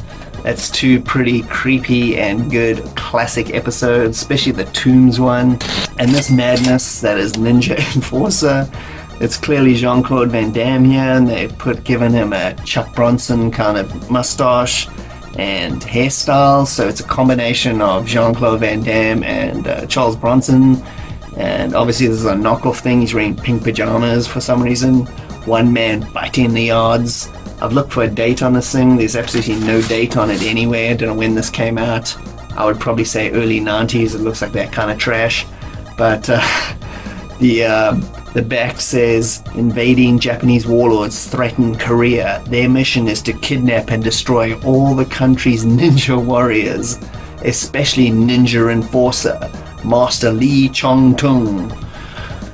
You know this is going to be terrible. I can't wait to watch it. A few more movies here. I got The Killer and I got Kill Bill Volume 2. The Killer, if you've never seen this is one of John Woo's best movies. Hard Boiled, in my opinion, is his best movie, but The Killer is like right up there, probably second or third.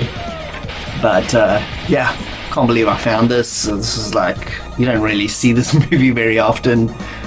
This is like the English dubbed version, as far as I know. It says English language. 1991 they released this one, and the original version obviously came out before that. And man, this is a good movie. It's got some excellent action set pieces. If you've never seen it, you definitely should. And I got Kill Bill Volume 2. It's not as good as the first one. I think everybody will agree on that. It does have a lot of cool sequences though. The training sequences with Pai Mei and stuff like that are just fantastic throwbacks to classic kung fu movies from the 70s and 60s. So it's worth watching just for those alone. This is a much slower movie than the first one. It's it's like an old western almost, like one of those really slow ones. This movie's 2 hours and 17 minutes, and it's definitely worth checking out if you've watched the first one and watched them back to back. It's a cool story. Watching this by itself though, it's a little bit boring in that sense, but if you watch them both together, the first volume and then this one, the whole story comes together really well. And yeah, I think this is pretty underrated though. And I got a VHS and a game. I got the Final Fantasy movie, and I've also got Virtua Tennis World Tour. So this is a PSP game. It's like another entry in the Virtua Tennis series. I first played the first one on my Dreamcast and I absolutely love it. It was so damn good. I loved it so much. Can't even tell you how much I played it. This one actually looks pretty cool. It's got all the usuals. It's got like the mini games and doubles and all that. Doesn't have the instructions, but that's okay. I've played a lot of these. There's ones on the 360 which I really enjoyed. Anyway, these virtual tennis games never disappoint me. And this is a movie of being curious to watch again. I watched this when it originally came out in the cinema. This movie was kind of got mixed reviews, people and fans really.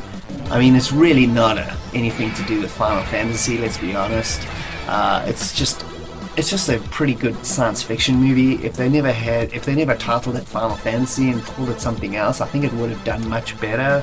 But they made a huge mistake by calling it Final Fantasy. I'm not sure how well this is, how well it looks now watching it. But I've always wanted to see it again to see if what my opinion was of it. I enjoyed it when I watched it back in the day.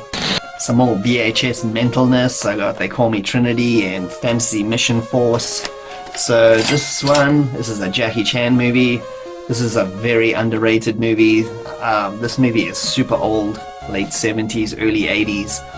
I watched this when I was a kid on VHS, and I just thought it was super cool.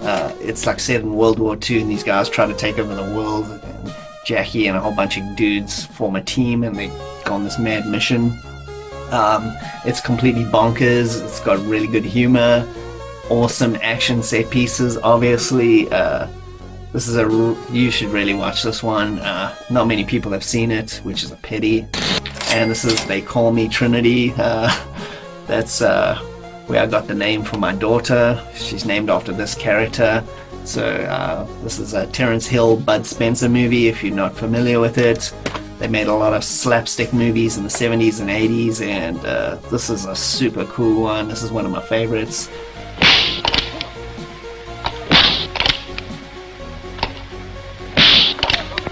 This is one where it's one of the Old West kind of ones, and they go and help out a bunch of Mormon settlers. They protect them from a band of Mexican bandits. Yeah, this is slapstick. It's got great action, cool humor.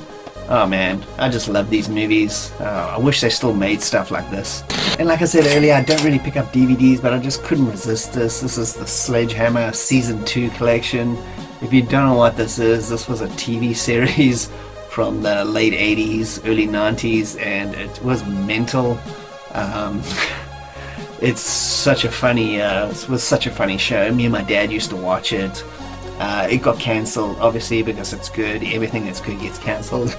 But it's, if you've seen those Naked Gun movies, that's pretty much what it is. I've been fighting with City Hall for over 2 months now. They're talking about making cutbacks. The mayor is threatening this entire department. Do you understand what I am saying? You want me to kill the mayor? No! But it's just it's even more crazy than that. The Season 2 collection has 19 episodes, fully complete, all the discs, everything. And I picked up this graphic novel of The Spirit. This is like a kind of a pulp character. Definitely worth seeking out some of the comic books. They're really funny and just great artwork, well written. It's by Will Eisner. And the reason I got this one is because it's a pop-up book. I haven't seen one of these in so long, and it is super cool. Look at that, the gun comes up. Everything about this is just awesome. I'm going to show my daughter this and read it to her. I think she's going to really love it. And one of my favorite pickups here was this one, this big box PC game. This is a Micropost game. This is Nighthawk F117A Stealth Fighter 2.0. This is like the sequel to Stealth Fighter.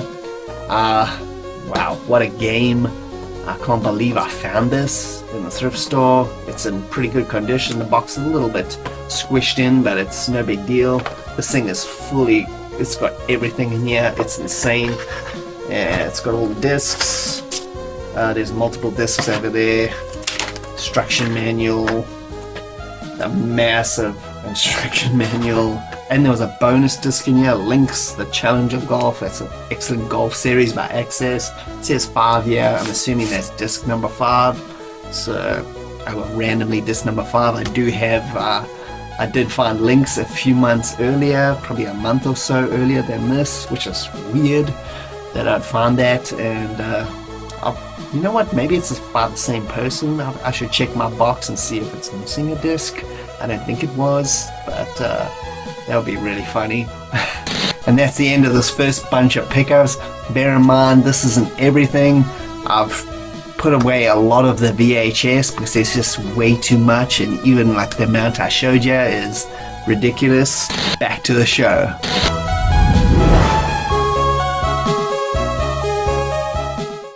Okay, so we're almost at this pickup. I think it's just up ahead here. I've been here multiple times, so yeah, I can see it. So I'm just going to pull over here and then I'll go and get the Switch games.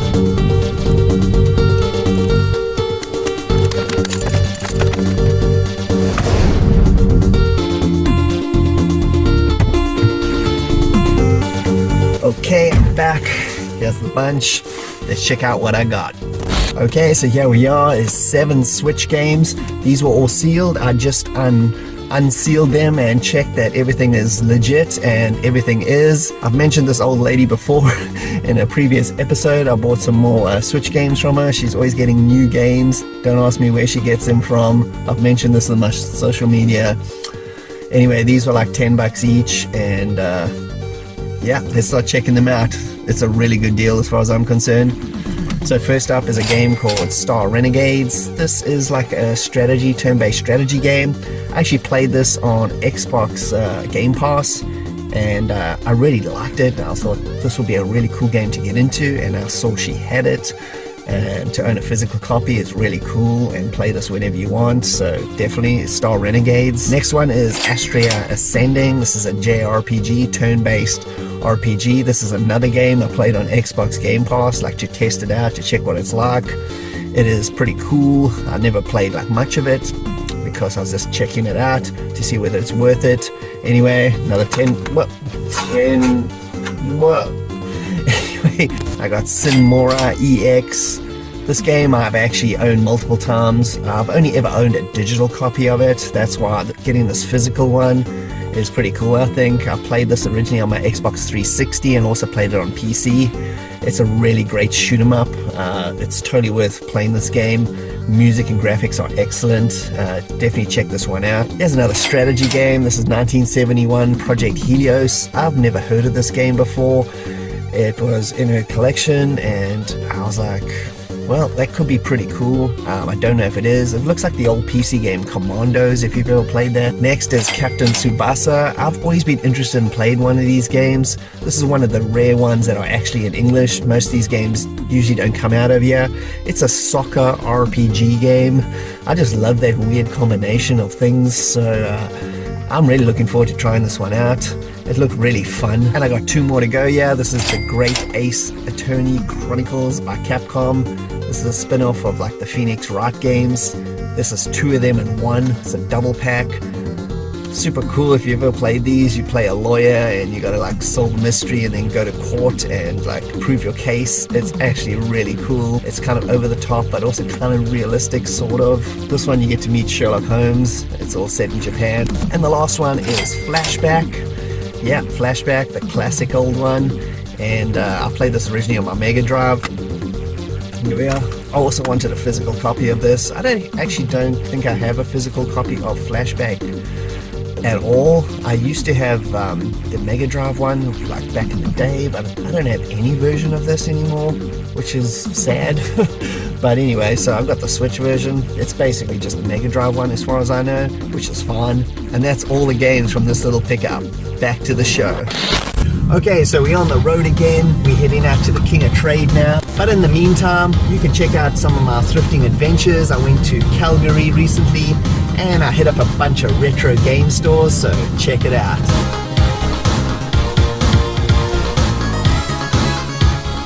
Okay, so we're back at Video Game Trader. Been here multiple times in this series, so I'm not going to give a tour. I love the fact that these guys are always getting new arcade machines or new old ones. It's a really cool retro game store. Here's the clunky Super Scope, one of the worst light guns I've ever used, but more importantly there's some Ultima titles back there. Here's onto the Laserdisc section. Never had this before, so it's pretty cool. Some nice titles, way overpriced though. Ooh, Rocketeer for 14? Hells yes.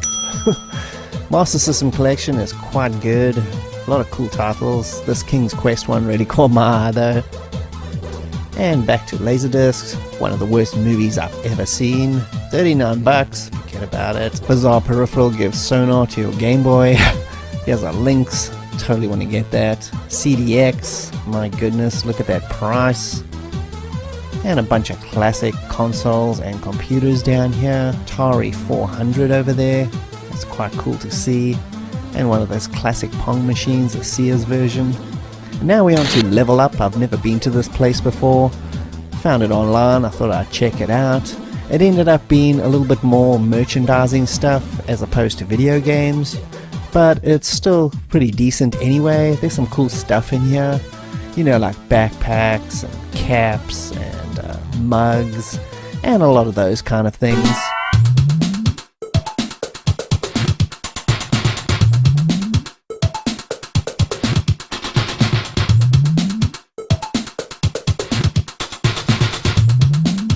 And their game section was pretty small and was okay. Some good titles here and there though,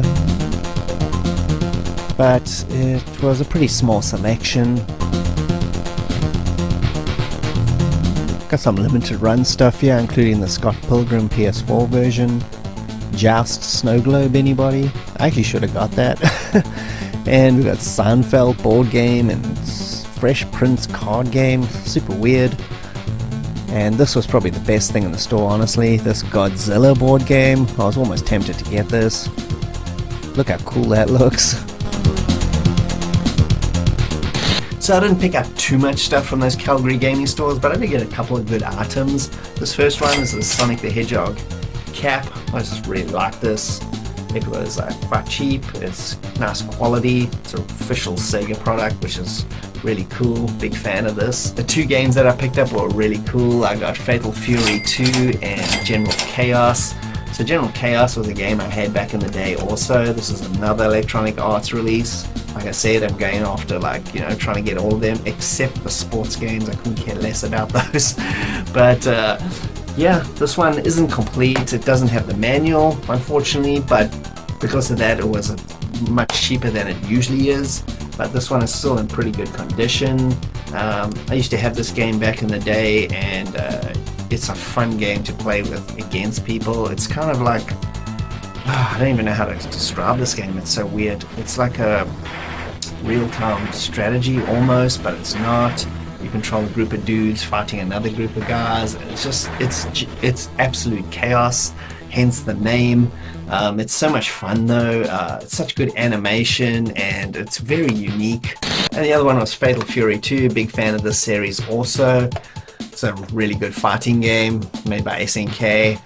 This was released by Takara. They did a lot of Genesis releases of Neo Geo SNK stuff. So this is a good fighting game again. Almost picked this up at a convention about 6 months ago. Really glad I didn't, because this was way cheaper. It's literally like half the price of what that was. So I got a pretty good deal on it, and I got the first one as well on Genesis. Now I got both of them. And the final pickup was The Rocketeer on Laserdisc. Such a big fan of this movie. I've mentioned this multiple times on this channel, so I won't get all teary-eyed over it. It's just such a good movie. It reminds me of Rocket Ranger, the Commodore 64 game. I think that's why I like it so much. And that was all the pickups from the game stores. Okay, so here we are, the king of trade. Let's head on inside, see what we can find. Cool Gremlins t-shirt and some puzzles. G.I. Joe, Iron Maiden, what a weird combination. And Poké cards, why not? Checking out the Genesis section, of course. Came across another EA one I've been looking for. This is Road Rash 2, my favorite racing game on the system. And somehow I missed all this Commodore stuff as I walked in. They got a couple monitors, a system, a data cassette, and a disk drive, and some old joysticks, and even a drawing pad. Wow. I asked them if I could check out the 1701 monitor closely. Yeah, I ended up buying it. So I'm going to have to rearrange this whole area here. I'm going to set up the Genesis, I'm going to set up a Commodore all over here, put the 3D over there for now. Excuse the mess in this room, it's a complete disaster zone. Anyway, let's check this thing out.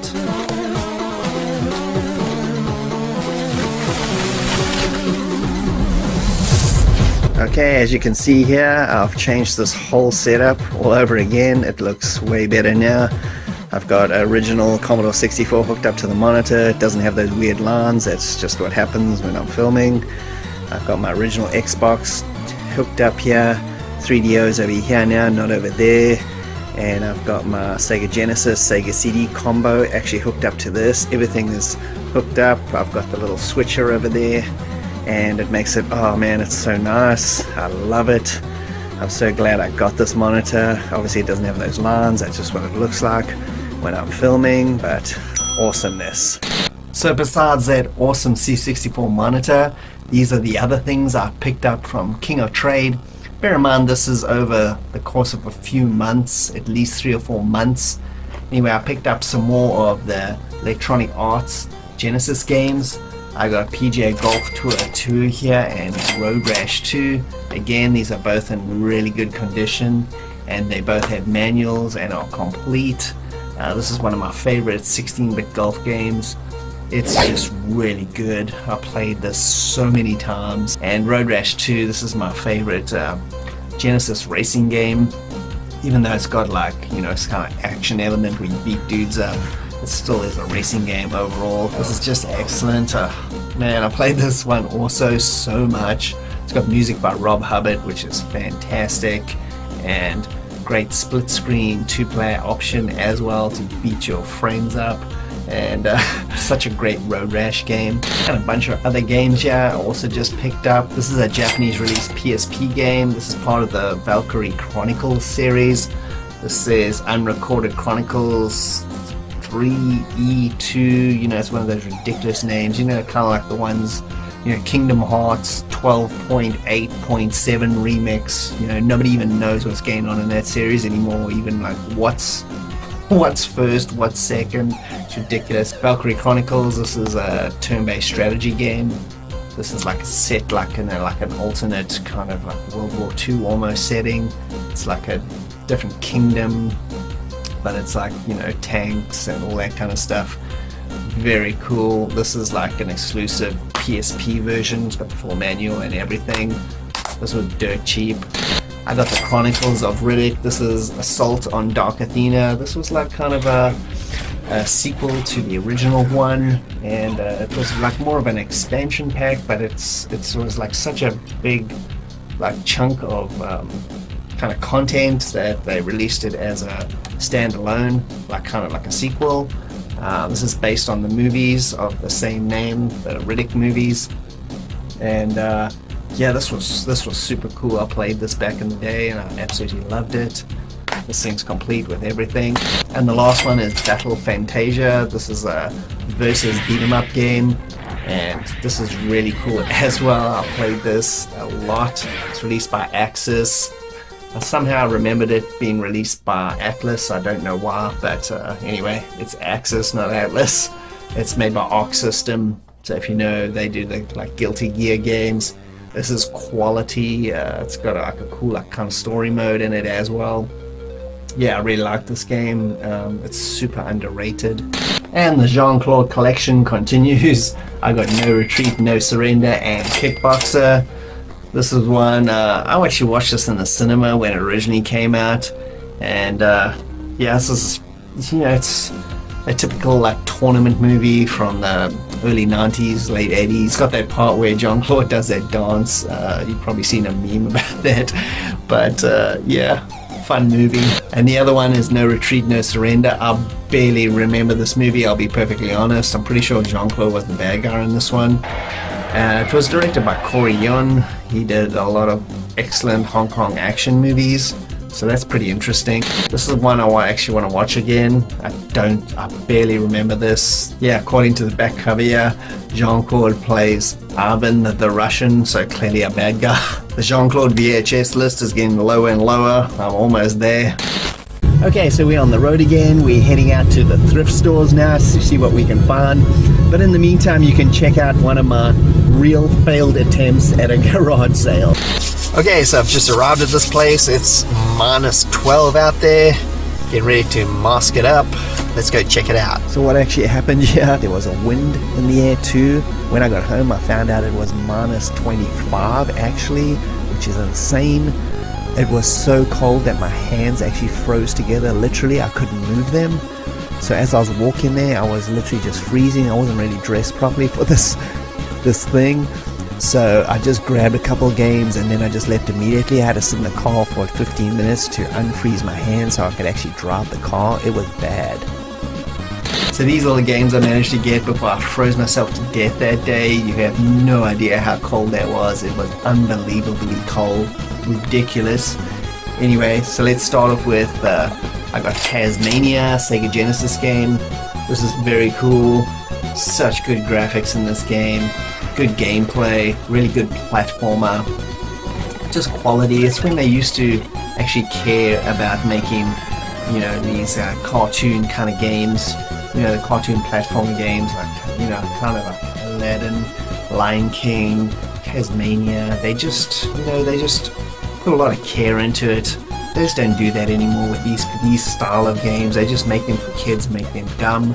And another one to add to my EA kind of collection, my Electronic Arts collection. This is Lotus Turbo Challenge. These games are very cool racing games. They were originally a bunch of Amiga games, and these Genesis versions they use the same model, but they are different games. And anyway, released by Gremlin Graphics. And this is a bit of a weird one. That's probably the worst cover I've ever seen for a game. It's absolutely terrible.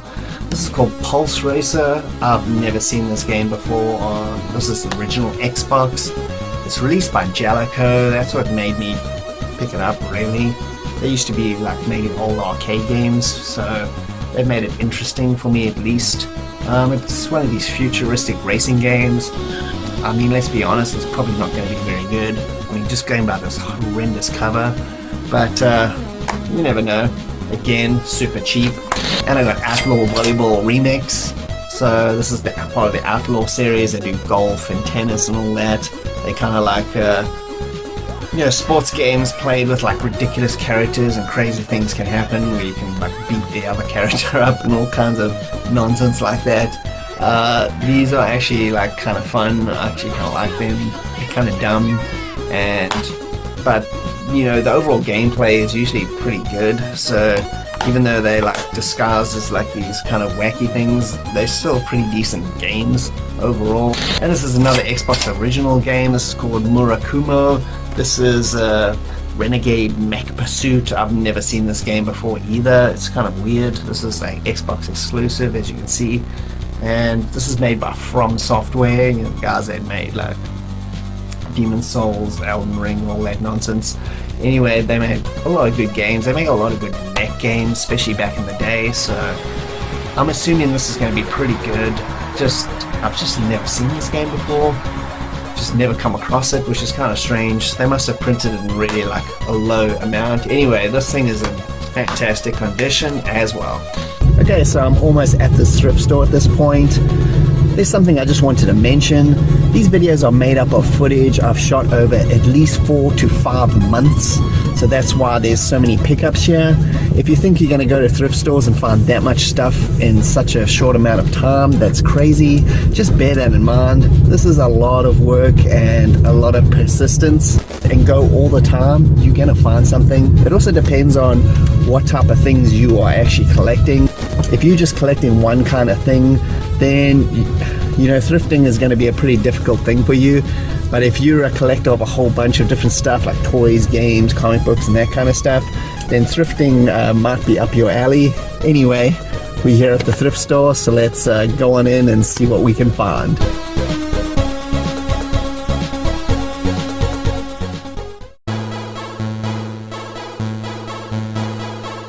Okay, let's see what we can find. And go straight for the vinyl, the rancheros. These guys are anything but rancheros. Look at them. Are you kidding, guys?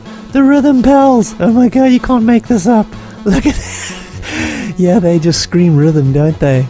Thank god we got music.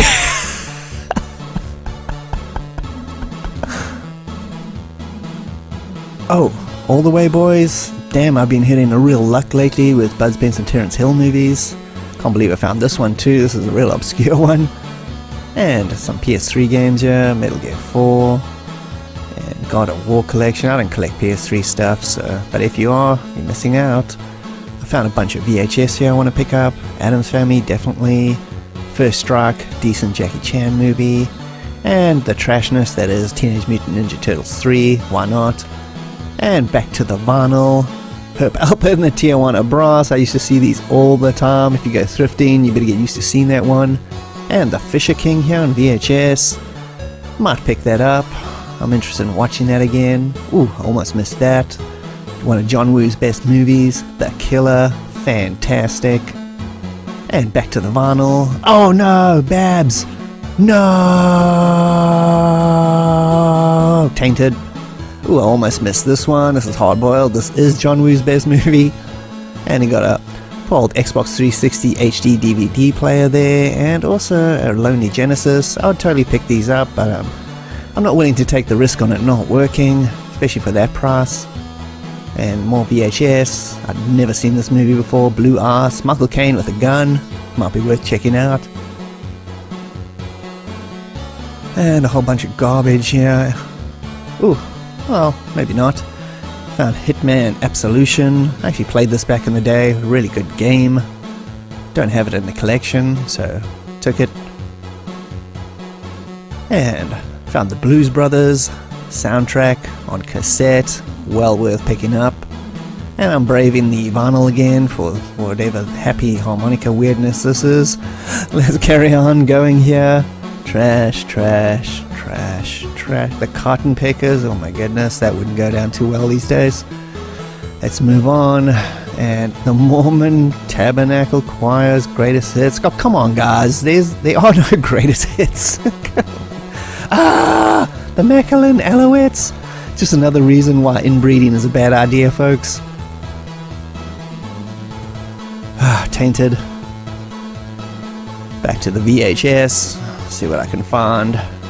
Oh, nice clean copy here of Alien. Look at that. Very cool. Have to pick that up. And back to some more trashy games. Garbage, garbage, garbage. Ooh, found a PSP game. Virtua Tennis World Tour. I just love these games.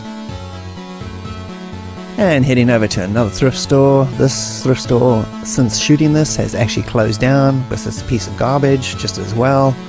Anyway, here's a Nintendo DS case. Damn, had nothing in it. Ooh, it's one of those Thrustmaster kind of PC joysticks, flight sim ones. Wow, that feels really good. I was totally going to pick that up, but then I looked at the price. No thank you. Next. And I found two weird VHSs here. Never seen these before. This is science fiction television, 40 years. It's like a little documentary, I guess. And I also found this one, Grandpa's Sci-Fi Hits. Looks like some sort of trailer compilation. Should be interesting. And back to the music. I found Madonna's probably her best album, to be quite honest. True Blue, a lot of good songs on there. Definitely picking that up. And I found Darkwing Duck. Can't believe I found this. Forgot about this character completely. Used to watch this cartoon all the time. And I can't believe I found this. Sledgehammer. I know it's season 2, but who cares? Wow, what a cool show. Can't believe this was lying there. That's a definite pickup. And a few other games here. PS2, Final Fantasy X2. I already have it. Otherwise that would have been a cool pickup. Dead Rising on PS4. Honestly, we just wouldn't end up playing that. Leave it for somebody else again. And, oh, here's the original Drunken Master. Man, this is a good movie. Young Woo Ping, what a masterpiece. Totally watch this one. Front Row Entertainment. Ugh. So this is actually what most thrift stores look like when it comes to games, but don't give up, because then you can come across something like this.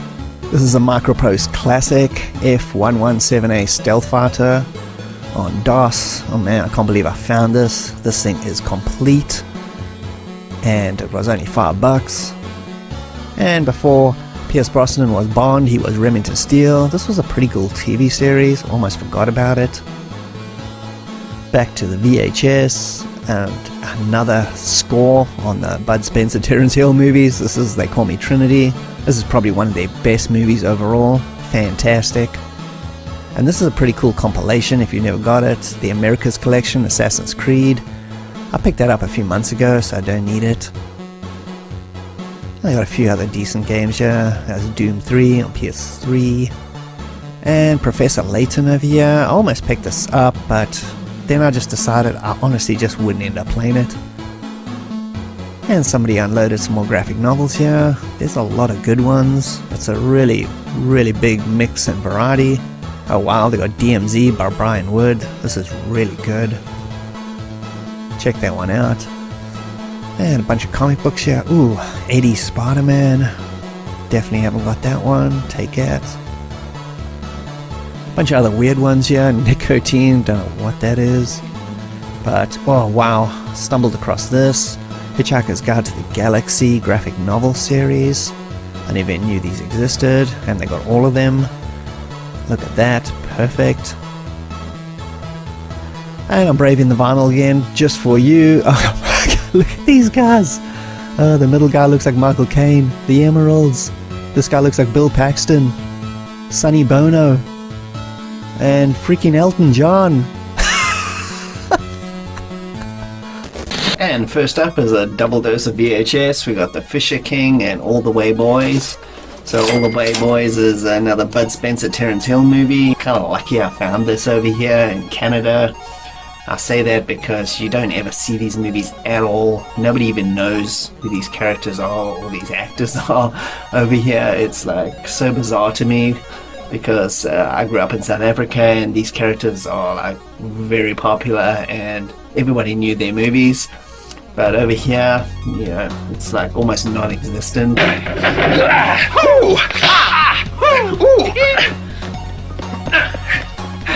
This is another fun one, slapstick humor, good action. They like fly a bunch of these little planes doing deliveries and, you know, they get into a whole lot of shenanigans and beat a bunch of dudes up, so it's the usual.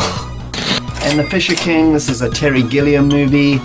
I remember watching this and I couldn't really form an opinion on it because it's like a lot of his movies, they're very, you know, I never know whether I like them or not, but I appreciate them, especially cinematography, style, and just the way they're shot, the colors, like, you know, the production values, camera work. So from a technical point of view, his movies are brilliant. I want to check it again and see what it's all about. And next is Hitman Absolution and Aladdin. So I've got Aladdin on VHS finally. This is one of these big old clamshell things. I'm not really a fan of these kind of boxes because as you can see, they break so easily. They just from age, they just break.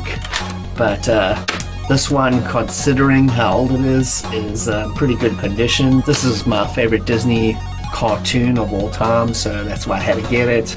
And I got Hitman Absolution on the 360. I've actually played this before. It's really super cool. I think I downloaded a digital version on the 360 and that's how I played it. I haven't played all the latest ones, so I'm not even going to pretend like I have. And this is probably the last one I played, and I played the originals on PC, and yeah, fantastic series if you want to check these out. And next is a DVD. This is Darkwing Duck, and I also got a whole bunch of comic books. So Darkwing Duck Volume 1, this is a TV series. I used to watch this in the early 90s. I really thought it was super cool. I really enjoyed it. It's kind of like, you know, like a riff on superheroes and all that kind of stuff. It's really funny. It's like, well, it's one of those cartoons that is a cartoon, but it's also very like aimed at like, you know, older audiences and adults, because the humor is very like clever and like tongue-in-cheek. Anyway, it's got the whole of season 1, so super cool. Let's get dangerous. And a whole bunch of comic books here. I do collect comic books. I'm not a crazy collector anymore. I've got rid of a lot of my stuff, but when I come across something that is unique, then I definitely pick it up. Otherwise, I don't really pick up much comic books anymore. Anyway, so I found this in the thrift store. This is a Spectacular Spider-Man number 150. This is late 80s, I would say, 1989 exactly. You can always tell how old a comic book is by the artwork. You can just tell immediately. I mean, I didn't even look at the date there, but each decade and even every few years, the art slightly changes, and even though it's different artists, you can just tell when it was made. So that's just from reading a lot of comic books. You just get used to that. But I don't have this one, and yeah, it was like 50 cents or something. And this was a pretty cool find. Never knew anything about this. This is the Hitchhiker's Guide to the Galaxy in graphic novel form. As you can see, it's got like every single one of the Douglas Adams books. This is released by DC. Like I said, I've never seen this before, but I had to pick this up, and it's cool that I got the whole collection too. Bunch more VHS here. We'll rapid fire through these things. I got Falling Down. This is a Michael Douglas movie. This is excellent. I think I've mentioned it before. You should have children playing here. You should have families having picnics. You should have a goddamn petting zoo. Instead you got these stupid electric carts for you old men with nothing better to do?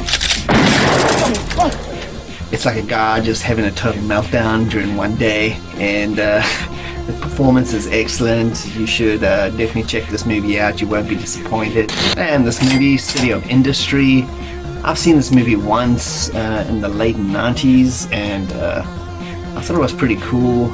I'm interested in watching it again. This is another one of those ones I'm just interested in checking out again. It's got Harvey Keitel, Stephen Dorff, and a whole lot of other pretty good actors in this, and it's a pretty unknown movie. It like just came and went like in a flash, but it was quite good. I like the performances, so I want to check it out.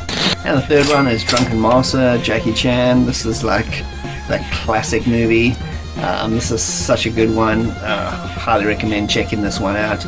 Bear in mind, this is the original Drunken Master.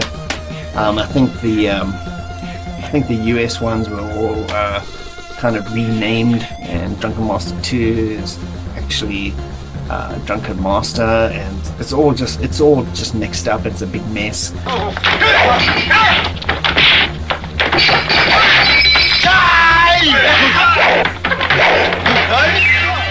Anyway, this is the original one.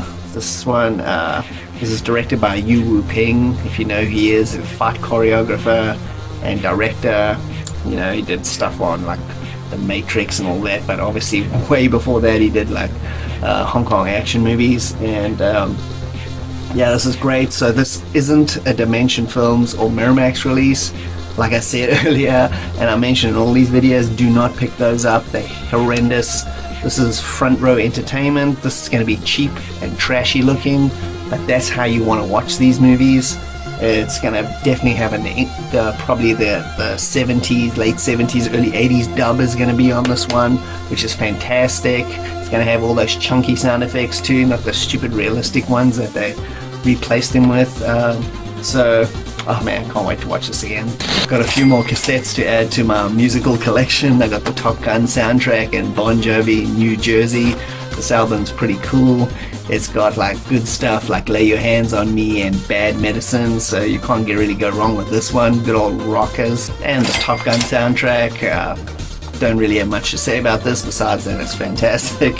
You know, it's got Take My Breath Away and Danger Zones and lots of other good songs on here. Can't wait for the new movie. I hope it's going to be cool. It better be cool. And I'm a big fan of Power Rangers. I absolutely love it, especially the classic series. Actually, I watched almost all of the series and get a good kick out of it. I love the insanity of it. So this is 2 from the original series. This is episode Half 5 and Happy Birthday, Zach.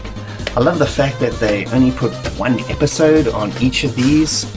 Look at that. It's like 15-20 minute tape or something like that. So I have to just assume that there's like hundreds of these, but I don't see them releasing hundreds of them. And another chunk of VHS here. So this first one is Sudden Death. This is continuing my Jean-Claude Van Damme collection. I think I've almost got all of them now. I'm still missing Universal Soldier for some reason. Anyway, so this is basically, if you've never seen this is like Die Hard in a sports stadium, ice hockey stadium, and I really like this movie. It's got some cool sequences.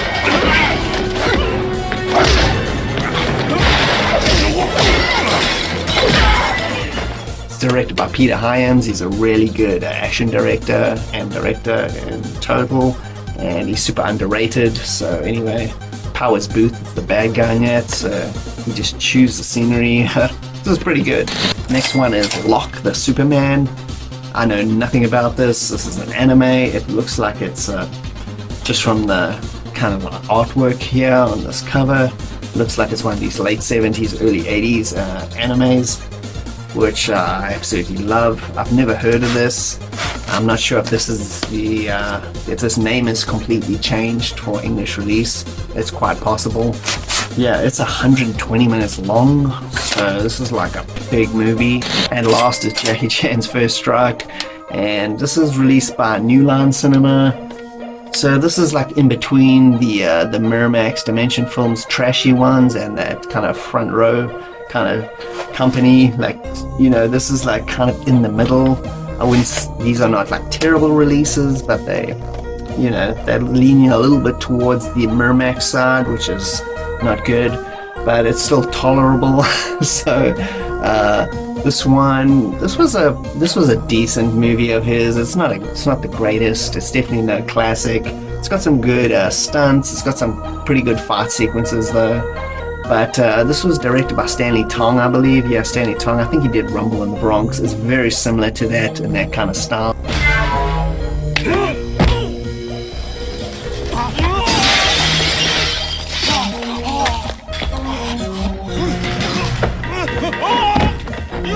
The problem with this movie is that it's all over the place. It feels like the story doesn't make much sense at all. It's just like basically set pieces all strung together. It feels like they were just making this up as they were going along, which is quite possible. And a couple more cassettes. I got Guns N' Roses, Use Your Illusion, Volume 2, and also the Blues Brothers. So if you've watched this movie, then you know the music is fantastic. It's all like soul kind of style and R&B, like classic 60s R&B, and it's really good. And these renditions are quite excellent, and a lot of the original artists also came back to record stuff. So this is just a great album and a fantastic movie. And this Guns N' Roses album is quite good. It's got a bunch of good songs here. Probably the most popular ones are like You Could Be Mine, Civil War, and their version of Knocking on Heaven's Door. All pretty good. Overall, it's a pretty good album. This came out in 1991. And I've got Use Your Illusion Volume 1, so now I've got both of them. So I'm going to have to slap this in the cassette later. And this is the last of the thrift store pickups. This is a whole collection of GamePro magazine. These were about 50 cents each. These are all from roughly 2005, 2004, 2006. So, you've got like just tons of cool stuff in here. I'll show you all the covers. Got the Matrix one. And here we are. More.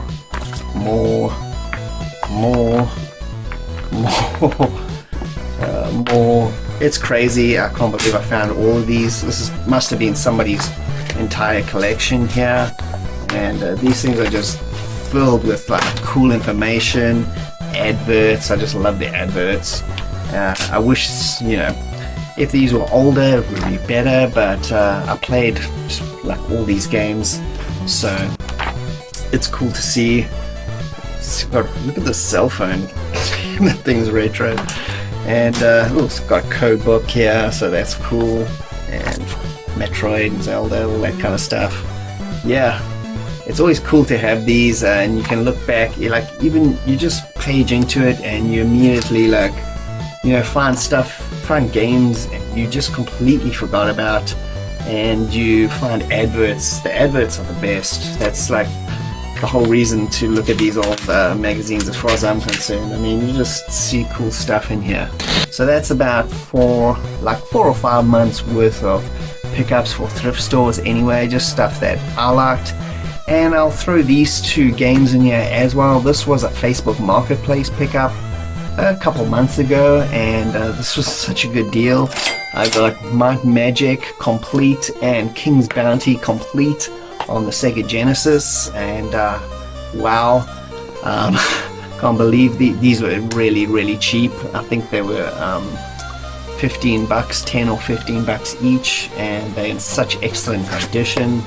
And I love these games. This is like a strategy kind of like Defender of the Crown kind of game, and really good. And obviously Might Magic, this is like a first person kind of role-playing game, kind of like the Bard's Tale kind of thing. These were both released by Electronic Arts. I've been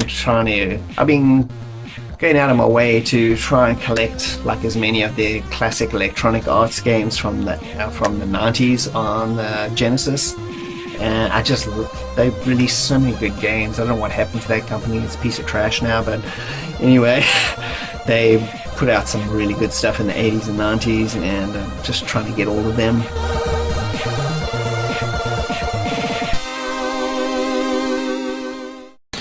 And that's it for another episode of Looting Booty. I'm glad you could come and join me on my little thrifting adventures. I know a lot of other thrifting channels say this, and when they do their videos, and they say it's all about the thrill of the hunt, and for me that's exactly what it is about. You know, going to thrift stores and secondhand stores, you just have no idea what you could possibly find. That's what makes it exciting, and especially when you find cool stuff for dirt cheap. It's extremely gratifying. And thanks for joining me, Bastish B at 64K. I hope you had a good time. And if you can please like and subscribe, that'll be greatly appreciated. I'll see you next time. Cheers.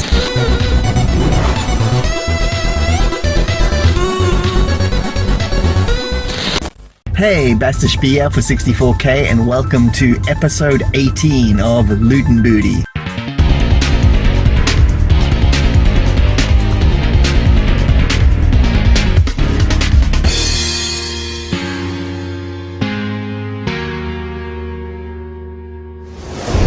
Welcome back. This episode is going to be jam-packed with thrifting, including my recent vacation to Vancouver, British Columbia.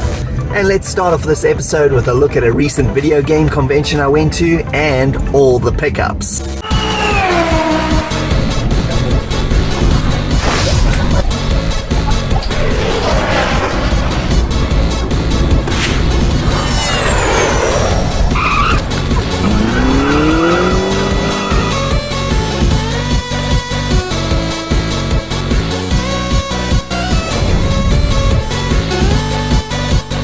Hey, Bastish B here for 64K, and welcome to beautiful British Columbia, Vancouver.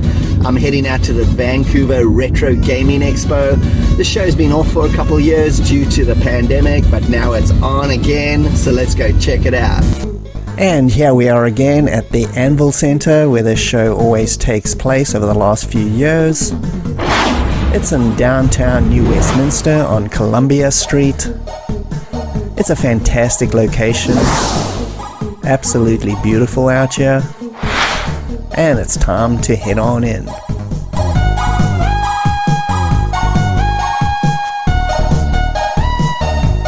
And here was the beginning of the show. It's still not many people around, but it was starting to get busy already. You can see all the vendor halls and some arcades to the left. And I decided to start the hunt early. Found these awesome Apple II sealed games, a whole whack load of them.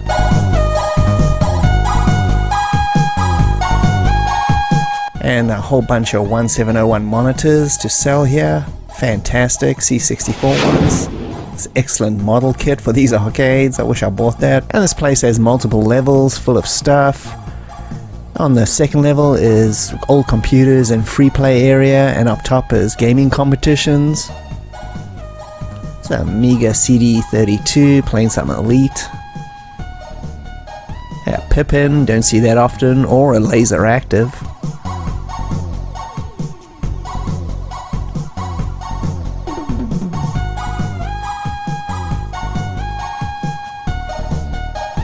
And I had multiple bands and DJs playing throughout the day, which was pretty cool. pimped out C64, lovely, playing Garrus with a old printer. I used to have one of those. I love the name of this game, Ski and Shoot. Gets to the point. I honestly should have picked that up.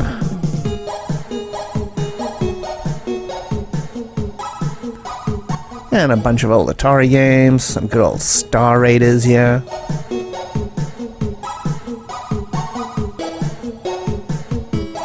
Ooh, Infinite Space, that's an awesome game, so underrated. Some hard dollar Xbox original games.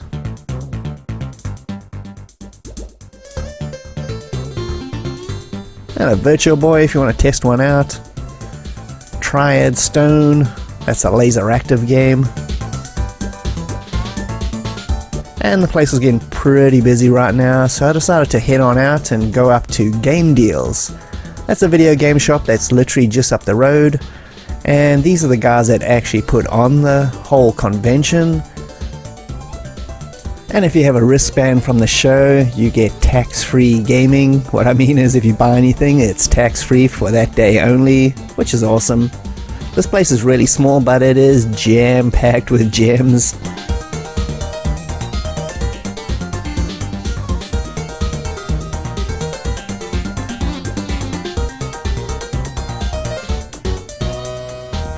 Look at all the Neo Geo stuff. Whoa.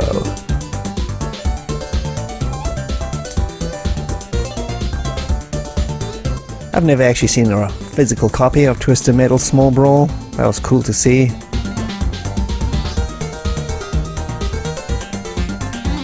Tons of Saturn games here. I really wanted to buy them all.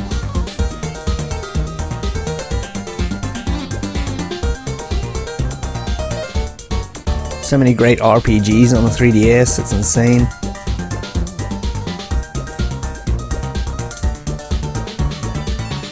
Nice Genesis selection too. I picked up quite a few games here, but I'll show everything at the end. And it was time to head on back into the show. Nice little arcades set up here, even a working battle zone.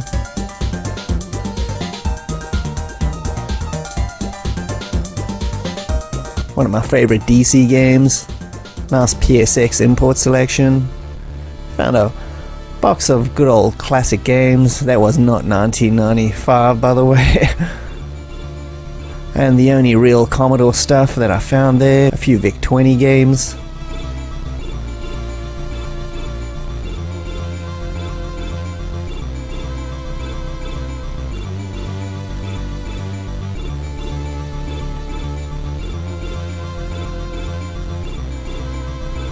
And a bunch of cool pillows, homemade stuff, really cool.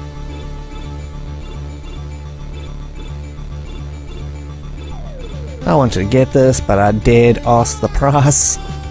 I should have got this though, it's one of the few Saturn Capcom games that I don't have yet.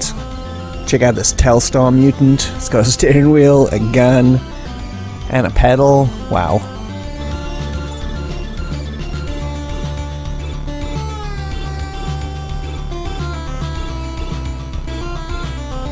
Some nice little old classic handheld kind of stuff.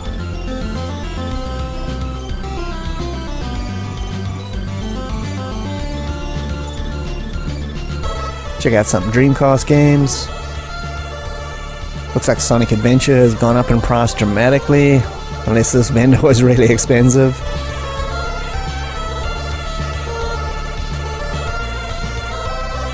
Oh, Super Noah's Ark. Wisdom Tree at its best.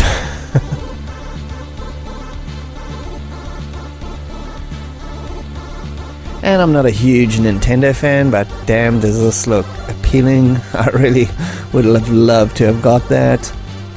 And they also had some DJ sets, which were really excellent. They were actually even better than the live bands, to be honest. Oh, the Bobble game, sweet goodness. Bunch of import Super Famicom games, pretty good prices.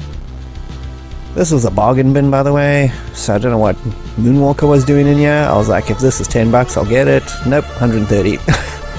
And that creepy furry was everywhere. I looked, felt like it was following me. Gotta get out of there.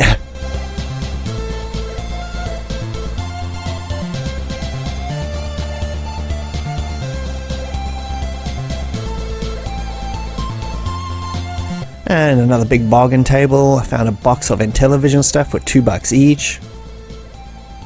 And that pretty much brings this whole show to an end. I had an absolutely excellent time. And I'll definitely be back next year.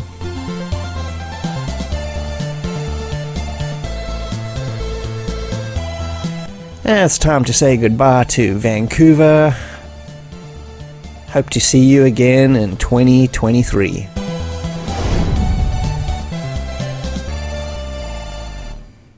And wow, game deals turned out to be really excellent for me as far as my EA big box list goes. I picked up more at game deals than I did actually at the convention, at least for the stuff that I was actually looking for. I got 5 games off my list, and the first one up is called Super One-on-One Jordan vs. Bird. If you played old computer games in the 80s, you probably know the game One-on-One by Electronic Arts. It's a basketball game. This is kind of like a 16-bit update of that, and it's obviously got a lot of other extra stuff in it, not just the simple one-on-one. But this is fantastic. I actually forgot about this game. It wasn't actually on my EA list, but when I saw it there, I just had to pick it up.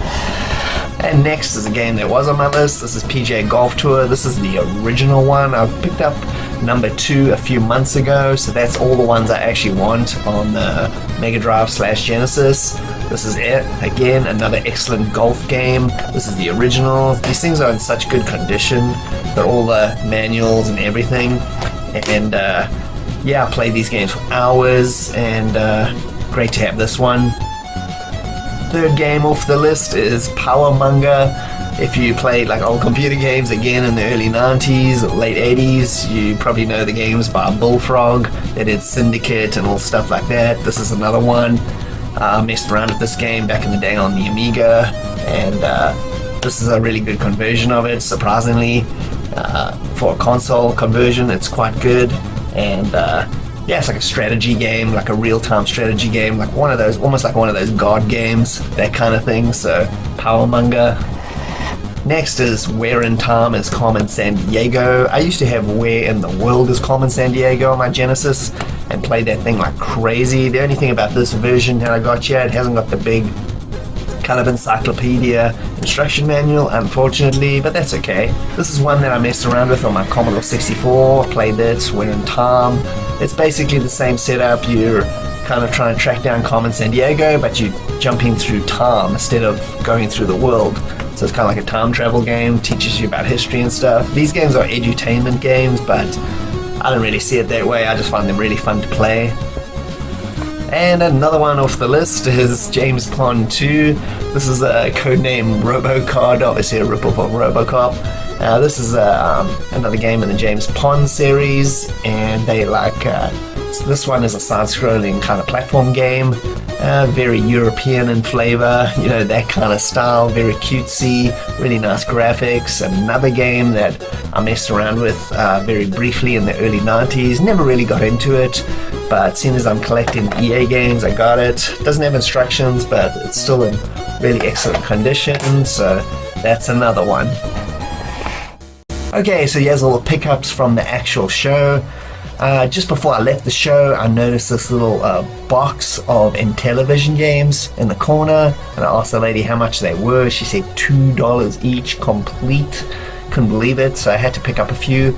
And this first one up is called New Atlantis.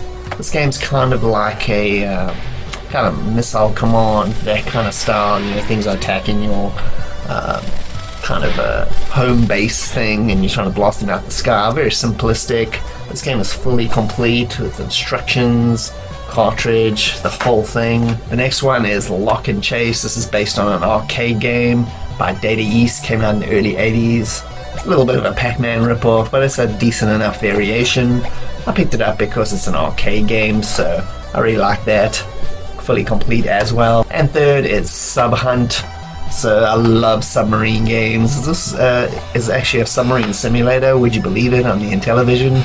Never seen this before, and I mean, simulator, I use it very generously. Anyway, for $2, I'm not going to complain. And on to the rest of the pickups. This first one is a Sega Classics. This is the Mega CD version, Japanese version. This is a game they came out with for the Sega CD or Mega CD. It's like a compilation of Mega Drive Genesis games. You got Golden Axe, Streets of Rage, Revenge of Shinobi, and Columns. Yeah, this was dirt cheap as well. It's in such excellent condition. And the only PS2 pickup was this one, the Mad Maestro. I got this for like $4 or $3. The guy's table had a sign that said all the games are half price of what their sticker price was. So yeah, I got this for about $3 or something, which is excellent. Mad Maestro Complete. If you've never played this one, it's kind of a rhythm game. You're playing a symphony, that kind of thing. You got to conduct the whole symphony. It's a really lot of fun. It's got good music, and I really enjoyed this when I played it back in the day. And then I managed to get another 2 games off my EA list. First one up is the Mega Drive Genesis version of Marble Madness. I really love this arcade game. A lot of good versions of this game. This is in excellent condition. If you've never played this before, it's based on an old Atari arcade game. You got to get a marble through a bunch of mazes to get to an exit. And the final game from the show is Mutant League Football. This is another game off the list, and this game was a little bit expensive compared to everything else I bought, but I knew it was going to be. The hockey one is even more expensive, unfortunately. There's not a lot of games on that list that are super high dollar, so I'm kind of lucky. Anyway, this is one of them out of the way.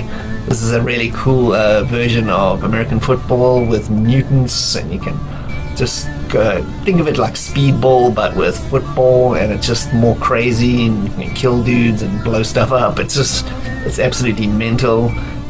It's a really good electronic arts game and a cool franchise. I wish they made more of these kinds of games. But anyway, finally got Mutant League Football. And that ended up chopping a lot of games off my big list. So that was a lot of good pickups. I marked off a lot of games off my EA big box list, which is pretty cool. I'm on my way now to the King of Trade. I got a bunch of games that I don't really want in my collection. I'll never end up playing. So I'm going to go trade them there and see if I can pick up 1 or 2 other games in their place. In the meantime, you can check out some of my local thrifts. I'm talking about thrifting here. I'm talking about thrifting in Vancouver, marketplaces, garage sales, everything. Check it out. So people often ask how I get the money to go thrifting all the time. Well, I don't. I simply take all the recycling and get a lot of money out of that actually and go thrifting with that. 3 bags get you about $30, and these 2 bags here, which weren't even that full, got me about $16. You can see here. That's a lot of money for thrifting. Let's go do it. And we've got an LGR wood grain kind of old 80s TV here. Super cool. And I've never seen that MechWarrior Clan. That's a much later release after I'd played those games. And it's still nice to see PSP games, even if it's a generic sports game, but it's still pretty cool to see.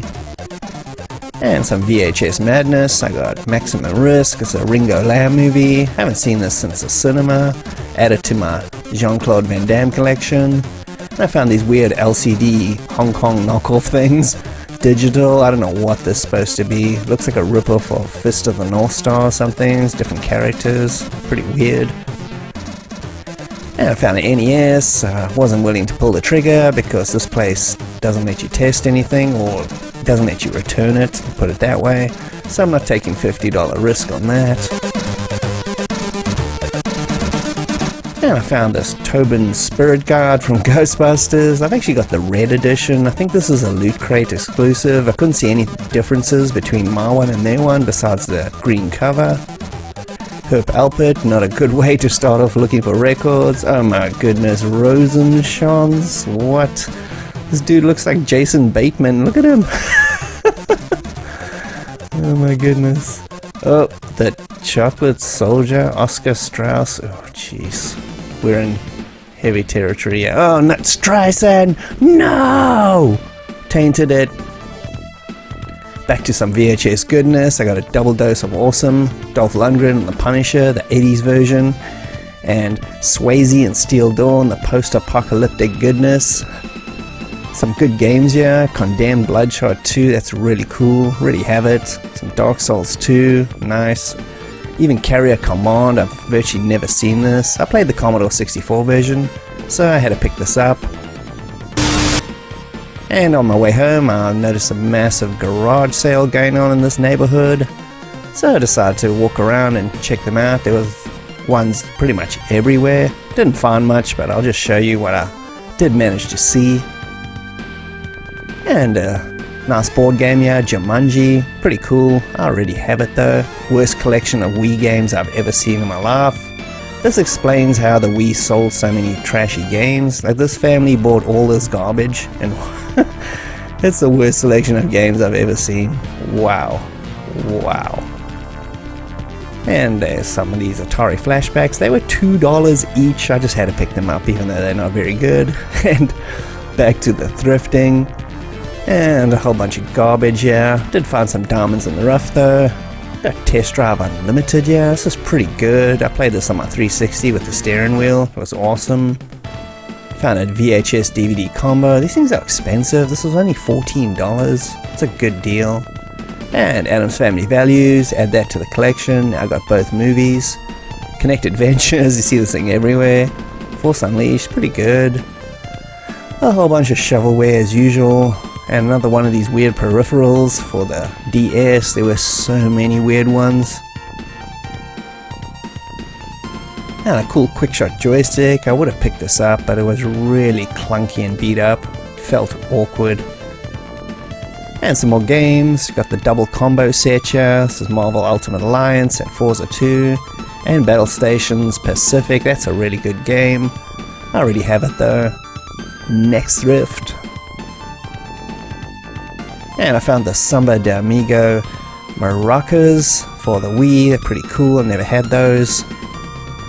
And obviously the GameCube stuff was behind glass. It's so expensive to collect for that. Now there's one of these Samsui TV VHS combos. I actually got one of those. Very cool. Found Taxi Driver on VHS. And another Jean-Claude movie, Death Warrant. I've only seen this movie once in the 80s. Interested to see it again. And the worst controller ever, Power Game Crystal. What the heck, it felt so light like it didn't even exist. Superpad PSX 1000, even better.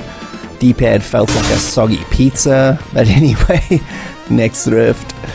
And I found this Indiana Jones Explores the Vikings, never even seen these before, like some sort of educational history books. Pretty cool. If I saw these as a kid, I would have definitely picked them up. It's very interesting.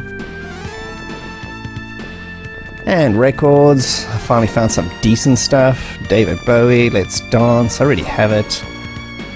As well as the Pat Benatar, already got this one, damn it. And then Kiss had to come and ruin everything. Ugh. And back to the games. And I found a real trashy game, Alone in the Dark, this newer version. I played this, I didn't like it back in the day, but I'm willing to give it another chance. And I found a whole bunch of cool stuff here, VHS's, Young Master, it's a really excellent Jackie Chan movie. I think it's a Yung Wu Ping directed that. And this is Half a Loaf of Kung Fu. This is an even earlier movie. I barely remember this one. It was pretty fun as well. And then the really excellent Lord of the Rings, Ralph Bakshi cartoon. Fantastic movie that. Sometimes the magazine section can give a bit of gold. Found an old issue of Game Informer, not super old, but 2006 is pretty vintage at this point. And some more games, and I found this gem, Steel Horizon by Konami. I've never even seen this before. A World War II turn-based submarine game. Sign me up. Wow. Next Thrift. And some more VHS, Mission Galactica, the Cylon Attack, what? This must be a compilation of episodes, I guess. Lloyd Bridges, what? And some more cursed Wii shovelware, Ultimate Duck Hunting, sweet goodness. Even worse. This is just ruined, that ruined gaming for me. And somebody unloaded the entire manga collection. Awesome. Manga Blast, that was a cool magazine. I used to read that. I almost missed this, but they had Dominion Tank Police, Masamune Shiro. This is such a cool graphic novel. Highly recommended. The artwork is amazing. Definitely pick that up. And that's not going to sell well. And back to the games, and we found N Plus on the PSP, totally picking that up. And whoa, Berserk the board game. This is amazing. This thing was complete and excellent condition. Couldn't believe I found that. Came out in the early 80s, I think 1982 or 3. And we got Metal Storm, The Destruction of Jared Sin. This movie is horrible. I love it. And I found looks like a 8mm film camera. I wasn't sure if it was, but man, it looked cool. Don't know anything about it though. Found another one of these quick shot style joysticks. Was gonna pick it up, but I had to see what system it was for. NES. Not really interested in that. Don't know why Madden's behind the glass there. It's worthless. Some real generic titles though. And I found this weird Michael Jackson calendar that was unopened from 2011. We'll just leave that there. Let's go to the records. Ooh, not a good start. Oh my goodness, Richard Simmons. Tainted the Thrift. And back to the games. Russia with Love, great game. Really have it. And I'm so sick of Star Wars at this point. Disney's just pummeling that franchise into the ground. And I found a Tiger Woods PSP game. This is what you usually find there at thrift stores. And back to the records, braving this again. Oh, Hungarian folk songs, not a good start. And Hungary Strikes Back with songs and dances. And just when you thought it couldn't get any worse, Donny Osmond, Tainted the Thrift. And I decided to go to the Cloverdale Market. This is out in Vancouver, British Columbia, when I went on vacation. And I saw one of these knockoff NESs, 620 games, PAL and NTC compatible though. And I found Drone. Apparently drones are now powered by Xbox 360 controllers. And another sign that the world's coming to an end. I'll leave that as it is. Jack Sparrow, a bunch of novels, never seen this before, pretty weird. And this woman liked to collect things in groups, very impressive. And I almost missed this, Wonder Woman VHS, 70s Wonder Woman, not that Wonder Woman 84 garbage. And little R2-D2. This guy has a lot of games, but they're so sun-bleached, they're like worthless.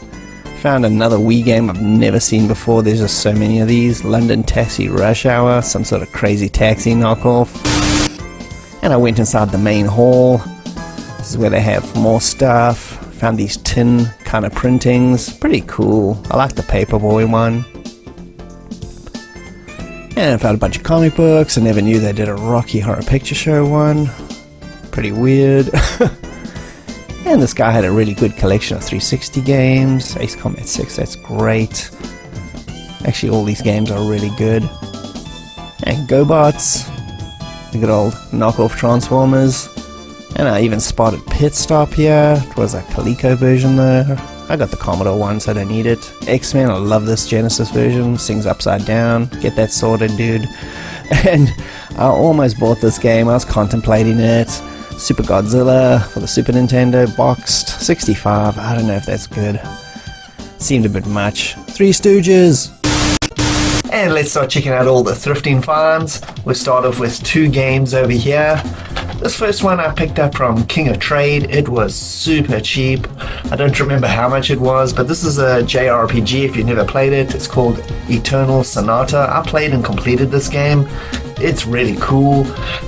It's a very strange concept. You are playing, well, the main character is Chopin, the composer, and he's on his deathbed. He's almost dead, and he's having some sort of fever dream, and you play the fever dream, and that's what the RPG is. I know it sounds super weird. It's got awesome classical music. This is a strange game. I'm glad to have this back. And the other one was Carrier Command Gaia Mission. So this was released by Rising Star Games. They release a lot of shoot 'em ups and obscure games, and this is no exception. I think I've seen this game once before. This is based on the original games from the 80s, if you've ever played them, on the Amiga and the Commodore 64 Carrier Command. It's kind of like a real-time strategy game, that kind of vibe. This one looks like it takes that idea and runs with it. Interesting to see what this one's about. A couple of books over here. This first one's the issue of Game Informer. So you don't often come across old gaming mags anymore. I know this isn't considered super old. It's 2006. It's over 15 years old at this point, which is fairly old, even though if you look at the games, it feels like I played these yesterday, Just Cause and all that. But it's always nice to find these, and they're just brimming with information about classic games. He has an advert for Okami, and this was a must-buy. This is Dominion Tank Police. This is by Masamune Shiro. He did a Ghost in the Shell, if you're not aware. Anyway, this is a fantastic kind of manga. It's totally worth checking it out. The artwork is absolutely phenomenal. The characters are awesome. The cat girls are hilarious. You really should check this out. It's one of my favorite manga series out of classic manga anyway. Some more VHS. First up, we got Taxi Driver. This is the Martin Scorsese movie with Robert De Niro. This movie is super weird. When I originally watched it as a kid, I shouldn't have been watching it, but anyway, I just like the performances and the style of it. It's so gritty. It's got that like 70s vibe. They just can't replicate this kind of movie. Another one I haven't watched in many years is Death Warrant. I think I've only watched Death Warrant once on video back in the late 80s. So I know this is the one where he goes to prison and all that, and this is the one that's, just a vague memory of it. I think I remember I thought it was good, but not great.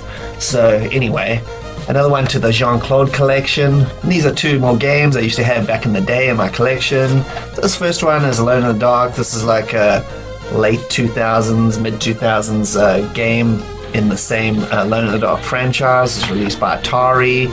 Now, I gotta admit, I didn't like this game when I originally had it on my Xbox 360. I played it for a while, and I thought it had really cool concepts, but it just doesn't come together all that well. I saw this for really cheap, and I'm willing to give it another shot. Maybe, I was too, I love the original so much, I didn't give it much of a chance, or maybe it is just a bad game. I'm always willing to give something another shot if it was cheap. And this one I also had, and I really enjoyed it. This is Test Drive Unlimited. This is part of the Test Drive series. This is also released by Atari. And I used to have this, and I used to have the Xbox 360 steering wheel set up, to play this game, which made it insane. This was super cool. Some good concepts also. Try to change up the formula of the Test Drive series again. And good to have this one back. And some more over here. This is Half a Loaf of Kung Fu. I don't really remember this one all that much. I remember the beginning title sequence where he's just in this like black room and just doing a whole bunch of kung fu moves and fighting guys.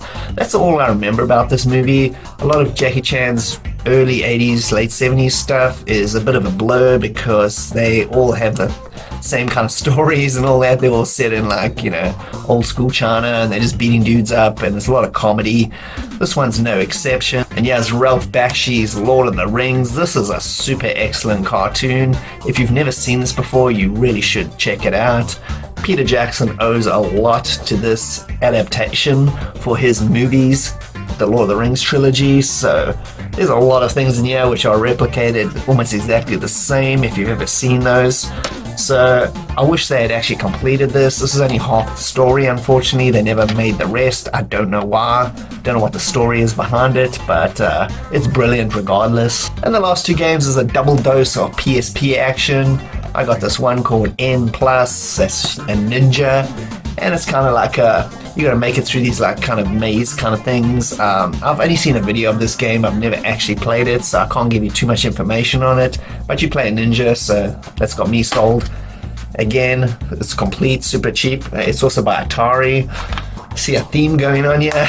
And lots of VHS pickups. This is 2 more. First up is Commando. I haven't watched this movie in decades. I loved it. It's so ridiculous. I think this was by Mark L. Lester. Yeah, Mark L. Lester. He did some really cool kind of action movies. Also did a Showdown in Little Tokyo, the one with Dolph Lundgren and Brandon Lee. It's a super cheese fest. Totally recommend watching it. It's bad, but it's so good. Commando's kind of the same kind of vibe. It's just so ridiculous. And this other one is Mission Galactica. This is the Cylon attack. Now, this is kind of weird. I don't know anything about this. I was a big fan of this series when I was a kid. You know, the 70s TV show. This got nothing to do with the remake, you know, the modern ones. But this looks like it might be some sort of compilation where they edited a few episodes together to get like a full movie kind of deal. It's 108 minutes. So yeah, I haven't looked this up yet, but that's what I'm assuming. And the last game pickup is Steel Horizon. I can't believe I found this game. I know nothing about it. It's released by Konami. I'm pretty sure they didn't make it. It's probably just they're publishing it. But anyway, this is a World War II, looks like a turn-based strategy with some real-time action in there, submarines and ships and everything. Wow, this is like such a game that I would love. I can't believe it. Super cheap, fully complete. Can't wait to actually play this. Another 2 more here. This one is called Metal Storm, The Destruction of Jaredson. This is a really bad movie. I would not suggest you watch it. I've seen this. I watched this a couple of years ago again, and you know, I thought maybe it's better than I remember. It's definitely not. Pretty sure this is a 3D movie, if I remember correctly. You can use those, you know, the red and the green glasses to see a few effects. There's like about 5 in the whole movie. It's not even worth it. And yeah, it's a bad science fiction movie from the 80s. This is Young Master. This is a Jackie Chan classic. Absolutely excellent movie. This is one of my favorites of his old school stuff, you know, the late 70s, early 80s stuff. This is his best movies. If you've never seen these, you really should. Always look out for Front Row Entertainment. They release these movies as they were in the 80s. So if you watched it there with that kind of funky dub, funky English dub with those really big chunky Hong Kong sound effects, then that's what these versions are. They didn't screw them up like Dimension Films and Miramax did with when they re-released all these. So definitely go for these. They're more down and dirty, but much better to watch. And I got these Samba de Amigo maracas. This is for the Wii version. You can see, put the Wii controller in here. Samba de Amigo was a super cool game on the Dreamcast. I absolutely loved it. Played it to death with the full peripheral. They re-released it with obviously the motion controls on the Wii, and I've actually got a copy of the game. I haven't played it yet because I didn't have the maracas. It seemed pointless. Now that I do, awesome. And some more VHS. First up is Steel Dawn. If you've never seen this, this is a cool post-apocalyptic movie with Patrick Swayze. This is like mid-80s or something. This movie was shot in South Africa. That's the reason why I know it so well. It was shot in where I used to live, and there's a lot of South African actors in here, which always makes me laugh. I don't know why, because you used to see them on TV and then you saw them with like a real actor. Not to imply that they weren't good actors, but to see them with like a Hollywood actor, it was super weird. But this is a fun, dumb kind of Mad Max ripoff movie, and I kind of like it. And here's the 80s version of The Punisher. It's with Dolph Lundgren. I actually like this movie. It's not the greatest movie ever made, but it's pretty cool anyway. It's much better than that horrible one with Thomas Jane and John Travolta. There's a piece of trash. But anyway, this is way better. It's not the greatest. It's got some good action, and I just love Dolph movies. And the last 2 VHSs, yeah, this is Rambo First Blood. What can I say about this? With this, I finally got the entire Rambo series, at least all the ones that were released on VHS. And yeah, it's Maximum Risk. This is another Jean-Claude movie. This is a mid to late 90s one. This one was directed by Ringo Lam. Yeah, Ringo Lam, he did a lot of really good Hong Kong action movies. This isn't by any means high on his list of his great movies, but it's a decent action flick. It's not all that great. Again, I'd like to watch this again and see what it's like. And the final pickup was my personal favorite out of all the thrifting I've done over the last couple months. This is Berserk, the board game by Milton Bradley. This came out in the early 80s, a couple years after the arcade game was released. It's based on the arcade game, and this thing is fully complete. I've actually looked inside. It's got everything. Amazing. This was really cheap. I can't believe the actual quality of this. It's absolutely perfect. Like when you go thrifting, you just never know what you're gonna find. That's the thrill of the hunt. That's the thrill of the hunt for me. And finding something like this, it's just amazing. So thrifting has been kind of all over the place lately. I haven't found a lot of games to add to the collection, but that is more to do with the fact that I've got most of the common games at this point, so I'm kind of skipping them all when I see them at thrift stores. There's a lot of stuff I'm skipping over, a lot of really good games. So again, I say this every time, if you're into the last few generations of games, you should seriously hit up thrift stores. You can get them for dirt cheap, but that's not going to last. Just like everything, those games will be expensive in a couple of years and you're going to seriously regret it. So you should get out there and start doing that. And also on my recent vacation to Vancouver, I hit up one of the best toy stores I've ever been to in my life. It's called Toy Traders. Check it out. And here it is, Toy Traders in Langley, British Columbia. This is still the coolest toy store I've ever been to. The scope of it is absolutely massive. And if you've been following the series since the beginning, I did a video right at the beginning on this place that nobody watched.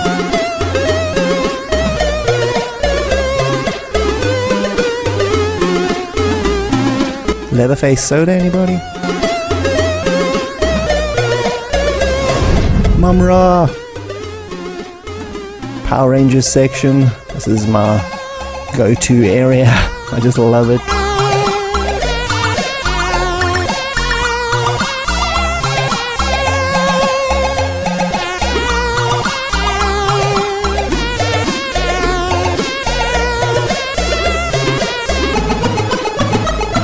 There's an insane amount of figures in this place. It's ridiculous. A little bit of Deadpool action.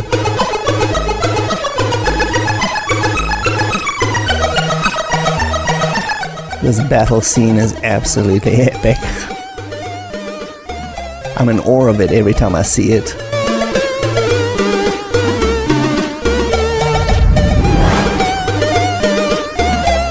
Even got the Ghostbusters off to the left here.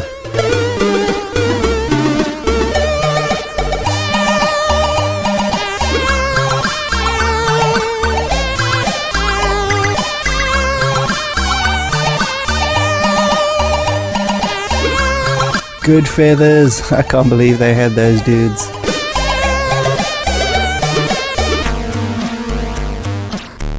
Danger Mouse. Jeez, you don't see that here in Canada very often. It's so obscure over here.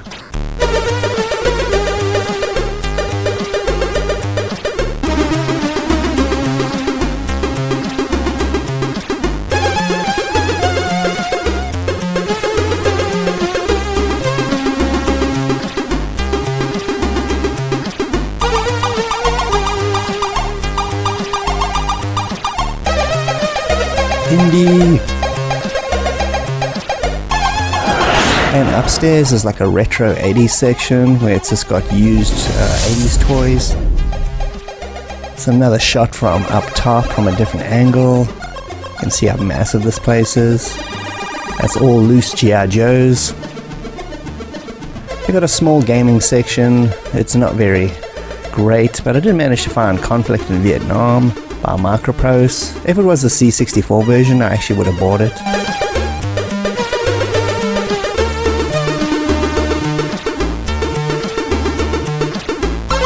GoBots. I keep on running into these things lately. From seeing them never till seeing them everywhere. So weird.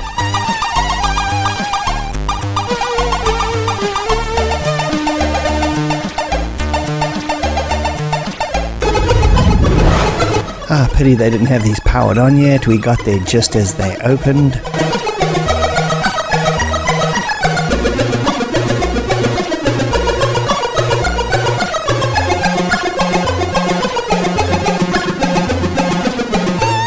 this awesome TMNT pinball machine. Just look at it.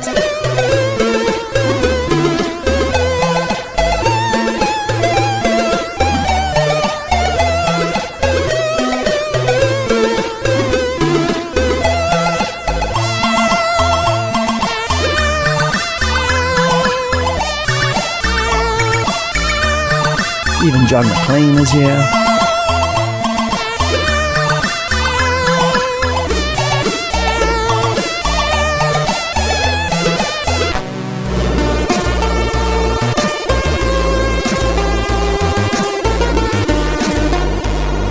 I love the retro packaging on these turtles. These are exactly like the ones I had in the 80s. Exact same packaging and style. It's awesome.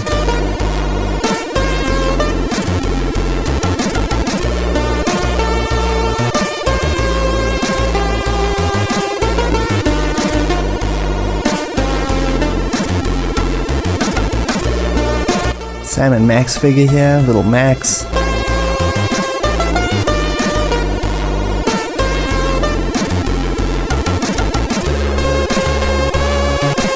Earl Grey hot.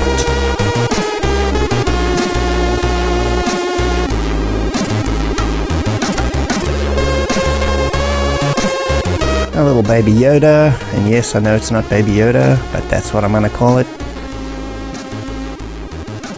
Super cool Masters of the Universe selection there.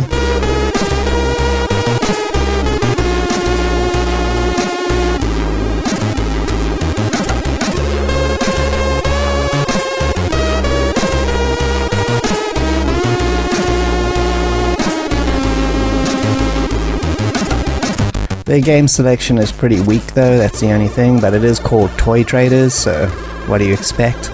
And that was just one half of the place. So I didn't really pick up anything at Toy Traders. I just like looking. Obviously my daughter was with us and she obviously managed to find some toys, so got a few things for her. But straight after that I went to a local retro video game store. And here we are, Willow. This is an excellent retro gaming store. They not only have retro games but movies and vinyl, music and everything. This is a little shot to give you a sense of the scope of the place.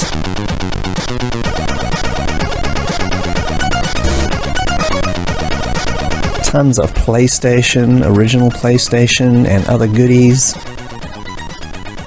They even have a Vita section. Don't see that often anymore.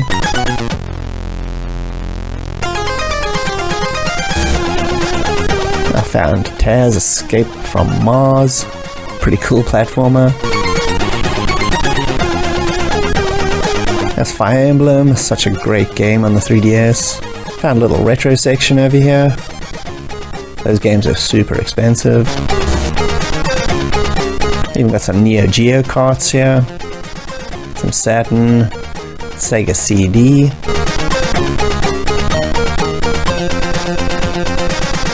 Found an Xbox original game that I don't have, Silent Scope Collection. And I spotted another one of the EA games I needed for my big box collection. And here's the two games I picked up from Willow. The first one is the aquatic game starring James Pond. This is kind of a spin-off of the James Pond games.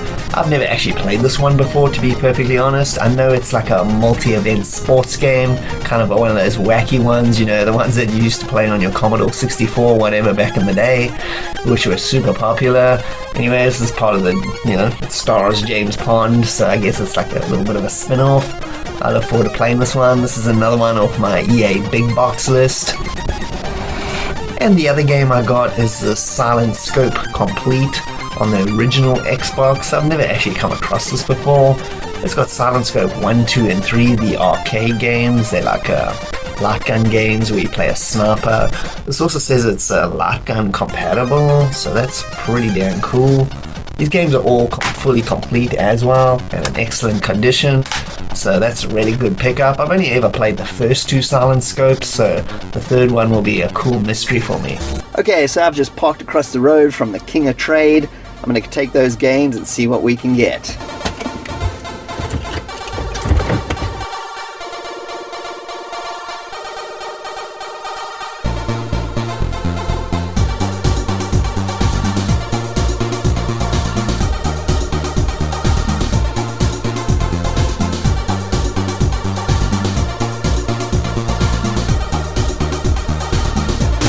Okay, so let's have a look at the 2 games that I picked up from King of Trade. So I took all that stuff, a whole bunch of Rainbow Six games, which I knew I'm never actually going to play or have no desire to play. You might as well just trade those kind of things up and get some stuff at game stores that you actually really want. And so I picked up 2 games out of that. First up is Sega Soccer Slam on the PS2. I originally had this on my GameCube when it originally came out.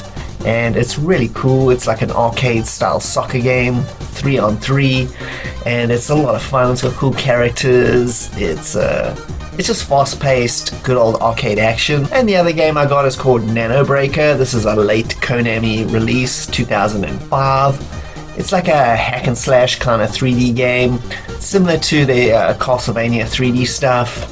And it's pretty good. I messed around with this game just very briefly, so I don't really know much about it besides the fact that you got a massive sword and you go chop up like monsters and big mechanical beasts. But anyway, this is one I've always been intrigued to play, and I finally got it. And that's it. I hope you enjoyed another episode full of thrifting. Thanks for joining me, Bastish B at 64K. I hope you had a good time. And if you can please like and subscribe, that'll be greatly appreciated. And I'll see you next time. Cheers.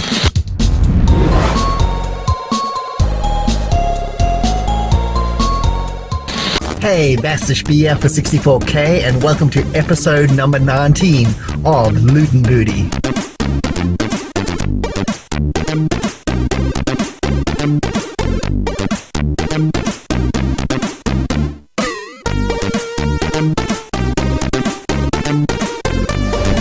And welcome back.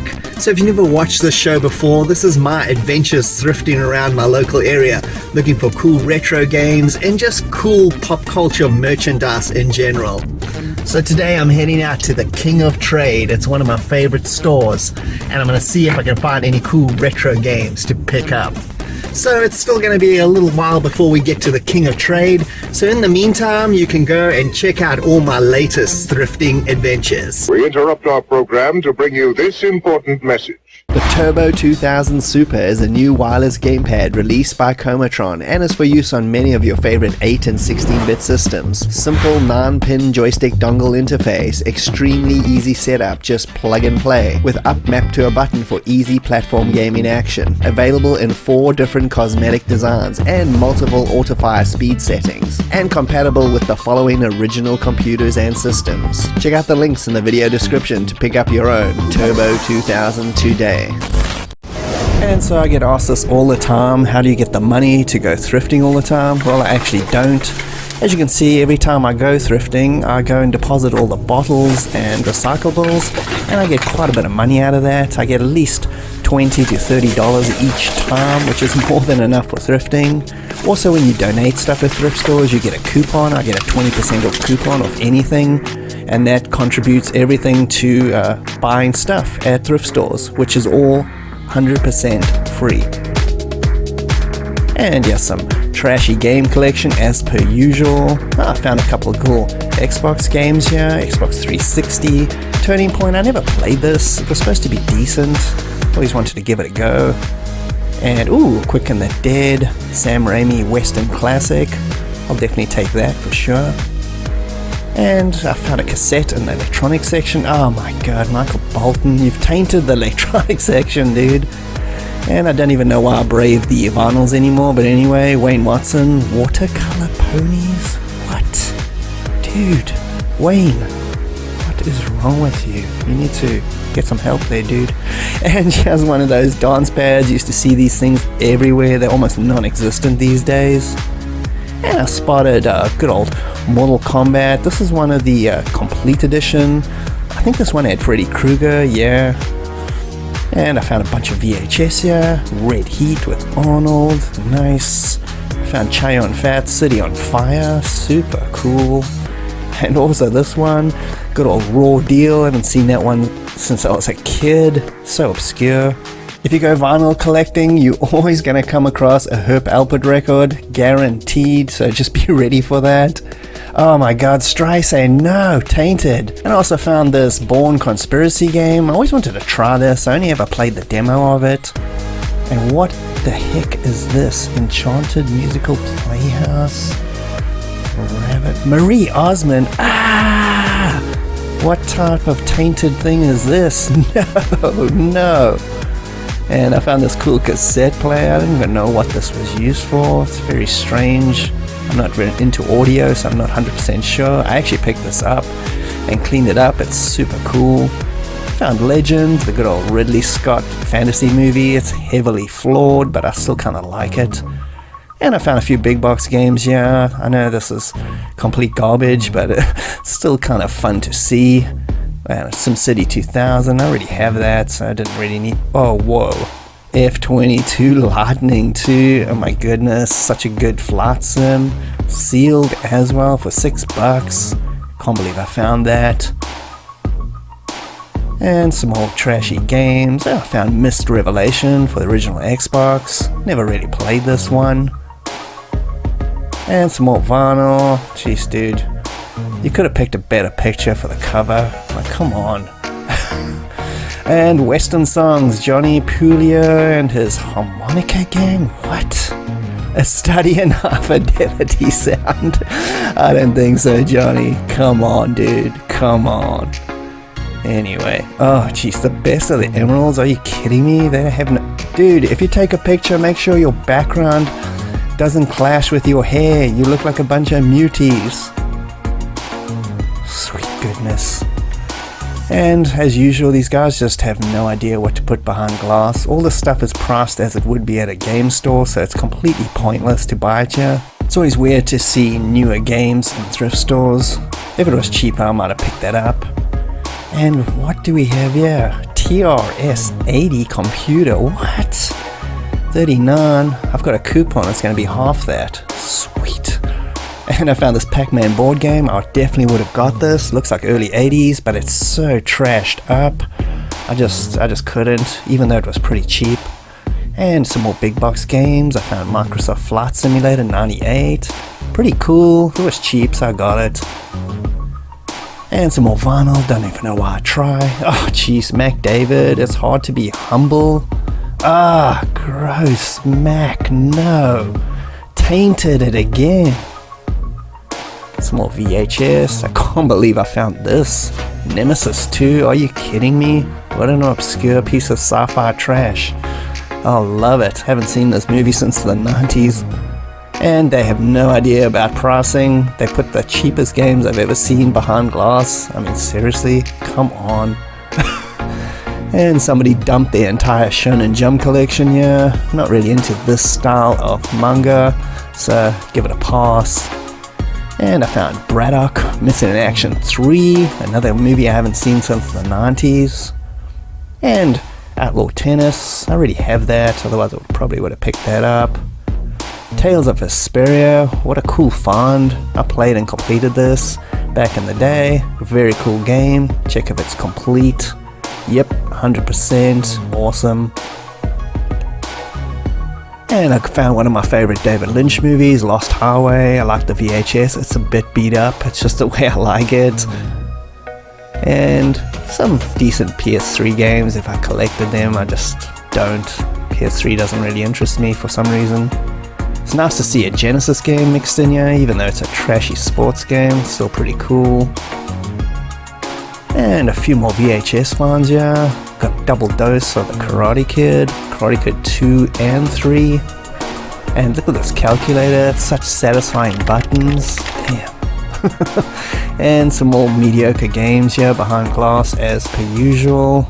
They have no clue. Okay, so let's start checking part 1 of all my pickups from the last couple months. First up is this double dose of VHS. I got Karate Kid 2 and 3. Pretty cool. And I remember watching Karate Kid 2 in the cinema as a kid. I really didn't like it. You know, it just wasn't, I didn't like it as much as the first one, which I'd watch on VHS. But in recent years, I've rewatched this movie and it's actually really good. And this is really underrated, good old Karate Kid 3. A lot of like kind of dismiss this one. It's actually really good as well. It's a nice little trilogy. Now I've got all of them. And we got a cassette pickup. This is Corey Hart's First Offense. This has got sunglasses at night. Obviously, the 80s classic. You just can't go wrong with that piece of good cheese. So definitely bought that just for that. And some more VHS. I got a double dose of Reservoir Dogs and Last Man Standing. So obviously Reservoir Dogs, everybody knows this. You know, Tarantino classic. Yeah, why not? This was like $1, so great movie. Haven't watched it in ages. This though is a pretty cool movie that's totally worth watching. It's kind of been completely forgotten. This movie was directed by Walter Hill. He did like The Warriors and 48 Hours and a whole bunch of good like underrated action movies. Anyway, so this is Bruce Willis. This is Bruce Willis as is most Bruce Willis-y. He's like just, you know, cheesed off the whole time and he's just like wasting dudes. The action in this is really good. It's very short bursts of action in this movie. There's no big set pieces, but when the action goes down in this movie, it's really, really good. It's like a John Woo movie almost. Definitely worth checking this one out. And this was a pretty cool pickup, especially in a thrift store. I've got Tales of Vesperia. This is on the Xbox 360.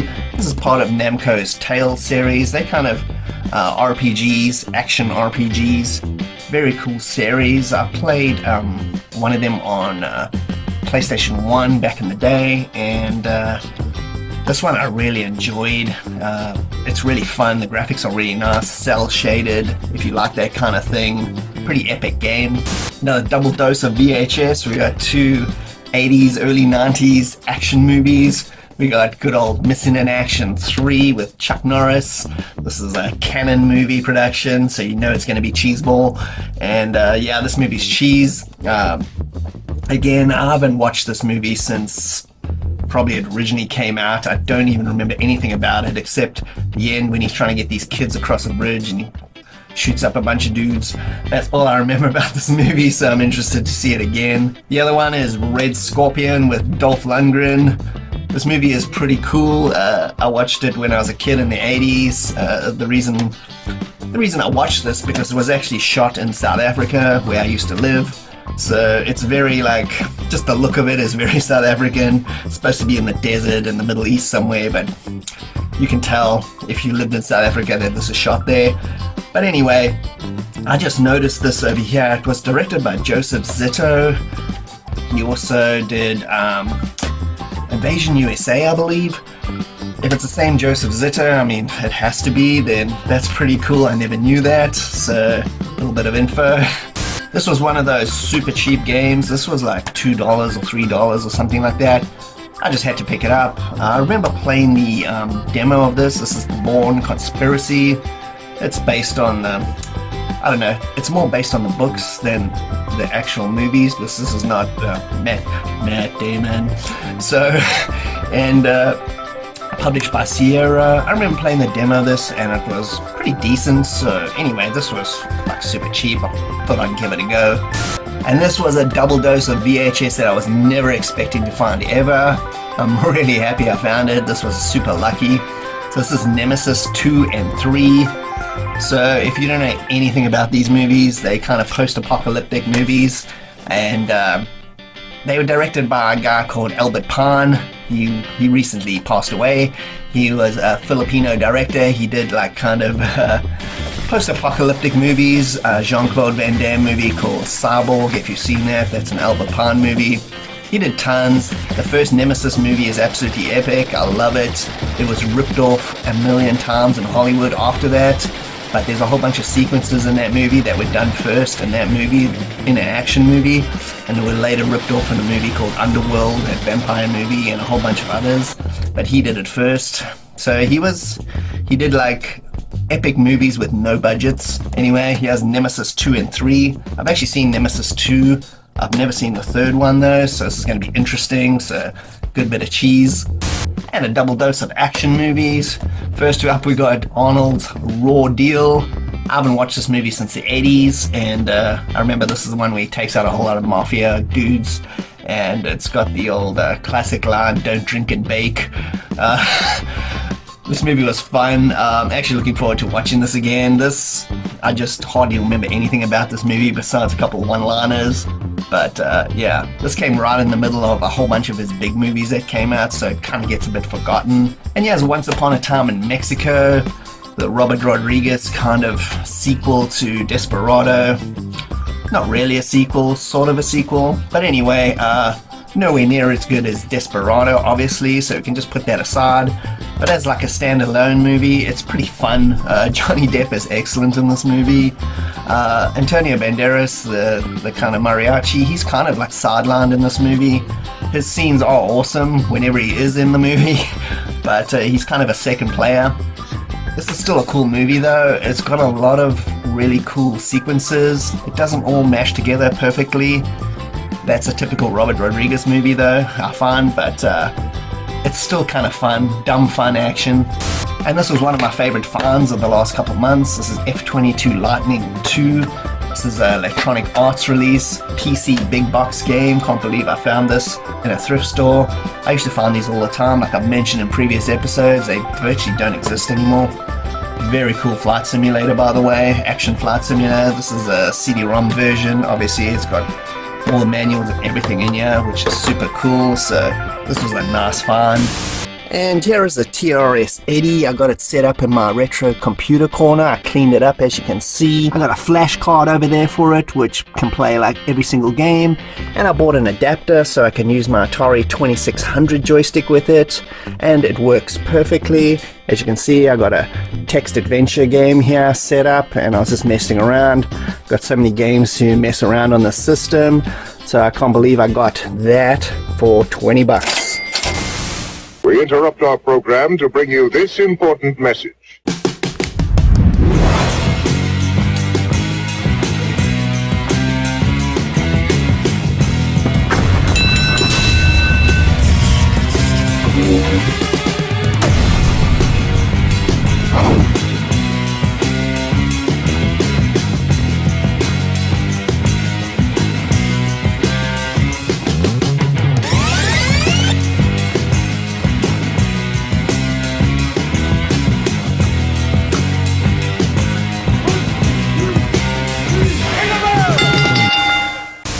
And the last couple months I've been up to Calgary a whole bunch of times for various things. I'll show you some of the things I found up there. Got these cassettes, brand new ones for 50 cents each. Had to pick up a few. Let's see what Calgary's, oh my goodness. I've never been to me, Charlene. Charlene, what is that even supposed to mean? Do something with your hair, my goodness. What's going on there? Woody, yeah, we know what Woody's looking at. Next. And oh god, Liberace. Calgary's vinyl is just as bad as where I live. My goodness. Oh, Renegades. Damn. I haven't seen this movie in decades. Super cool. And I'm braving the vinyl for no apparent reason. Best of. Let's see. Oh my goodness, the Rhythm Pals. Are you kidding me? 30 golden hits. Dudes, you don't even have one. Come on, such lies. And if you want to be really, really depressed, you can check out Less Than Zero. I decided to get this. Soundtrack on this movie is super cool also. And I found a PSP movie. Unfortunately, it's The League of Extraordinary Gentlemen. Such a train wreck of a movie. And what do we... Whoa. Edgar Winter Grip. They only come out at night. Of course they do. Holy moly, Tainted. And, ooh, Red Scorpion, Dolphy, love it, getting that. And I'm checking out some cassettes, usually it's trash, but I found a few good ones. Got Tom Petty here, and I got some cheesy Corey Hart, of course. I try to brave it some more. Bad Mistake, Streisand Memories, no, Tainted. And we went over to the Goodwill, see what they have. A whole bunch of Walking Dead being dumped here. Oops. Eagle Annual. Woo. Nice. I haven't seen one of these since the 80s. And I always thought this was the worst Star Wars movie ever made until I seen the new ones, the new trilogy. Tainted. Anyway, Joe vs. the Volcano, Joe Dante movie, totally worth watching. And this excellent Bruce Willis movie that's just been completely forgotten. And I also found Brothers in Arms on the 360. This is a pretty good game. I'll get it if it's cheap. Yeah, $4. Yeah, why not? The vinyls, why do I even bother anymore? Russ Hollingsworth, love at any cost. Russ, I think it's going to cost quite a lot for you, pal. And I found a bunch of these Batman animated series. Man, I would have picked these up if they're a little bit cheaper. I'm not paying $9, even though they're super cheap and I could have flipped those, but whatever. Now, if I saw this as a kid and that bunny was reading songs to me, I would have ran away. That's some serious nightmare fuel. And Charlie McCoy, what? There's no way, Charlie. Charlie's my boy, come on. You live in a fantasy, Charlie. Snap back to reality, dude. Oh, come on, Streisand, no, tainted. And every time I come to Calgary, I gotta stop at Video Game Trader, and I just like to check things out. Sometimes I don't even buy anything. Look at this cool Commodore phone and a VIC-20, so cool. Excellent Mega Drive collection. Pity they weren't selling the game separately, otherwise I might have got something there. Good old turbo graphics, don't see those much anymore. And this JVC XR, that's super rare. This PC Engine was super cool. It even has an LCD screen. Damn, never seen that before. Just before I was leaving, I happened to notice this gem, Street Fighter the movie. Been looking for this on VHS, but damn, Laserdisc will do. And more thrifting pickups, round 2. I got The Hard Way and Legend. So Legend is the Ridley Scott movie from the mid-80s. Pretty good movie, really underrated. It's got a lot of issues, like most of his movies, but visually this movie is amazing. It's worth watching it just for the visual style. The Hard Way is the most underrated cop buddy movie ever made. If you've never seen this, you're doing yourself a disservice. James Woods and Michael J. Fox are absolutely perfect in this movie. The comedy is on point. It's directed by John Badham. He did a lot of really good underrated movies.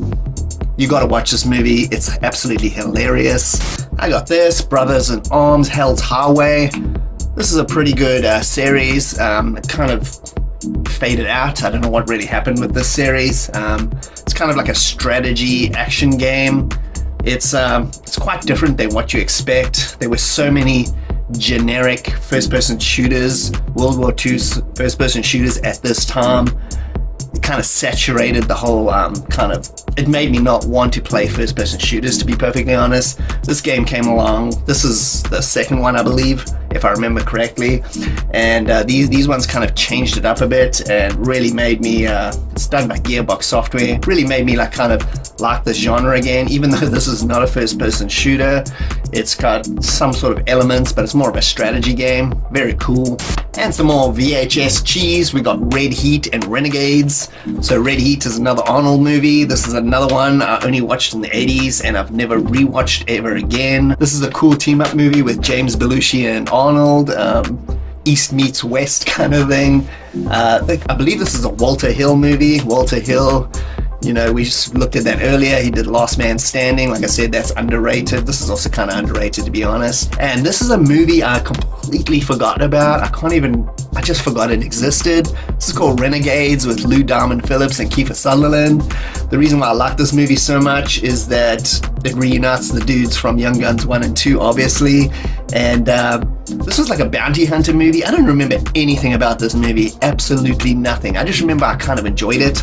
So this is going to be a fun ride. Yeah, we got Assassin's Creed Rogue. I believe this was the last Assassin's Creed game released on this generation of consoles. I remember this coming out right when the newer generation ones started coming out, and it kind of got completely lost in the shuffle.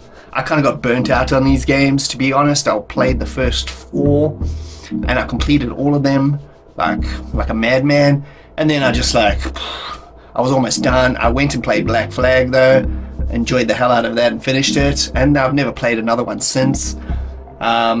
But this is interesting. I think this is one where you actually hunt assassins, so it's kind of weird. And yeah, I haven't played this yet, but it's really cool picking this up. You don't see this game very often. Some more VHS cheese. We got Days of Thunder and The Quick and the Dead. Quick and the Dead is an awesome Western movie. If you've never seen this, you really should. don't be put off by the fact that it's got Sharon Stone in the main lead.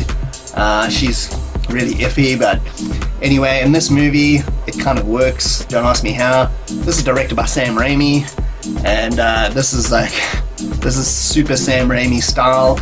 It's like Evil Dead. It's got a lot of Evil Dead kind of camera work and Darkman kind of vibes going on in here.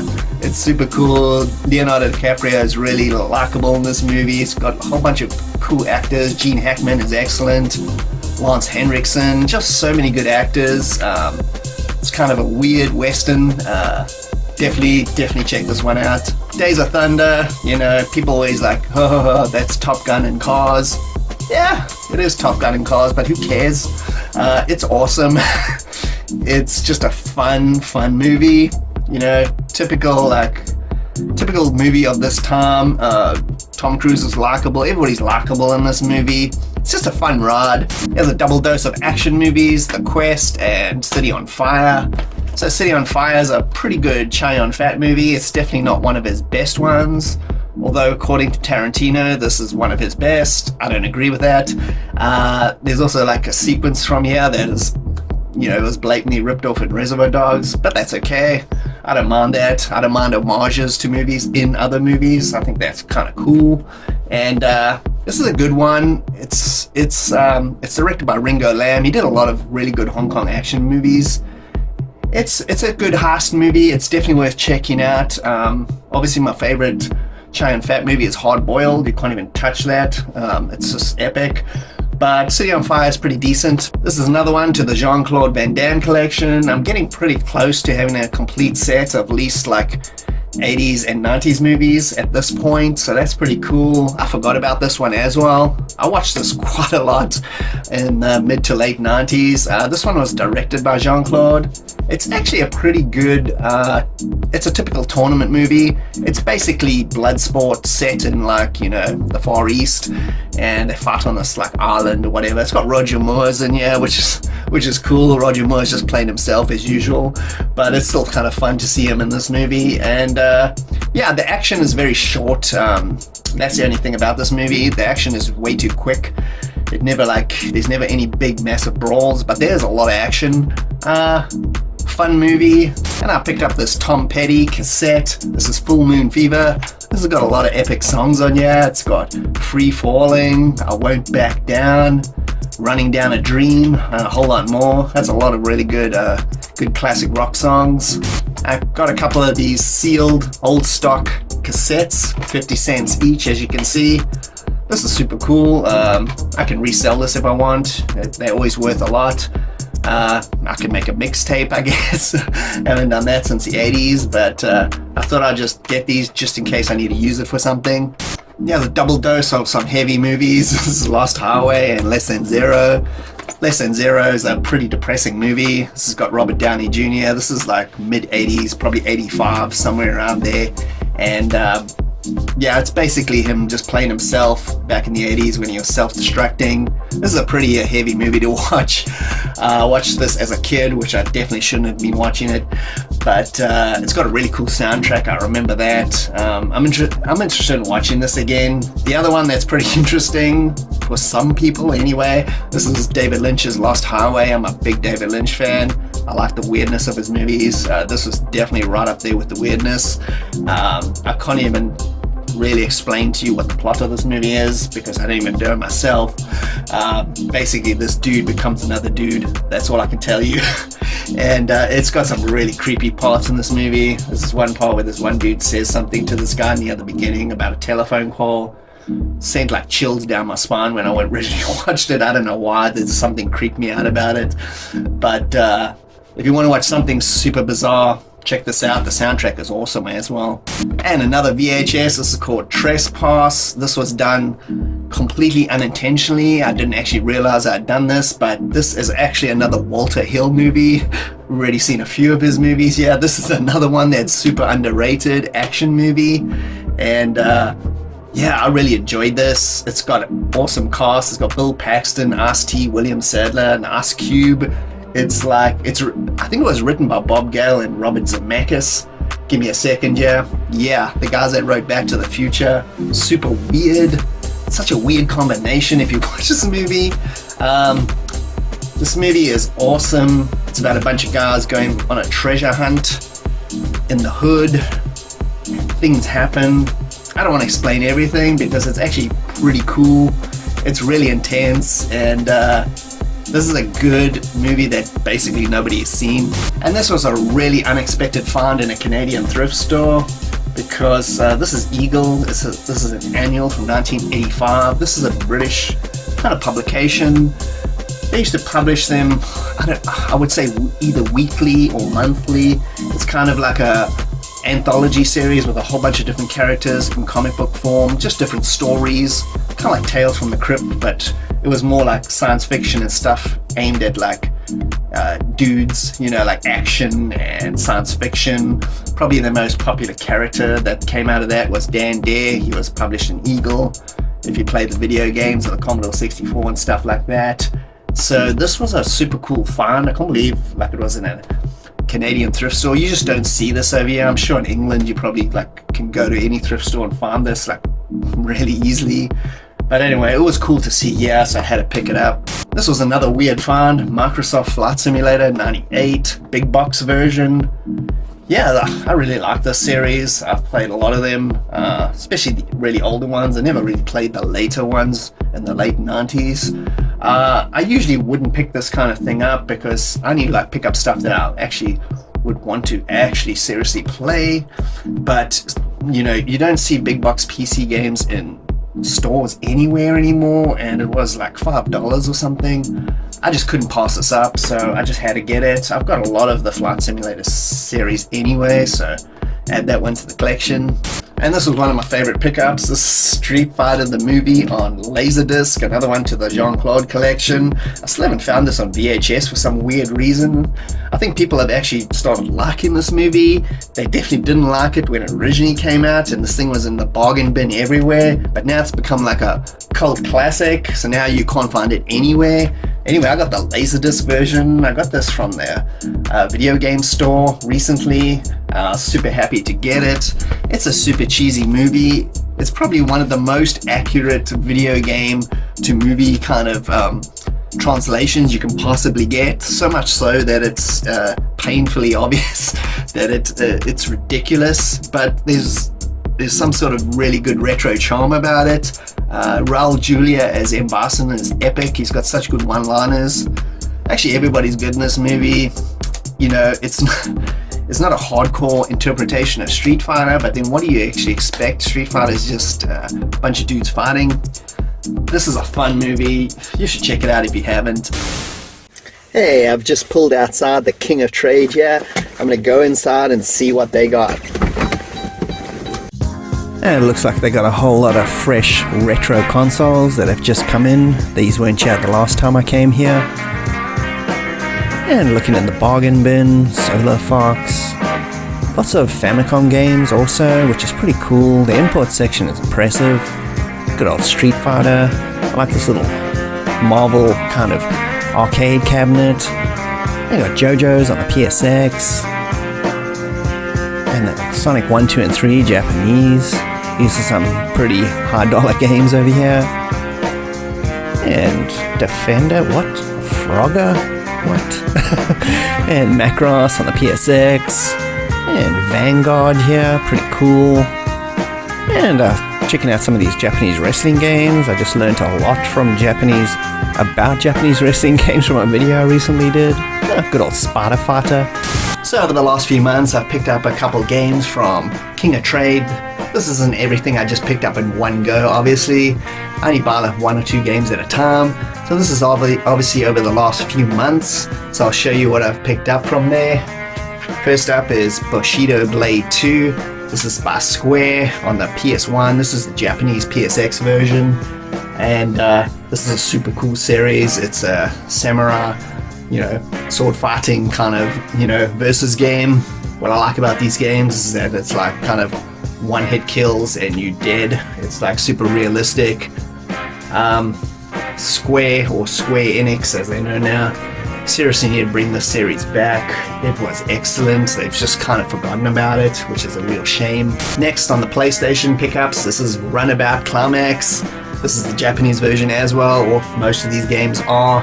And this is a super cool kind of racing destruction game kind of thing. Race against the clock. I had this on my PlayStation in the 90s, the Japanese version, and I don't know what happened to it anyway. I refound it again, which is awesome. This is made by Climax.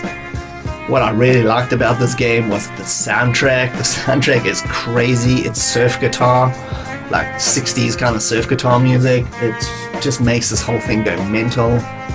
It's not a perfect game by any means, but the music alone is worth getting it for. And my favorite PSX pickup here is definitely Darius G. This is a shoot 'em up based on the arcade game. Awesome game. I used to own this as well in the 90s. Don't know what happened to it. Anyway, I re-got this again. If you don't know the series, it's side-scrolling shoot 'em up. This is epic. This one's got like 3D graphics mixed in, but it's done really, really well. Awesome soundtrack as well. And now for a bunch of PS2 pickups. The first one is Astro Boy. You're probably thinking, that's some sort of trashy title. This one is actually made by Sega's Sonic team. This is a really good game. It's definitely underrated on the PS2. If you play this, you'll be pleasantly surprised. It's well done. It's fully complete, as you can see. And got this for pretty cheap too. Next is Disgaea 2 Cursed Memories. If you've never played any of these, they're turn-based strategy games. Really, really traditional turn-based strategy games. Got that kind of asymmetric look, grid-based affair. It's got obviously anime inspired. These games are fun. They take a lot of time to get into and a lot of dedication to get the best out of them. But if you're willing to put in the time, it's well worth it.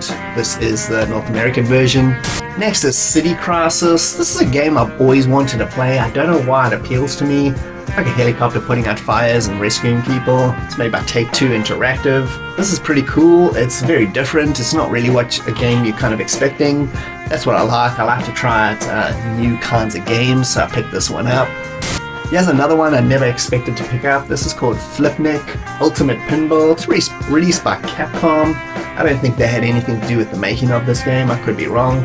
I'm just assuming, but this is a game that I would never ever have picked up in a million years, but I watched a Digital Foundry video on it, and my friend Audie and John Linneman were playing it, and it looked really cool. It's kind of a pinball adventure game. The combination of those two just sounds so bizarre, and watching the game I thought that looks super cool. This is fully complete as well, so I'm really looking forward to playing this. It's just something so different. And the final pickup here is a game called Oz. This is the Japanese version. I know nothing about this game, never even heard of it before. It's released by Konami. I don't think this game got a US release. It might have. If it did, it was probably under a different name. Otherwise I would have come across it at this point. I've seen like a million PS2 games. So they might have released it under a different name, that's what I'm assuming. I haven't really looked into it, I just got this game. But it says action game on the back here. It's like, I thought it was an RPG just by the cover. But you can see it looks like some sort of action kind of, maybe Dynasty Warriors kind of thing. But this is another Japanese release, which I got this for super cheap as well.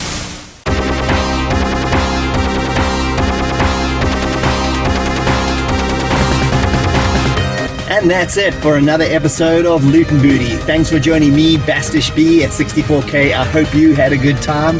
And if you can please like and subscribe, that'll be greatly appreciated, and I'll see you next time. Cheers. Hey, Bastish B for 64K, and welcome to another episode of Loot and Booty.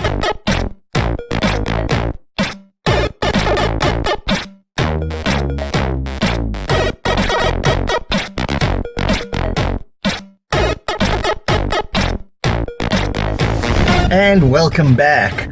So on today's episode, we're going to be going around to 3 different thrift stores in real time to give you a sense of what can actually be found on one single trip, and we'll just see exactly what we're going to find. It could be good, it could be bad, you just simply never really know. And as we make our way to the first thrift store, I'll show you a whole bunch of the pickups. Part 1 of all my pickups I found over the last few months thrifting.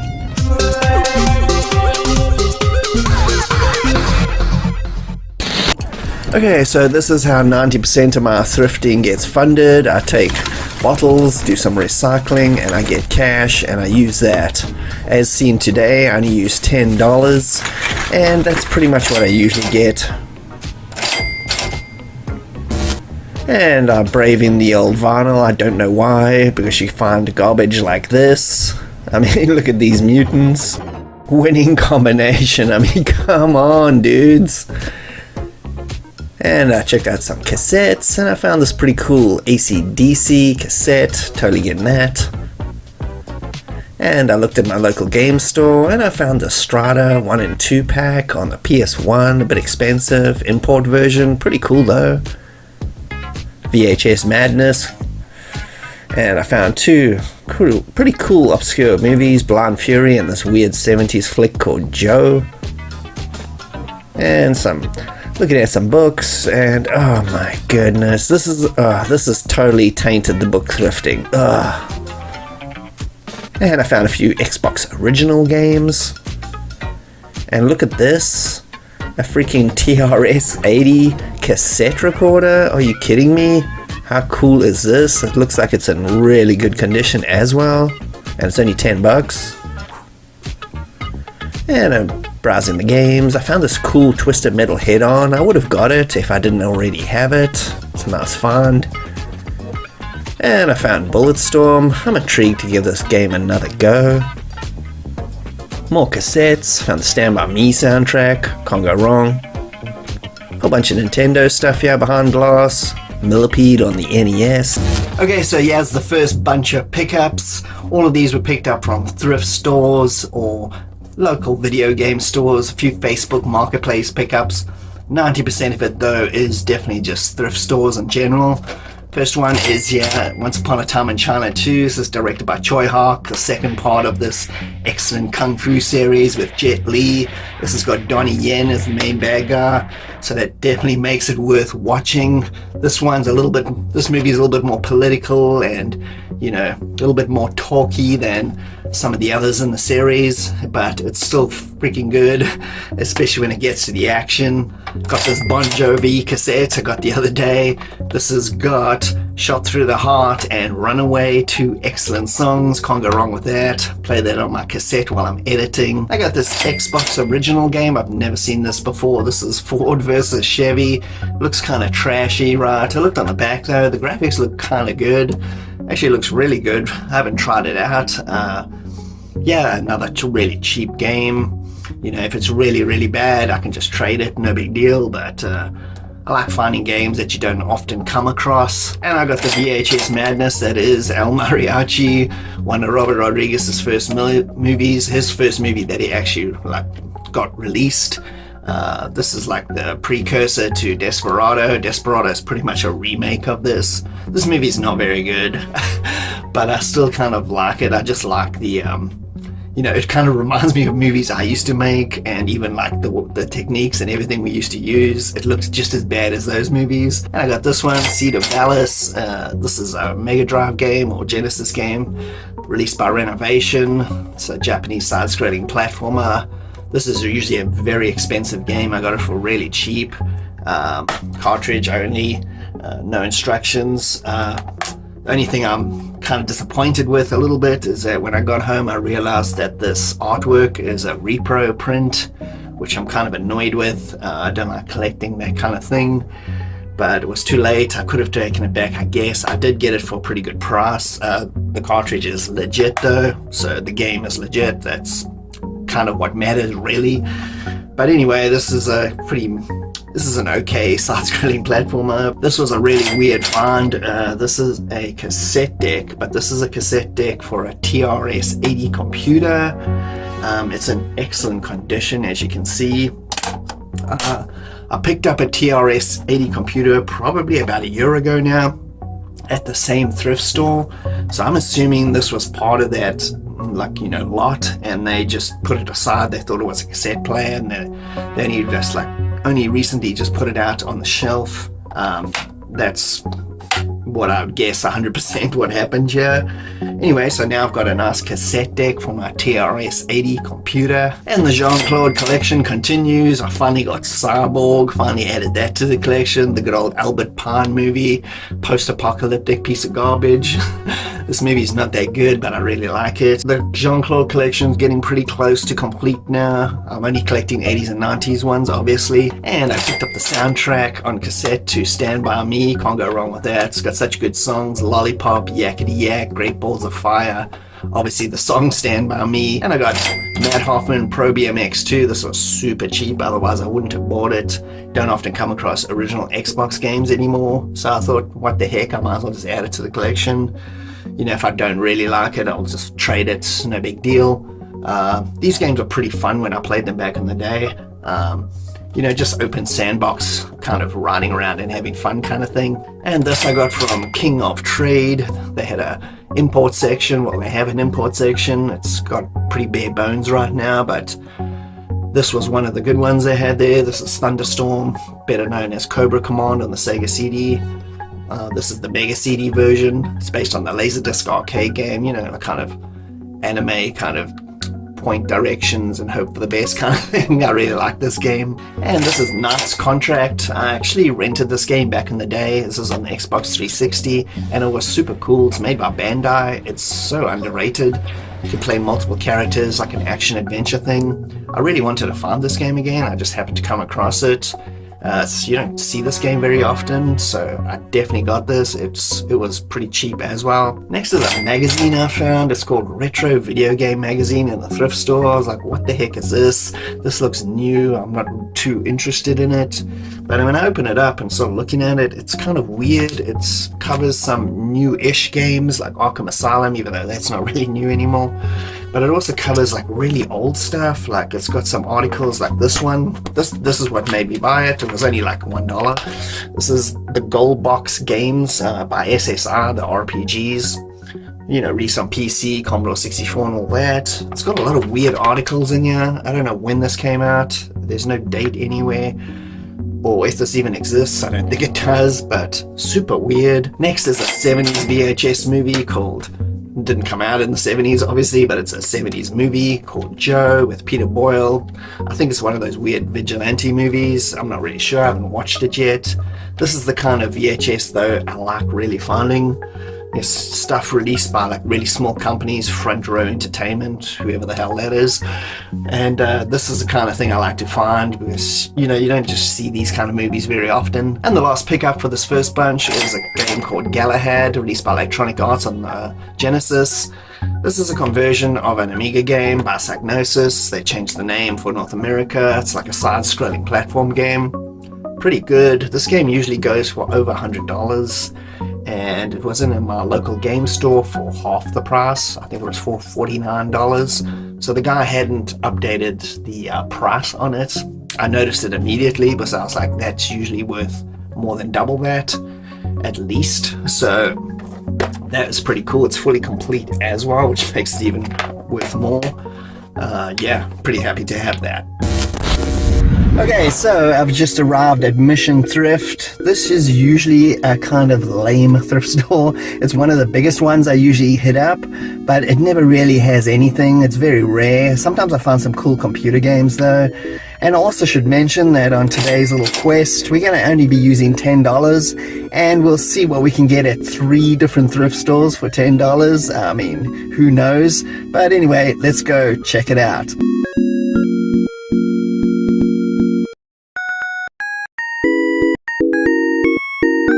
Now let's head over to the media section. He's got these pretty cool cupboards, nice and big for storing games and consoles. I used to have a smaller version of this. Hello. And as you can see, there's monitors being dumped off everywhere in thrift stores now. They're so cheap, nobody really even cares.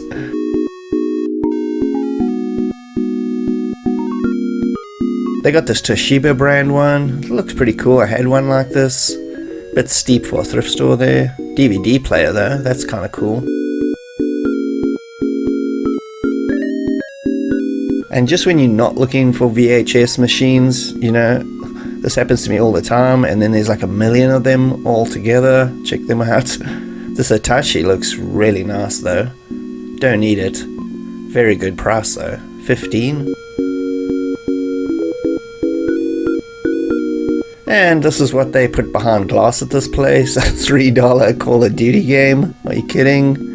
Or you could go to the other side of the glass and be represented with nightmare fuel. And you can even ask for assistance. No thank you. And here's some more media stuff. Let's check out this pile of trash. And we got Snap Happy Polkas with Kenny Bass. Jeepers, sorry dude. And the Idaho Yodeler with Buzz Goetson. Sweet goodness. Anyway, like I said, big box PC games. This place always has them. Pity it's triple play, but anyway. Console stuff looks like garbage. Did find Myst 3 Exile, pretty cool. Already have it though. And even a King's Quest game, Here Today Gone Tomorrow, also have that. And if you thought Lucasfilm has gone all to hell since Disney bought it, which it has, then you clearly didn't watch Young Indiana Jones. The series couldn't decide whether it was edutainment or entertainment. By the way, it's neither. And we got a trashed up copy of Highlander 3. Looks like somebody threw this in the bath overnight. And I'm back from Mission Thrift. Like I said, again, they did have some PC games, which this is store for whatever reason. I always seem to find PC games here, and some pretty good ones they actually had there.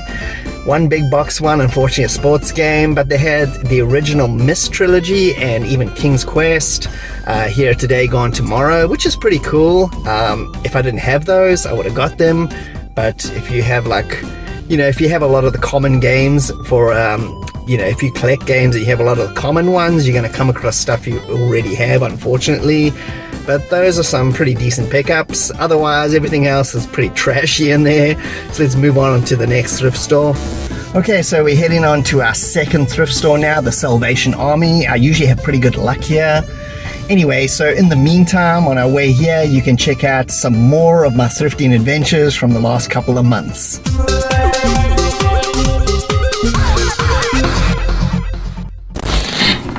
And another day and another thrift. Got quite a few bags this time. See what we can get. Got just over 20 bucks this time, which is pretty cool. Let's head on to Value Village first. Found this Culture Club cassette. Got a couple of good songs on here, like Karma Chameleon and Church of the Poison Mind. I forgot this movie even existed. And a look at the games. This is the sorry state of most games in thrift stores. You just never know though. They got this Ghost Recon. Not really interested though. And found the Next Generation DVD set for pretty cheap. And also this Mutant WrestleMania Steel Cage Challenge. I can only imagine what this looks like. Holy cow. Joystick actually felt pretty good though, I've got to admit. And I'm looking at the bargain bins at my local game store. Some Donkey Kong. I think this is a Captain Tsubasa game, I'm not sure, on the Famicom. And some Choplifter here on the Master System. And I found this weird magazine, Retro Video Game Magazine. Could you possibly have made a more generic title? And Cinescape, I used to read this in the 90s, I really enjoyed it. What do we have here? Star Wars Episode 1, Secrets Revealed. I don't want to reveal anything about that movie. And, pretty good movie here. Once Upon a Time in China 2, Kung Fu Goodness. Some Nintendo stuff. Game Boy adapter in the box. Pretty cool. Way too expensive for a thrift store. Been finding these wheels everywhere, advanced racing technology. I highly doubt that, I'm sorry. And some more import games at my local gaming store. Lots of good ones I want to get. Thunderstorm, sweet. Not a bad price, I think I'll have to get that. And, good comedy, definitely going to pick this one up.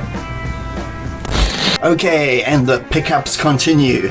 I got NHL Hockey here on the Genesis. This is the first part in the Electronic Arts' excellent hockey series.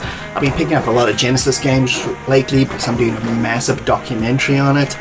I've got a fairly decent collection of Mega Drive or Genesis stuff, but I've been picking up a lot of ones that are pretty cheap and easy to get, and to add them to the documentary, give it more substance. But this is a super cool game. You can find this game for very cheap. Even if you don't like sports games, it's totally worth playing. And I got the good old Labyrinth on VHS. David Bowie and Jennifer Connelly. This is such a cool movie. This movie absolutely bombed when it originally came out in 1986, which is a total shame. It's one of Lucasfilm's best franchises that never got a franchise. It's right up there with Willow, even though Willow got that abysmal Disney Plus series which destroyed the whole thing. Pity about that. Maybe they should just leave Labyrinth alone and not even do anything with it. I think that's probably the best bet. Anyway, I got this, so can watch it with my daughter. She hasn't seen this movie yet. And another VHS pickup is this X-Men collection. This has got a whole bunch of episodes from the 90s X-Men series. If you never watched it, it's super cool. It's one of the best X-Men cartoons ever made. The cartoon's actually better than the movies. And this has got 1, 2, 3, 4. This has got 5 episodes on it. And another King of Trade pickup. This is Zombies Ate My Neighbors on the Genesis. I've been looking at this at that shop. Every time I go in there and I want to get it, and I never end up getting it, but I was like, I'm getting it now.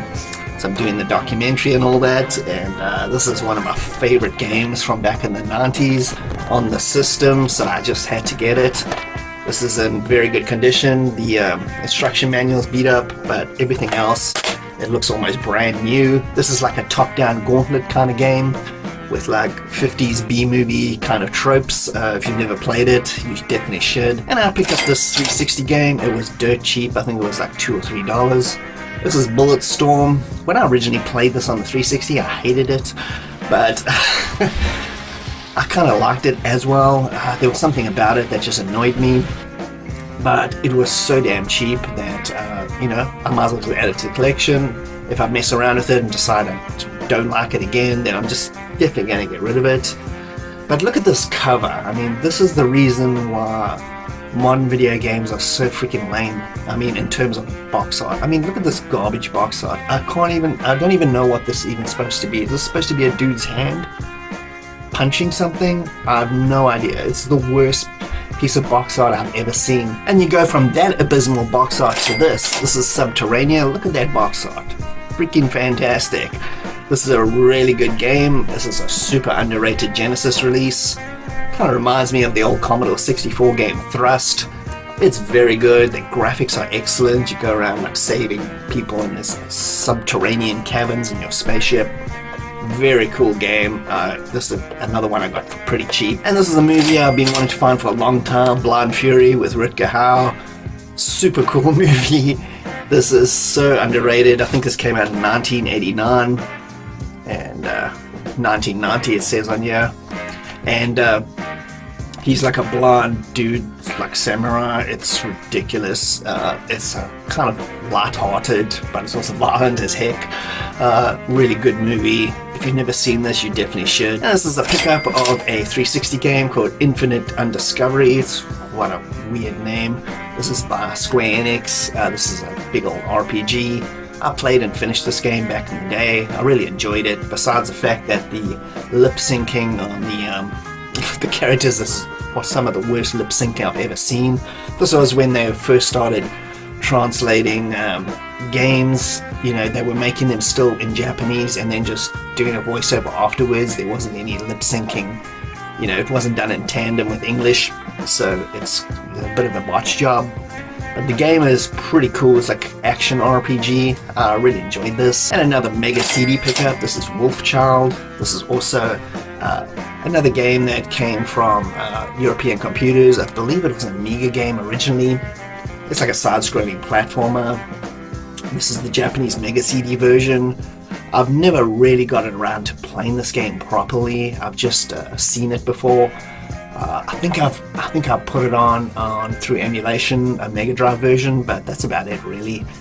briefly, but glad to have this one. And here's a pickup of a comedy movie. I really don't like watching comedy movies anymore. I just kind of, they annoy me.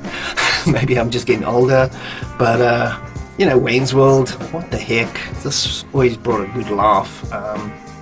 It's dumb, but I kind of like it. It doesn't have that crude, horrible humor that came out in the early 2000s when comedies kind of changed to be as rude and vulgar as humanly possible. I just can't stand those stupid things. They just annoy me, but this was just when comedy was just dumb and fun and irrelevant. So I really like this. And I got this AC/DC cassette. This is Razor's Edge. It's got Thunderstruck and Money Talks and a whole bunch of really good ones. And my favorite pickup from these ones is definitely this Japanese version of Sonic the Hedgehog, the original. This is in such good condition. I mean, look at this. It looks brand new. They had all 3 Sonic games there, and I'll show you something else a little bit later. But yeah, this was about $60 or something. It wasn't cheap, but it's just, look at this cover. It's so cool. It's so much better than you know, Western covers. It's just, the Japanese ones always do it well. I love this game. This is such a good platformer. One of my favorites. Really glad I got this. Okay, so I've just arrived at Value Village now. Good thing is we still got $10. Haven't spent anything yet. Let's see what we can find here.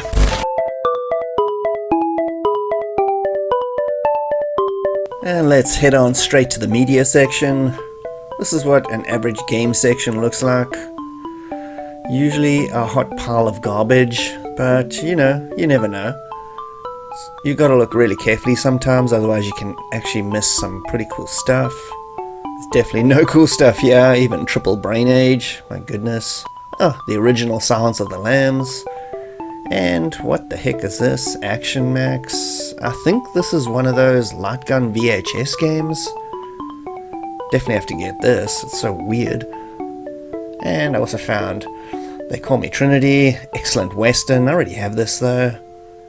And nice clean copy of Back to the Future 3, Nighthawks, this is a very cool movie. And also Johnny Dangerously, I haven't seen this since the 80s.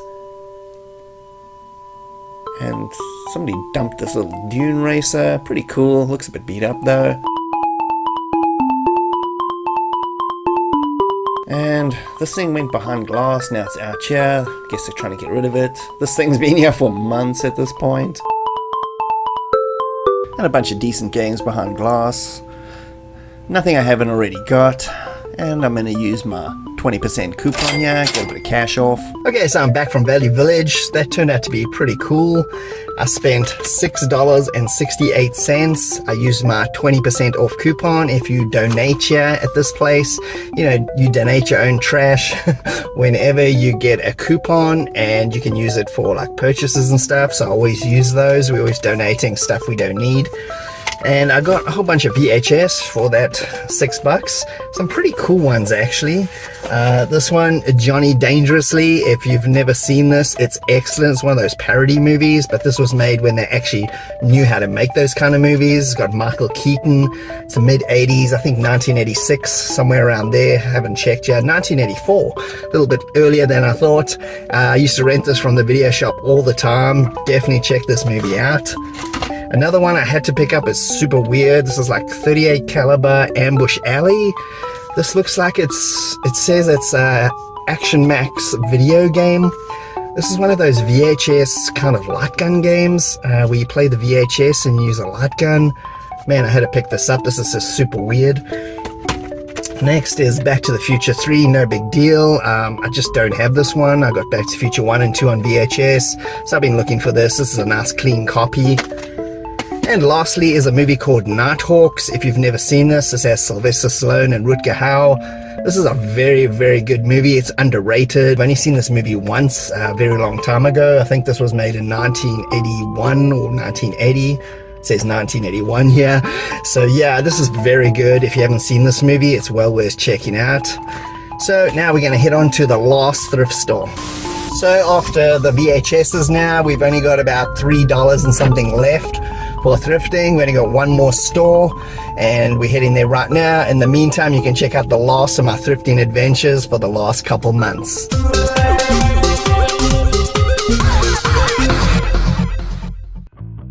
And more recycling. This is me getting some cash at my local bottle recycling place. I got almost 20 bucks with this one. And these are the kind of games I'm on the lookout now for. Just weird stuff like King's Quest on the Master System. I'm not really interested in finding too many common games anymore. And what is this? Billy Ed Wheeler Asheville? What? No. I don't even want to know. Tainted. And some games, nice selection here. Bioshock, Overlord, that's a cool game. Devil May Cry HD collection, unfortunately I got them all. Double Dose of Weirdness. And this is where I picked up that Sonic game I showed you a little bit earlier. Very cool condition. And what do we have here? The Adventurer. This is a LucasArts magazine they used to put out. Super cool to pick this up. Look, it's even got the Sam and Max comic book in here. These Genesis games have really increased in price. It's insanity. And lots of games here. There's quite a lot of good ones. I've got most of them though. This Trauma Center for $4. Totally worth getting. And what the hell is this? Kermisk Latin? Hell no. And yeah, Sonic 3 was also there. It's a bit pricey, I know, but damn, is it tasty. I need to get that. Ken Lynch 2, it's pretty decent. The Splinter Cell game is cool. Got them though. Never been a huge fan of Diablo, to be honest. And oh, what the hell is this? Ford versus Chevy. I've never seen this game before. And a bit of weird VHS. Got El Mariachi. Piece of garbage movie, but I think I'll pick it up anyway. And some whole bunch of discarded consoles here. Beat Up 360. Another 360. And an 8-track, anybody? And this Atari Flashback I think has been here for months at this point. And you got a whole stack of Genesis consoles here behind glass. I've got quite a few of these, so don't really need it. Still cool to see. They even got a Retron back there, and this Mortal Kombat thing has suddenly become valuable and has gone behind glass. Ooh, really tasty Master System. And one of these mod chip things for your PS1. Some more games. Oh, good old Dead Rising. I haven't played this in years. Really enjoyed that. And a bunch of cool VHS pickups here. We got the X-Men. Got a couple episodes from the cartoon series. And also this, Labyrinth. Oh yeah, gotta get that. And if you're a long time watcher of this series, you'll definitely know I don't look at CDs anymore because of this. Savage Garden. Oh my god. CD thrifting tainted forever. And by far my favorite pickup from King of Trade was this Sega Master System. As you can see here, I put in Dynamite Ducks. Plays pretty well. Came with two of these clunky first generation joysticks. I've been trying these. These are not very good. I'm gonna have to get the joypad kind of version of them. This thing just feels odd to me. I don't know why. Anyway, it works perfectly. I've never owned a Sega Master System before. This is my first time, so that's pretty exciting, and I'm very happy with it. Got it at a really good price too. And the final bunch of pickups. We'll start with this double dose of Sega Saturn sports games. These are both golf games. I got Actual Golf and Pebble Beach Golf. This is with Craig Stadler.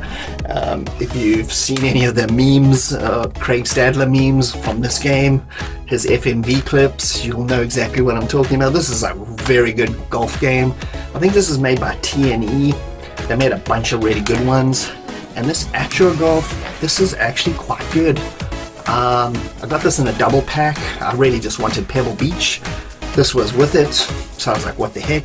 And I tried it out, and it's quite good. I was very surprised. It was released by Gremlin Graphics, I guess, in Japan. That's pretty odd. I guess they did the European release also. But yeah, double dose of good old golf games on the Saturn. Why not? Next is Crew Ball. This is a pinball game. This is a Motley Crue pinball game. Bizarrest combination you could possibly think of. It's got a bunch of their music. It's just got crazy tables, you know, all like skulls and all that kind of stuff, you know, kind of like Devil Crash or something. And this is picked up from a local video game store. It wasn't too expensive, even though this game's kind of hard to find. It was kind of mid.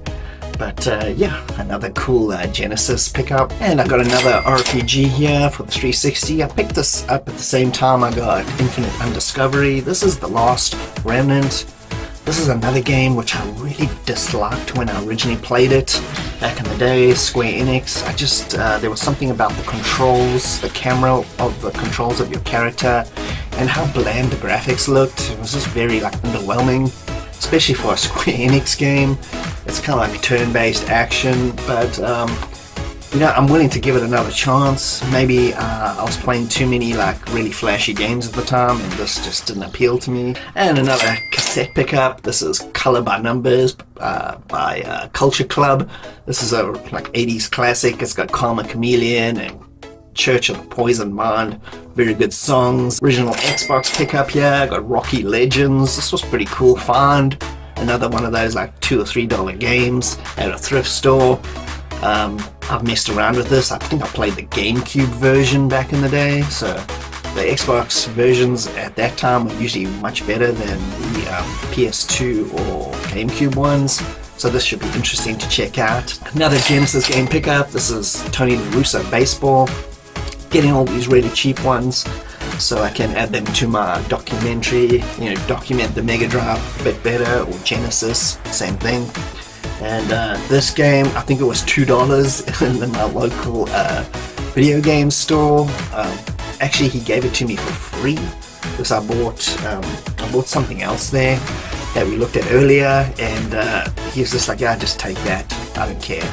This is by Electronic Arts. It's a big old baseball game. This is actually a really good baseball game. Some more sports pickups. I got Amanda Holyfield boxing.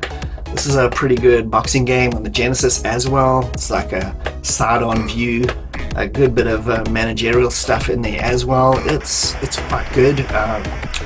It's kind of it's a sequel to Sega's James Buster Douglas game. This is the next person they decided to sign up, and Evander Holyfield, so continue that boxing series. And we've got this Jack Nicklaus Power Challenge by Accolade, another golf game. I really like golf games anyway. This is another Genesis pickup, and I played this originally on my Commodore 64. I think it was called Jack Nicklaus Greatest 18 Holes or some such nonsense like that. Anyway, they just renamed this Power Challenge. It's basically the same game, it's just been updated, like 16-bit look and style. And the final pickup for everything here from thrift stores and video game stores is one I'm really happy to have. This is Sonic the Hedgehog 3. This is the Japanese version. Look at that cover, super cool. This is the one I used to have back in the day, in the 90s, because I had a modified Mega Drive. I could play anything. This is the exact version I had. This is a super cool game. Again, this is exactly like the first one we looked at earlier. Look at this, it looked brand new. It's such excellent condition. This is a really good game. I didn't like this as much as Part 2. Part 2 is my favorite of the classic era. But I didn't give it enough time when I originally played it because I was kind of burnt out on Sonic at that time. So I played like the first two. I played Sonic Spinball, and I was just a little bit fried on the Sonic half wagon. But this is a very good game and totally worth it, and super happy to have this. Okay, so I'm across the road right behind me. That's the only parking I could find from the last thrift store. I don't even know what this place is called. Let's go check it out. I've got about $3 or so left to see what we can find. And I guess it's called MCC Thrift. And we'll check out their media section. As usual, I've been finding tons of these steering wheels everywhere for some reason. Their media section is pretty abysmal. There's just a whole lot of junk here. Found this old PC joystick. That's kind of cool.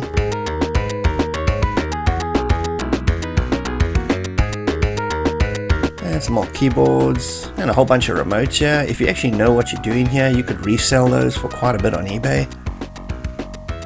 Their actual media though is terrible. I couldn't even find a single game. But their VHS is 10 cents. I found Chuck Bronson's Chino that was sealed. Quite cool. Back when Kevin Smith actually knew how to make a movie. And The Commitments movie. It's not one I would actually buy and rewatch a million times, but still. And always check out the board game sections, because those elusive big box PC games are sometimes hiding in there. Just like this. This is Torrance Passage, a Sierra game by LO, and it's only $2. Okay, so I'm back from MCC Thrift back there. Just like I thought, it's a dumpster fire of garbage. And but just before I was about to leave, I'd always suggest doing this. I haven't done this in a while, but just as well I did. I went to check out their board game section. Often these thrift stores put big box PC games in with board games because they don't know what the hell they are. And look what I found. Torrance Passage. This is a Sierra CD-ROM game. This is by Al Lowe from, who did the Leather Suit Larry series. This is a very cool game. I'm so happy I got this. I checked inside and it's got the CD-ROMs and everything. Fantastic. I had $3 left, remember. This is $2, as you can see. I'll peel this off now. It's not on there very hard. So I spent $9 today for all that stuff, all that VHS, this excellent big box PC game, which I'm so happy I found. And it was a pretty good day. So as you can see from that was just, took me 1 hour to do all that, to go to all those different thrift stores, 1 hour thrifting. I got all that VHS and that big box PC game. People often say thrifting is a bust, you never find anything. I don't find that true. This is another perfect example of that. Anyway, I hope you had a good time checking out all my thrifts for the last couple of months and checking out this little thrifting adventure as well. Thanks for joining me, Bastish B at 64K. I hope you had a good time. And if you can please like and subscribe, check out the older episodes, and I'll see you next time. Cheers.